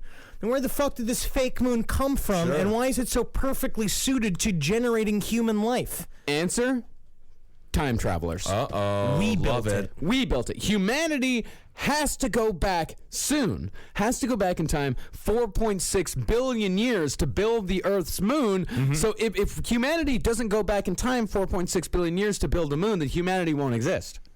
It makes all the sense in the world. Exactly. Yeah. And if they don't, and if in the future, I mean, technically they came from a world who didn't build a moon, so I don't really know where they came from. But but they went and made sure that we'd have a moon. Yeah. They went back and made traveling sure. people who are from the future, maybe. Yeah, they're from the future. Right. Because we haven't gone back and built the moon yet. So at least as far as I know. So that's why it's a hologram. Well, no, this Are is they conditioning us for the idea that a moon will exist in the future? I don't see. This is the problem. You're the one. There is first of all. It's tough to say. There's definitely a Mars. Yes. That I know. That Mars is a planet. Mars. Love Mars. So the Earth is a very unstable planet, very complex core. It's like many other planets in the solar system. It would have fallen over in its orbit, not once, but many times during its history, like a spinning top running down. You know, it spins, it spins, and then falls over. But the Earth, because of the moon, is able to spin on its axis in such a way that we have 4 seasons. Which is complete. I mean, that is necessary to life. Yes. Yeah, life is the way we do it. And it's evenly heated. The whole world. Again, we were saying before, it's all like it's very temperate. It's perfect for life. Right. Yeah. And it also, that also means the presence of liquid water, which of course is crucial. Love that liquid water. I can't get enough of this stuff. Yeah, because it makes all the beer you love. And also, again, it's like, and the moon is just too perfect. You can imagine that God would come and just like imagining the moon to be as perfect as it would be akin to expecting nature to spontaneously create a car. Yes. Which is they did. It's called a horse. Yeah, I mean that's the thing. We still use horsepower to this day to define how fast a car will go. Yeah. I don't think the moon's that perfect. No, the moon, as far as creating life on Earth, yes. And also, it doesn't look amazing. No, but it's perfect. It's the way it works. So it started off closer to Earth, and when the gravity from the moon really helped us solidify as a planet, and create life here, and then has slowly drifted enough to make it basically easier for humans to now live here, because then the tides would be too extreme. So that's also way too fucking perfect. And it's just like, if you just look at the fucking numbers, what are the numbers? So what he says here. So this is from the website whobuiltthemoon.com with Alan Butler and Christopher Knight. And what their thing is that they have put several things that they don't know if it's either explicit or implicit messages that future humans have put into the moon and the way the moon works to show us that it's man-made and show us that we eventually are going to have to rebuild the moon. And I actually don't know, but then I don't understand because we already got a moon. No. Why do we want to get rid of the moon that we already made? No, we don't got to get rid of the moon. Is that okay? They want more than one moon. No, wait, no. Here's the jealousy issues. If we get a skinny moon and we got this fat moon and there's a skinny it's moon. It's all the same moon. It's all the same moon. Because what? Okay, I think I got it figured out here. Are we on the next timeline now? Is this the one with Crispin Glover or with the guy dressed like Crispin Glover? I love Crispin Glover and the guy dressed like him. No, so what it is that the moon that we have right now, there are definite signs to get us up there, to explore the moon further. For example, the eclipse. Yes. The eclipse is something. That is one of the messages that he says. Yeah. The solar eclipse and the fact that it's so perfectly done and so perfectly wraps around the sun is a thing to show him that, this is a little too perfect, isn't it? Yeah. And also the sunset and the moonrise. How the sun sets and the moon rises at almost equal rates. In equal rates. That's way too perfect. It's kind of like when your girlfriend's sitting there just making dinner for you and you think and you watch her and she's making dinner and she's like, oh, just make yourself comfortable. And then the next thing you know, it's all over. Like it's a big lie. Right. That is a lot like a hollow moon. Wow. So, okay. All right. So the guy, these are it is perfect. And it's nice because you don't think about how beautiful these things are and how perfect they are. He's right. He did explain the rising of the moon and the descent of the but then the last thing he said, the really big messages are the numbers involved. Yeah. The numbers involved. So let's just I'm going to read this directly off the page so we can, because I can't paraphrase it. Yeah. The sun is 400 times bigger than the moon, and the moon stands at 1/400th part of the distance between the Earth and the moon, number one. The Earth is 3.66 times bigger than the moon, and the Earth year, thanks to the presence of the moon, takes 366 days. It really does, but those are star days and not solar days. That's true. That's true. And please, I hope you're all taking notes right now. Take some notes. If you are not taking notes, please rewind the podcast 20 seconds and take notes. Because you're going to fail the moon test that's going to happen because the thing is that you're going to get free all access pass to the moon if you get all the math of the moon math questions. Especially those that are coming to our shows in the United Kingdom. From March 23rd to March 28th. There will be a moon test upon entrance. It takes 27.322 days for the moon to fully orbit the Earth. That means that 366 orbits of the moon around the Earth take an absolutely even 10,000 days. The anthropic principle basically states that the universe is the way it is because if it were any other way, we would not be here to see it. Yeah. Astronomers in particular are reticent to look at any possibility where they'll take them outside the box. Yeah. Absolutely. The number 27.322, which we have just observed, is the number of days it takes the moon to orbit the Earth is highly significant. Highly. Both singly and it's in multiples on the Earth-Moon-Sun relationship. For example, the sun is exactly 109.288 times the size of the Earth, which is 4 times 27.322. Even modern measuring systems were taken into account because the circumference of the moon in kilometers is 10,928.8 kilometers. I'm about to clock out. No. Can I clock out? 400 times 27.322. And here's that 400 again, which you may recall is the number of times bigger the sun is than the moon. And as staggering as it may seem, the circumference of the moon is 27.322% that of the circumference of the Earth. And it all boils down to a tripartite relationship between three numbers, their subdivision, and multiples. And at some time in the future, humanity will embody embark upon the most distant and most important journey it is ever likely to take, it will be necessary to travel 4.6 billion years into the past to complete a massive engineering project to create Earth's moon. I feel like listeners have just subconsciously begun sexting their friends because they feel like they're freshman year in high school and they're just bored as shit. My other question is, but it's still.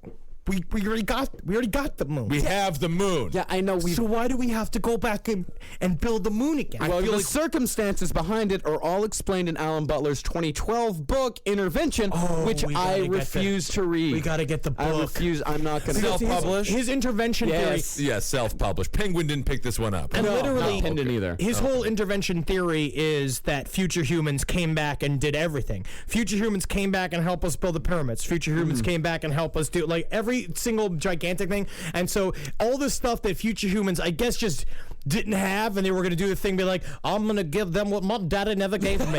I'm going to give them a pyramid. I'm going to give them a moon. I think it's really nice that he calls slaves future humans. That's really nice. If you're a slave and you would live nowadays, you'd be like, I built the pyramids. I died building that. No, put some sunglasses on you. Years. Now you're a future human. Okay. And now we want to play, just in case you know, the kind of truth that we laid on you today is something that is going to shatter your paradigm, and I'm sorry, but I just want to take this warning. I want you to take this and sit and listen to Dave Johnson and his heartbreaking truth.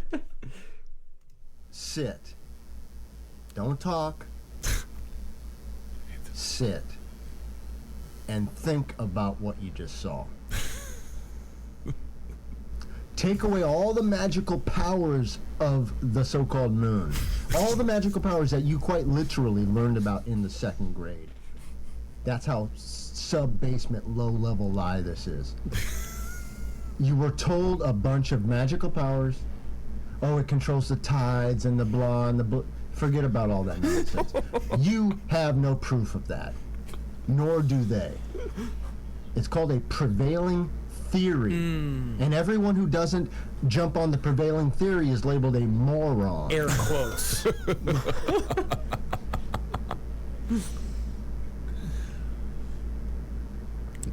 So I suggest this to you. All of those that liked to contend with me, and many of you, what's funny is you admit openly. Oh, I didn't watch the video. And I feel good about it. Calling that guy a moron. I mean, that's quite literally real comments, you know. Close enough. And so, okay, fine, you don't want to look at this? If you don't look at something, how then do you have an opinion about something? Most people don't want to look at this information I give because it blows everything up. Everything they thought was real. Now, this is a lot bigger than telling you that World War II is a hoax, because it is. Or some hoax, because it is. Or Columbine, or Aurora, or the controlled demolition of 9/11. All contrived and just lied. Fucking rattle them off. Wow, yeah. Where nobody died and nobody got hurt, but you'd rather believe in death and fairy tales and tides, regardless of what you see and are presented. It's what you would rather believe in. You have chosen your pantheon of gods. You put them up on a shelf. The only thing you can believe in, the only thing that's real is the KFC Double Down. That's the only thing that I dude can't wait believes to have in. that chicken wrapped hot dog. Oh my God! I can't. He's in Indonesia first. It's got to come to us. My goal is to go test out some caskets. Go get just get a couple of big gulps, 2 to 3 big gulps, chow them down, and then get a double down hot dog and eat it under a highway. That's perfect. What a goal that is, Henry. That's called the Zabrowski Gold Package. Yeah. So if you want to come with me, that will just cost you 10 easy payments of $59.95. That's awesome. You should usually, just kind of eat in a casket, 'cause you never know. The moon is fake. Hope you don't like the moon. So yeah, it's not real apparently. So that kind of throws off everything. Very upsetting. I want to say there's a woman, Lisa. I don't necessarily want to say her last name, but she's a listener and she's a good friend of my friend Maura. So thank you for listening, Lisa. And she listens in her kitchen. She runs a bakery with a whole series of staff, and she makes her staff listen to it. And I don't know if that's legal or not, but I want to say thank you very much for listening, Lisa. Oh, and thank you very much, Amanda, for the very sweet bucket of goodies that we got. Have we not thanked Amanda yet? I don't think. I know. Oh this my was God! Before we did. Yeah. Thank Oh, you so yes. much. You have no idea what it meant to us. It I want to very say sweet. thank you so much for freaking out every single person who works at the Postal Service or UPS or whoever you had to deliver the unbelievable massive blue tub that looks like it's full of a toxin or a chemical that will probably cause extreme burns to the skin. And freaking out everyone here at the Creek in the Cave who couldn't wait until I came into work that day so I could take it off their hands and get it out from the wait station because people were ordering food and looking at that thing. It's fun. They were scared. It was really good. It was really. And hell, if you guys want to send us anything, the address is you can put it the Creek in the Cave, care of Last Podcast on the left, 1093 Jackson Avenue, Long Island City, New York 11101. You can also go to Creek LIC and get the address from there. I've been gaining weight at a rapid rate, so what I need is more beef jerky. Marcus, who made that beef jerky? Randy, send us more beef jerky. Oh, best beef jerky I've ever had, Randy. So yeah, come see our UK shows March 23rd through the 27th. It's gonna be a so great fun. time. We're starting to plan them now. It's gonna be awesome. All right, everybody. Thank you guys so much for listening. Let's do a hail yourselves. Can everyone hail Satan for me? I need the strength and the power. You need a hail Satan? I need a hail Satan. I'll give you a hail Satan. Hail Satan. And Heil Geen, for I accidentally got his hair cut yesterday. What do you mean? did. No, you look good. You do look like a guy who's wearing his mom's tits as a shirt. And hail me. And Megustalations. Oh, yeah, Megustalations. Love that. Christ is fake. The moon is fake.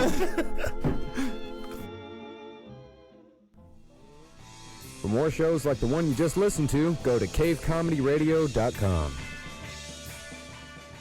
And one last tiny little thing. We've got an official Twitter now at LP on the left. We're going to be posting tons of bonus material on there. You'll get previews for upcoming episodes. You'll get to see some of the research that me and Henry and Ben do every week. You'll be getting some spooky, crazy music that I listen to while I research. You'll be getting some videos that we show when we do the live shows the fourth Saturday of every month here at the Creek in the Cave. And a bunch of other just weird shit, whatever we find. So go and follow us at LP on the left, where you find all of your bonus Last Podcast material.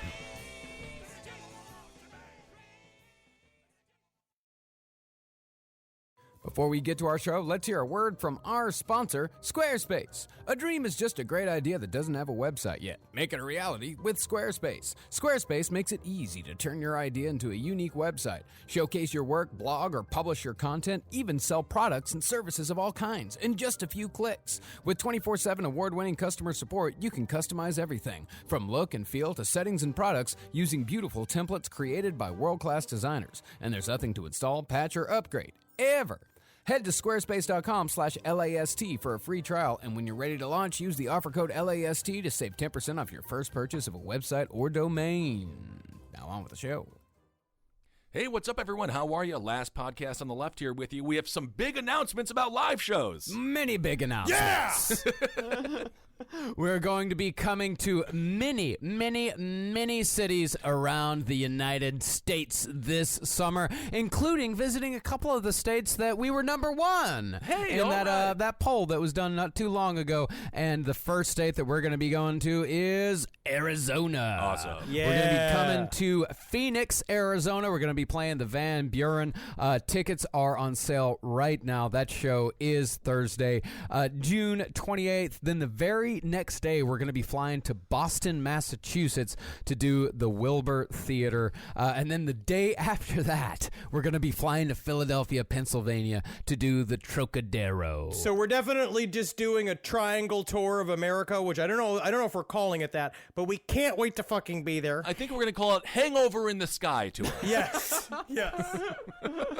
And then on July 6th, we're going to be doing Revolution Hall in Portland, Oregon. Awesome. Finally going to go back to Portland. Yes. And it won't be covered in snow this time. Very good. Love Portland, though. And then finally, our last big show, our last big venue show is going to be in San Diego, California at the Balboa Theater on July 20th. That's going to be during San Diego Comic-Con. And we're also going to be appearing at the Bumbershoot Festival in Seattle, Washington at the end of August. We hope to be adding a few more shows to this year. That's definitely not the end of it, but that's what we got for the next couple of months. So go to lastpodcastonTheLeft.com to buy tickets to all of those shows. Come see our wares and sundries, and we hope that you are duly entertained. And if not, I don't know what to do. Hail yourselves, everyone, and enjoy this episode of The Last Podcast on the Left. Hail Satan! There's no place to escape to. This is the last podcast On the left. That's when the cannibalism started. What was that? Man, oh man, it is hot out there. Oh yeah. Man, I am in fucking weather talk. Let's do some weather talk. I tell you what, I am in a central Florida city right now. It is 1:02 outside. Wonderful. And it is slowly but surely becoming 1:02 inside. I am in a bathing suit. I am slick. You are. To the touch. I can see that. Look at me shake my flaps. Wonderful. How's the Red Lobster? Was the Red Lobster good? It had a police line around it, so I didn't go to it. All right. So I went to a place called Good Value Restaurant. Very good. Welcome to the Last Podcast on the Left, everyone. I am Ben Kissel with Marcus Parks. Hello. We're here in New York City, and as Henry has already alluded to, he's in beautiful, sunny Florida. I'm in the birthplace of Johnny Thunders. Oh, really? No shit. Yeah, and also, this is where the plane crashed that killed fucking Ozzy's guitarist. Oh, Randy Rhoads? Wow. Yep. That's all they have to say about this place. You know, also, a lot of music it has history. the Watermelon Festival. Each one keeps saying like, "You gotta be here for the Watermelon Festival," and I was like, "When is it?" They're like, "Not anytime soon." Right. Like, oh, good. Well, then I won't be here for it. All right. Well, today's episode, this is a long time coming, and I am personally extremely thrilled to learn more about the murder and the life of Tupac Shakur and Biggie Smalls. We're talking Tupac and we're talking Biggie. Yeah. So the 1996 murders of gangster rappers Tupac Shakur and Christopher Wallace, a.k.a. Biggie Smalls, a.k.a. the notorious B.I.G., have generated conspiracy theories beyond imagine, blaming everyone from the reasonable to the ridiculous, the LAPD, to Oprah. What? And it's about time somebody brought fucking Oprah down, because when she orchestrated the murders of the notorious B.I.G. and little Tupac Shakur, she took a step too far as I'm concerned. She used to have little people on her show bowling each other. Well, you know, Oprah's the only one that could get away with it. That's what I would say. Well, the reason why these conspiracy theories exist in such a numerous fashion is because of two reasons. One, these two artists were beyond beloved in their time and have only gotten bigger since their deaths. So there's a lot of emotion here to deal with when it comes to fans. There's a lot of conspiracies about the murder of Biggie and Tupac, mainly because, I mean, what you said, where we've seen in the past, where there's a lot of emotions, there are a lot of conspiracies, because people want to know why. Like, why did these people get murdered? These people I love. There's got to be some kind of thing that led up to this. And also, these guys are surrounded by some of the biggest bullshitters that you've ever seen. They are all, everybody knew Pac. Everybody, it's like every interview, every doc about them has the same. We're like, I knew Pac. I held his guns in a basket for him one time in Sacramento. And you're like, you don't know anything about him. Well, that would require a fair level of friendship there, if that did happen. Well, unlike, say, like the murder of John Lennon, the murders of Biggie and Tupac are officially still unsolved. But unofficially, what many people don't know is that it's more or less known who was behind each separate murder and who pulled the trigger in each case. I heard it was Oprah. Yeah, she could get out from under Stedman. In both, got her fucking ass. Good job. You did it.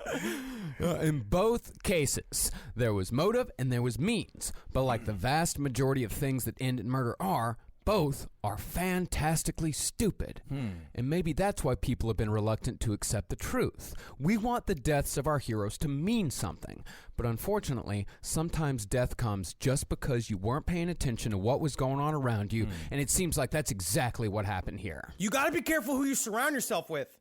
I feel like one big lesson I've learned from this story is that you got to pick your friends carefully and your enemies even more carefully. That's true. Yeah, I think I've made a horrendous mistake just judging by the glisten coming off your body right now that I'm forced to stare at as you wear a bathing suit in a Florida hotel room. Yeah, man, I'm a great fucking enemy because no matter what, you tussle with me, you get the grease. Grease comes on you. I don't want the grease. For those of you too young to remember, the early to mid-90s were partly defined in popular culture by the East Coast-West Coast gangster rap rivalry. Oh, yeah. And also, there used to be a thing called the dial-up modem. Well, and now hear me now. Listen, sit here, put down your zip zapper. What is that called? Is that called a... What, you're twisting with your thumbs? What's that called? iPhone? You're doing something with your phones. Back in the day, we only had one phone, and your mother used to beat you with it. And if she was on there looking for money from your father, you couldn't use the internet to see nude pictures of Psylocke. That's very true. So Biggie was East and Tupac was West, and the whole thing culminated with their murders. But despite what fronts these guys put up, at the end of the day, they were really just artists. Right. Even though there were a few exceptions, a lot of the guys on the East and West Coast were pretty much playing a character, and they were damn good at it, too. Well, I mean, being from Wisconsin, I understand regional feuds. I mean, those mother effers from Minnesota don't even get soda, or you're going to call soda pop? Is that right? I don't think so, my friend. And also, it's a bubbler, not a water fountain. Okay, we could do this all day. I mean, I swear to God, if I'm around somebody who calls it pop instead of soda, I want to fucking shoot him in the face with my fucking gun. I understand. I don't fuck y'all talking about. It's Coke. Coke is a flavor of soda. It means nothing. Good Lord. Now, some of these artists sold dope when they were kids, but none of the big stars were truly living the life. As Sticky Fingers from Onyx put it, if he was actually a gangster, he'd be out there actually doing it instead of talking about it. They wouldn't have time to record rap albums. These men are poets. Yeah. They are writers. They're artists. They make cool rhymes and dance rhythms. That's what they want to do. They want to make people dance. It's not. It's like when Ozzy said back in the day when they blamed him for the suicide of his fucking they saying that he had backmasked suicide hypnotism into his albums, and he's like, "Why would I want to kill my fans? I'm trying to sell them records." Right, exactly. Yes, that's important to remember that because it got totally blown out of proportion, especially for a young, naive boy in Wisconsin such as myself. I mean, I did lose sight of the fact that these are just entertainers. Yeah, but because some of them needed to be next to that life, because their image and ego demanded that they needed to appear to be at least kind of criminal, and because some of them just liked it, they surrounded themselves with actual criminals. And it was their association with these criminals that got them killed.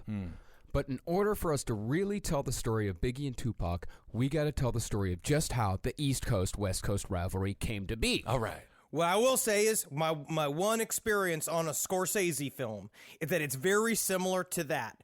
As they talked about during Goodfellas and shit, all those mobsters hung out. That was the idea is that they all felt real cool. Like De Niro got to go eat at Rayo's with the guys from the fucking Caprese family, and they would go and it would just be like, the espresso you have on set is not something I want to negotiate with. And they all have to go and get him new coffee and shit. That was The Wolf of Wall Street, of course. Still a very good movie. Yes. But before we get into the history, let's acknowledge our sources today. Okay. The first is Murder Rap by Detective Greg Kading, who was the lead detective in the Biggie Smalls case when it was reopened in the late 2000s as, no shit, Operation Wrap It Up. It is on theme to be punny when investigating rap, I guess. A little wordplay in there might be suitable for the name of the investigation, but at the same time, leave the humor to the comics. Operation Wrap It Up also sounds like one of those mobile DJ booths that goes to play at bar mitzvahs and shit. Our other source today is the fantastic book, Original Gangstas, The Untold Story of Dr. Dre, Eazy-E, Ice Cube, and Tupac Shakur and the Birth of West Coast Rap by Ben Westhoff, hailed throughout the hip-hop world as painstakingly researched and accurate. Okay. It's an awesome book. Yeah. I keep getting sucked into stories that don't matter to the episode. Like I was deep in it. It's great. Yeah. You should check it out. Now, I will actually say reading this book made me a little less apprehensive about tackling this subject matter. For an example, I will read a small excerpt. All right. Dre's productivity had slowed to a trickle by 1995. He wasn't feeling the gangland vibe at Can-Am and produced only 2 of All Eyes on Me's more than 24 songs. Still, those 2 are doozies. I can just imagine Ben Stein reading this book and just being like, it is a little edgy. He uses the word soupçon, the French word, like 5 or 6 times, and you're like, well, he is far outside. He does make me feel comfortable just being like, thank you so much for allowing me to be a part of the rap scene, Mr. Westhoff. And now I can show the whole gangland world my J. Crew wonderful canvas shorts that ride a soixante amount above my knees. Yes, well, Dre did. As soon as he created those 2 tracks, he said, with any luck, they'll say they're doozies. So that's good. But all joking aside, this guy really knows what he's talking about. He wrote the book over a period of 5 years and talked with everyone from major players like Ice Cube and Dr. Dre to some of the more ancillary but still important guys like Tupac's stepbrother Mo Preem. Okay. And I am very thankful for this book, as this is admittedly a genre of music that it could be said that we're not necessarily well versed in. Speak for yourself. I don't really speak the rhymes of the street, but I feel them in my bones, and I do understand because I'm from the dirty streets in New York City. I've saw the streets that Notorious B.I.G. rapped about. I walk those streets. I put on my little pump-up shoes in those streets. Yeah. And so it's nice to be back in it, man. You're not. No, you're from Queens. Biggie was buddy. from Bed-Stuy, Brooklyn. That's like a 45-minute drive away, if not an hour. It's just, you just take their stores and you flip them to the other side. Yep. That's what I would say, and that's what I was. We had a lot of just fat guys washing porches, just different skin color. Different things there happening. Tupac's Changes, very significant in my life. Yeah. Dear Mama, wonderful song. I had the best of. And indeed, it was very good. Oh, yeah, best and I put of. it in my Super fan had the best of. Yes, that's right. And I put it in my Discman, my CD changer, and it could play in my Thunderbird because it had shock absorbent. It had a shock absorbent technology. That was pretty cool. I mean, personally, like, I listen to all this stuff, like, obsessively when I was a kid in the 90s, but it's not something that I know, like, a ton about. I had to do a lot more research on this one to, like, figure out the history than I did for, say, like, the Kurt Cobain episode, which I already knew a ton about. It's such a compelling story, though. Yeah. And getting back into it, you realize, and there's something about reading about the context of all the music makes the music so much better. I've been listening to Notorious B.I.G. all fucking week, and it's great because you feel his history in it. That's the one beautiful thing about hip hop, I think, is that it has, you can feel the history. You can feel them like kind of bring, because every song's like a story half the time. Yeah. And so you see little slices of their life and you get it a little bit more. Yes, and not to harp on this too much, but this music was really considered dangerous. Very dangerous. My friend got kicked out of the house after he bought Snoop Dogg's Doggy Style. He was just gone, like as if he came home and it was like, whatever, like, I believe in the devil now, and his father was a pastor, and he's like, you're gone. Dude, that's how serious people took this music. And Tipper Gore was out there, in front of Congress being like, we need parental advisories. This really sent a shockwave through the Midwest. Not just Tipper Gore. Just Tipper Gore. Dan Quayle was on the campaign trail, like, quoting Ice-T lyrics. Right. I mean, and it was all of the news stories were the same. It's like, you may never heard of these artists, but it's guaranteed your kids have. Right. And then it would just go on from there and talk about how all of them were psychopaths. It was a musical version of Reefer Madness. It really was. It was like crazy. Anyway. I was definitely forced by my huge friend growing up, Nicholas Venezia, to sing the chorus to Gangster's Paradise at the elementary school talent show.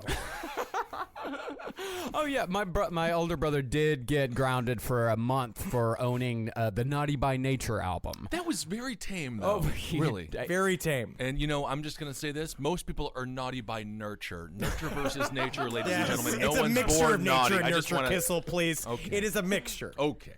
So, as always, we're going to do our best to do the history justice, but please buy and read original gangsters. Because this right here, what we're going to do, this is going to be a simplified, tip-top skim of the history of gangster rap. And also, go buy Murder Rap as well. That's more the second episode. But both of these books are fucking great, but specifically Original Gangsters is amazing. And basically, we're telling this story, the history, so you could really see how it built up and explain why, like, the conspiracies about Biggie and Tupac's murder were, they kind of get deflated. And because you have to understand the whole story just to get to what the fuck happened between the two of them. Right. Now, this story is really about record labels and the people behind them, specifically two of them. Bad Boy Records, run by Sean Combs, a.k.a. Puff Daddy, a.k.a. Puffy, a.k.a. P. Diddy, and Death Row Records, run by hip-hop's greatest villain, Marion Knight, a.k.a. Suge. God, he sends shivers down my spine just hearing the name. Very scary. Good Lord. You know what he reminds me of? A smarter version of, you remember the Asian guy with metal teeth in James Bond? Jaws, wasn't it Jaws? Yeah. I think that was his name. Dangerous guy, though. This guy, he was so big, he would like pop through your television screen. Yeah. But before we get to them, we've got to talk about the label that brought gangster rap to the world, Ruthless Records. Ruthless Records was started by Eric Wright, a.k.a. Eazy-E, and Andre Young, a.k.a. Dr. Dre. Now, even though Dre had grown up in a rough neighborhood, for the most part, he'd stayed away from any kind of street crime. He was a music nerd. Yeah, he was a music nerd who he loved P-Funk. Like, P-Funk was his favorite. His mom was a music nerd. So he'd spend all of his time in his garage, like, learning how to DJ. Again, they are artists. Of course. Honestly, the story he was talking about, so much fun about how he got into music, where he went to go see P-Funk, and he was like, when the mothership came down, and he was just, it blew his fucking mind. I was like, I get it. Yeah, I get it. Eazy, on the other hand, was a different story, although it seems like his heart was never really in the drug game. He only got into selling drugs after inheriting a large stash from a relative who was shot and killed. He's like, I've got all these drugs, might as well sell them. I am surprised the government didn't come and take 40% of those drugs in an inheritance tax. Just be like, I'm sorry, we will need 40% of that. That's a very hot take on inheritance tax, Kissel, and I really appreciate it. Thank you. When that stash ran out, Eazy continued to hustle. But without a big pile of free drugs to back him up, Eazy found the business was a bit more of a life-threatening hassle than he was willing to put up with. Absolutely. He was also tiny, man. Yeah. And when you're tiny, you gotta be so much tougher than everybody else. And it's just not the same. You guys don't understand what kind of fucking tornado, how I have to wild out anytime I want to get anything done in this life. Wild out, like when all those teenagers made you impersonate Chris Farley before you could get on the train here in New York, and you did it? I used my skills as a performer. To do that. Okay, Yes. and that's more of a testament to my talent and quick thinking, Right. which also Eazy-E had to have in order to survive the hard streets. Yes, he did. And yes, being a drug dealer, it's not very lucrative. It's a lot of work. It's weird hours, and you're just around horrible people. Yeah. So instead of selling drugs, Eazy decided to go with his real passion, hip-hop. And the perfect person to pair himself with was Dr. Dre, who was already starting to make waves as an innovative producer even as a teenager. Wow. Although it must be said that early West Coast hip-hop was a hell of a lot more innocent and goofy in its infancy. This is an excerpt from an early Dre-produced track called Monster Rappin'. Oh. Dracula and Frankenstein will always be friends. The relationship will last to the end. I'm telling you something that I know for a fact. If you mess with me, Frankie, It's kind of cute. It's awesome. Why didn't music end with that song and begin with that song? That is a great tune. But what really surprised me upon reading the book was that how a lot of gangster rap started with parody rap. Yeah. And then it was all boosted by Weird Al. Weird Al's success with Another One Rides the Bus was a part of the thing that helped make gangster rap happen.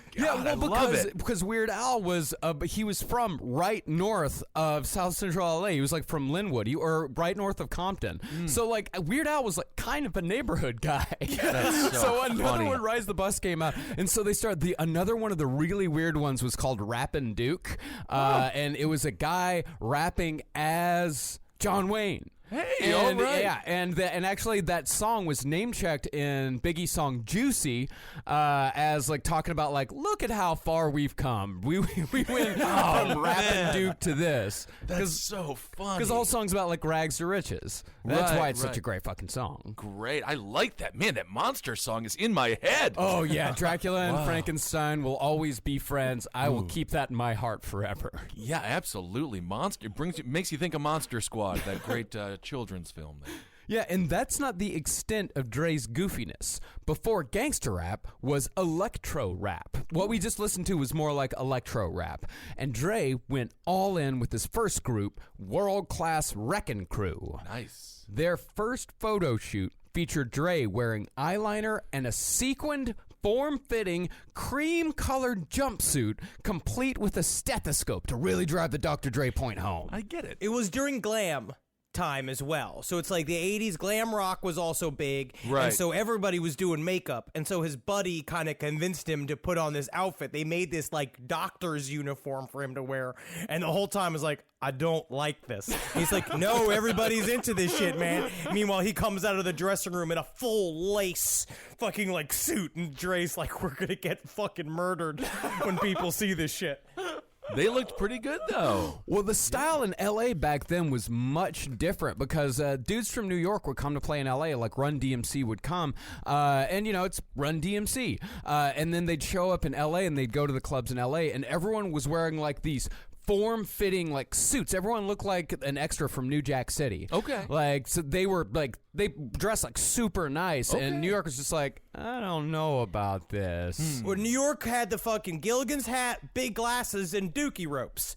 Because the big thing was like the dookie rope is what made him like a very specific. It was a very specific New York style. Those are the big gold chain necklaces that you're talking about that look like WWE ropes. Yeah, it's called dookie rope. I didn't realize that. I didn't realize that either. Yep. Is this a Zabrowski joke? No, it is not. It is in the book. It's called. They call them dookie ropes. All right, I laughed quite a bit when I and then I looked up how to purchase a dookie rope for myself, and they are still for purchase. But the problem is I have so much back and chest hair that chains always get caught in them. The Polish problem.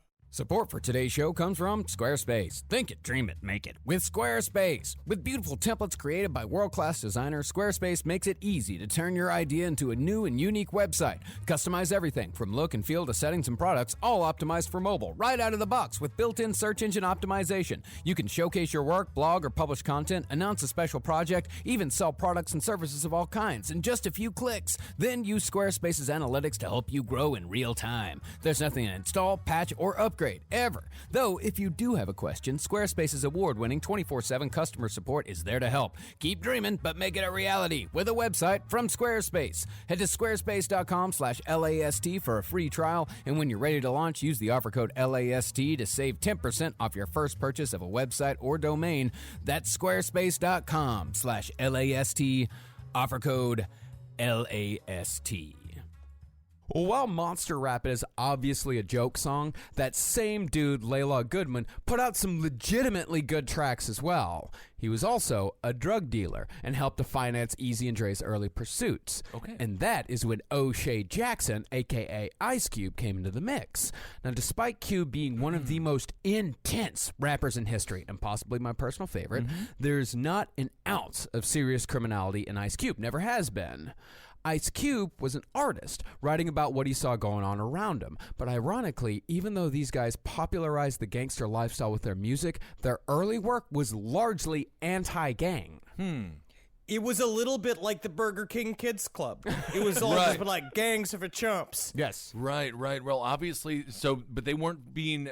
How successful were they with this more innocent rap? Not successful. No. Okay, so definitely not. The market wasn't there. At the time, they kind of had to work clean because they were working out of roller skate rinks and all these like kid clubs. Because they were saying like how the roller skate rink was kind of like the first way that kids could go and like hang out with a group of their peers, without like there being booze and drugs and shit. So they would have to be kind of innocent. But they said that shit would get wild. They were like all of a sudden 2,000 kids would show up, and like one owner of a roller skate rink like told Dr. Dre like, you better understand that if you don't rock this fucking joint tonight, these children are gonna rip this place apart. And like he'd be like, okay, and like, all of a sudden it's a mob of kids like staring at him, being like, make us dance, or we'll kill everyone. That is the toughest crowd I could ever imagine, for sure. Well, things didn't really change until Tracy Morrow, a.k.a. Ice-T, now known more for playing Detective Finn Tutuola on Law & Order SVU, released a song called 6 in the Morning. Now I just can't stop thinking of Dr. Dre just in front of Children of the Corn as they stare at him with white eyes, and he's just like, monster rap. We'll do monster rap again. I've got it. Like, what a nightmare. Oh, for grown men to have to entertain children is I'm motherfucking Dracula. You know I smoke a lot of Cracula. You better take 2 steps backula, or I'll smackula. Everyone's like, oh, shit. There it is. The song 6 in the Morning was so named because 6 in the morning was the time that big fucking tanks driven by LAPD officers would routinely break down the doors of houses suspected to be drug dens. Now, 6 in the Morning wasn't the first gangster rap song. That honor went to Schoolie D, but it was the one people paid attention to, particularly in Los Angeles.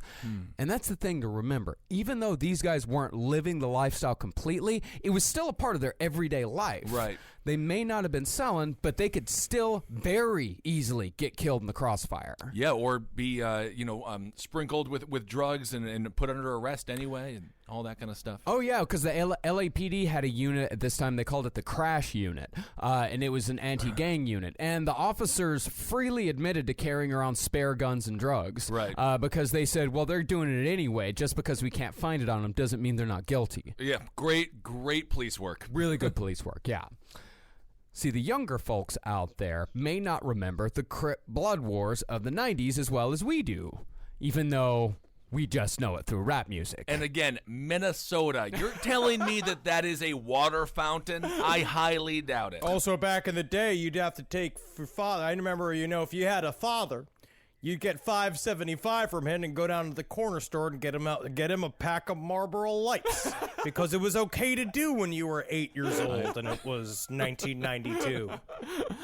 Well, to give you perspective on this for people who weren't alive or don't remember it, I was a kid in Rochester, Texas, a town of less than 400 people, middle of fucking nowhere. I was 10 years old, and I knew about the Bloods and the Crips. Right. I knew all about this war. This shit was absolutely everywhere. They pumped it up. Yep. As well, the media took a hold of it because it was a really simple narrative to say, to warn about the inner cities, but both to bring attention to it, also to kind of in a sideways way say this is why it's okay for us to neglect them and for them to have no resources, because it's like essentially like a war-torn country that we would be occupying. We would have to go and really deal with the changing the infrastructure of these cities, and they didn't want to. So instead they used the sensationalist stories about all these rival gangs, where it's like then you realize, oh, this shit was happening everywhere, not just in LA. Like it happened in New York, and it was happening in Atlanta, it happened in fucking Houston, it happened in all those places, but they used LA as the example.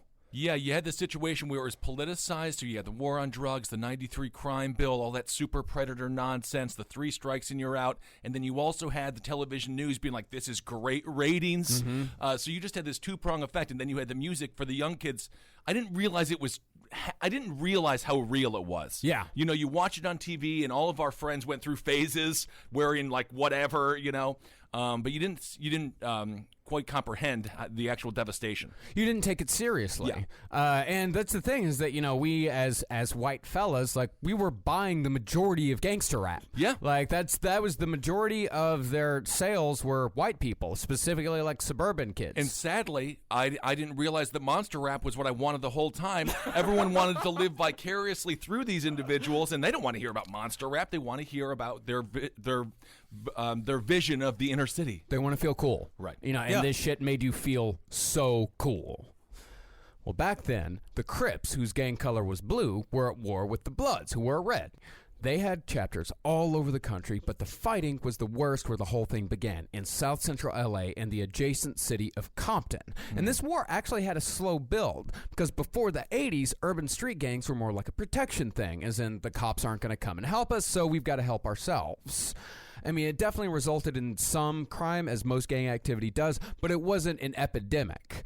Then crack came along, and everything changed. After crack, bloody turf wars became the norm, and murder became a part of everyday life. And besides that, families were destroyed by both addiction and overly harsh sentencing for possession of crack specifically. There's also a lot of conjecture about whether or not the crack problem was just so bad, or if it was just another scapegoat story that they put on these communities. I mean, a part of it is what do we know now? The conspiracy theories that we know to be true is the fact that the CIA helped. Well, they turned a blind eye towards crack sales in certain parts of the country, specifically in LA. If you look at the story of Freeway Rick, and you see his whole shit about how like they were using that drug money to buy arms to sell to Iran to give money to the fucking Contras, the whole Iran Contra shit. So it's like there's a lot of ways the story can be framed about what crack did.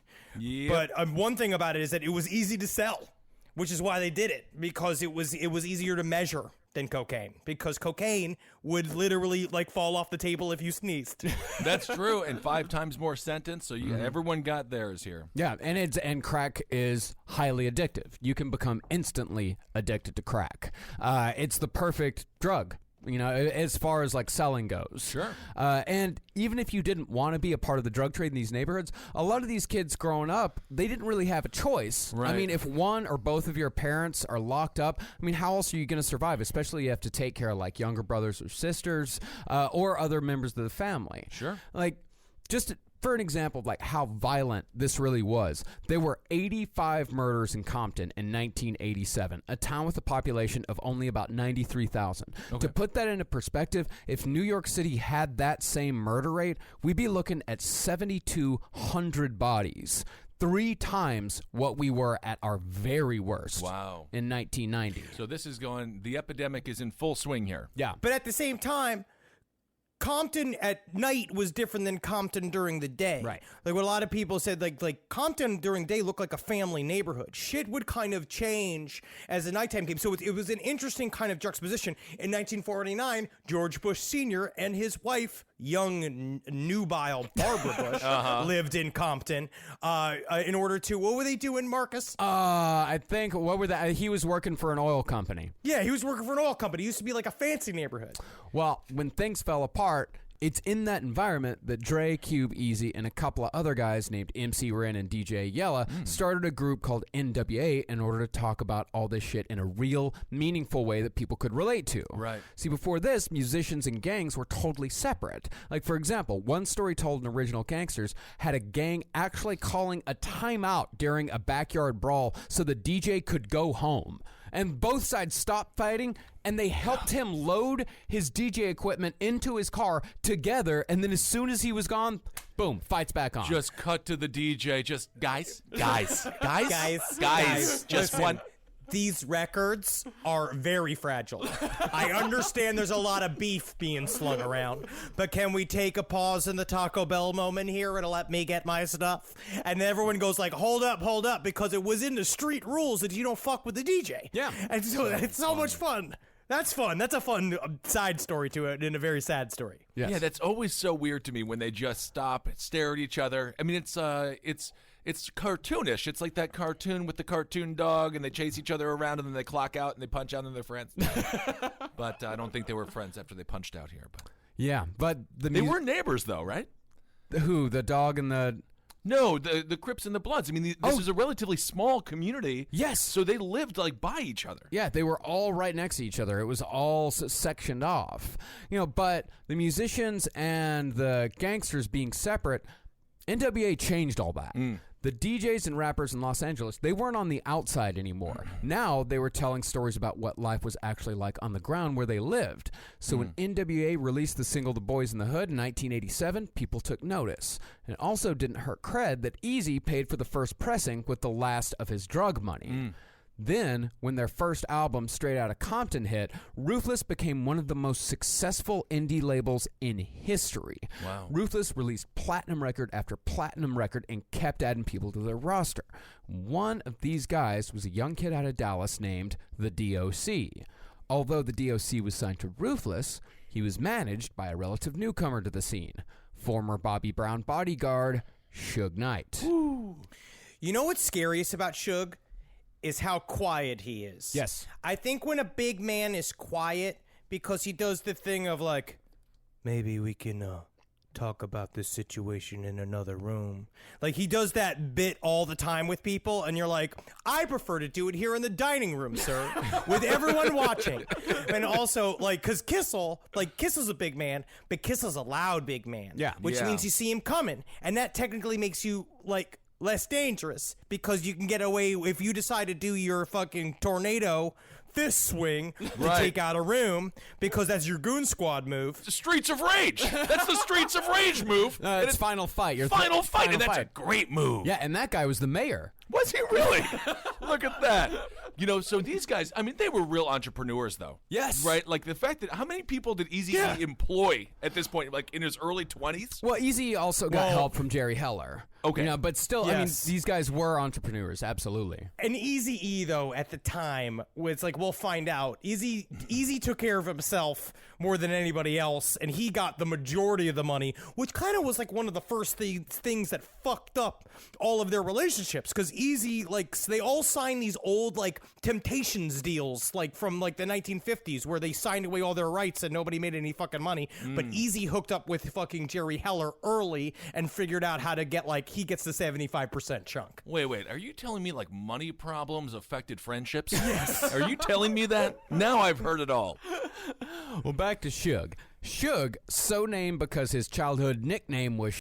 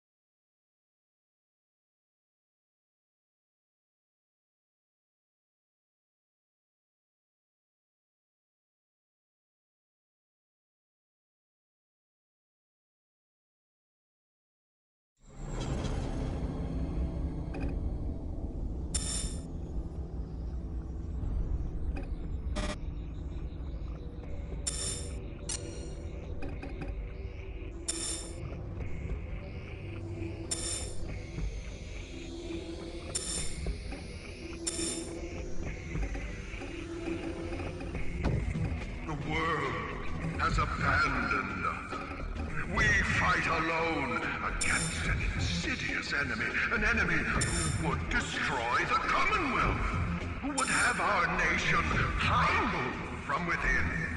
But we are strong enough to fight the Red Faction. We are strong enough to prevail. You asked for greatness. I have given it to you. You asked for victory. It is within our grasp. Do not ask me to surrender to our enemies.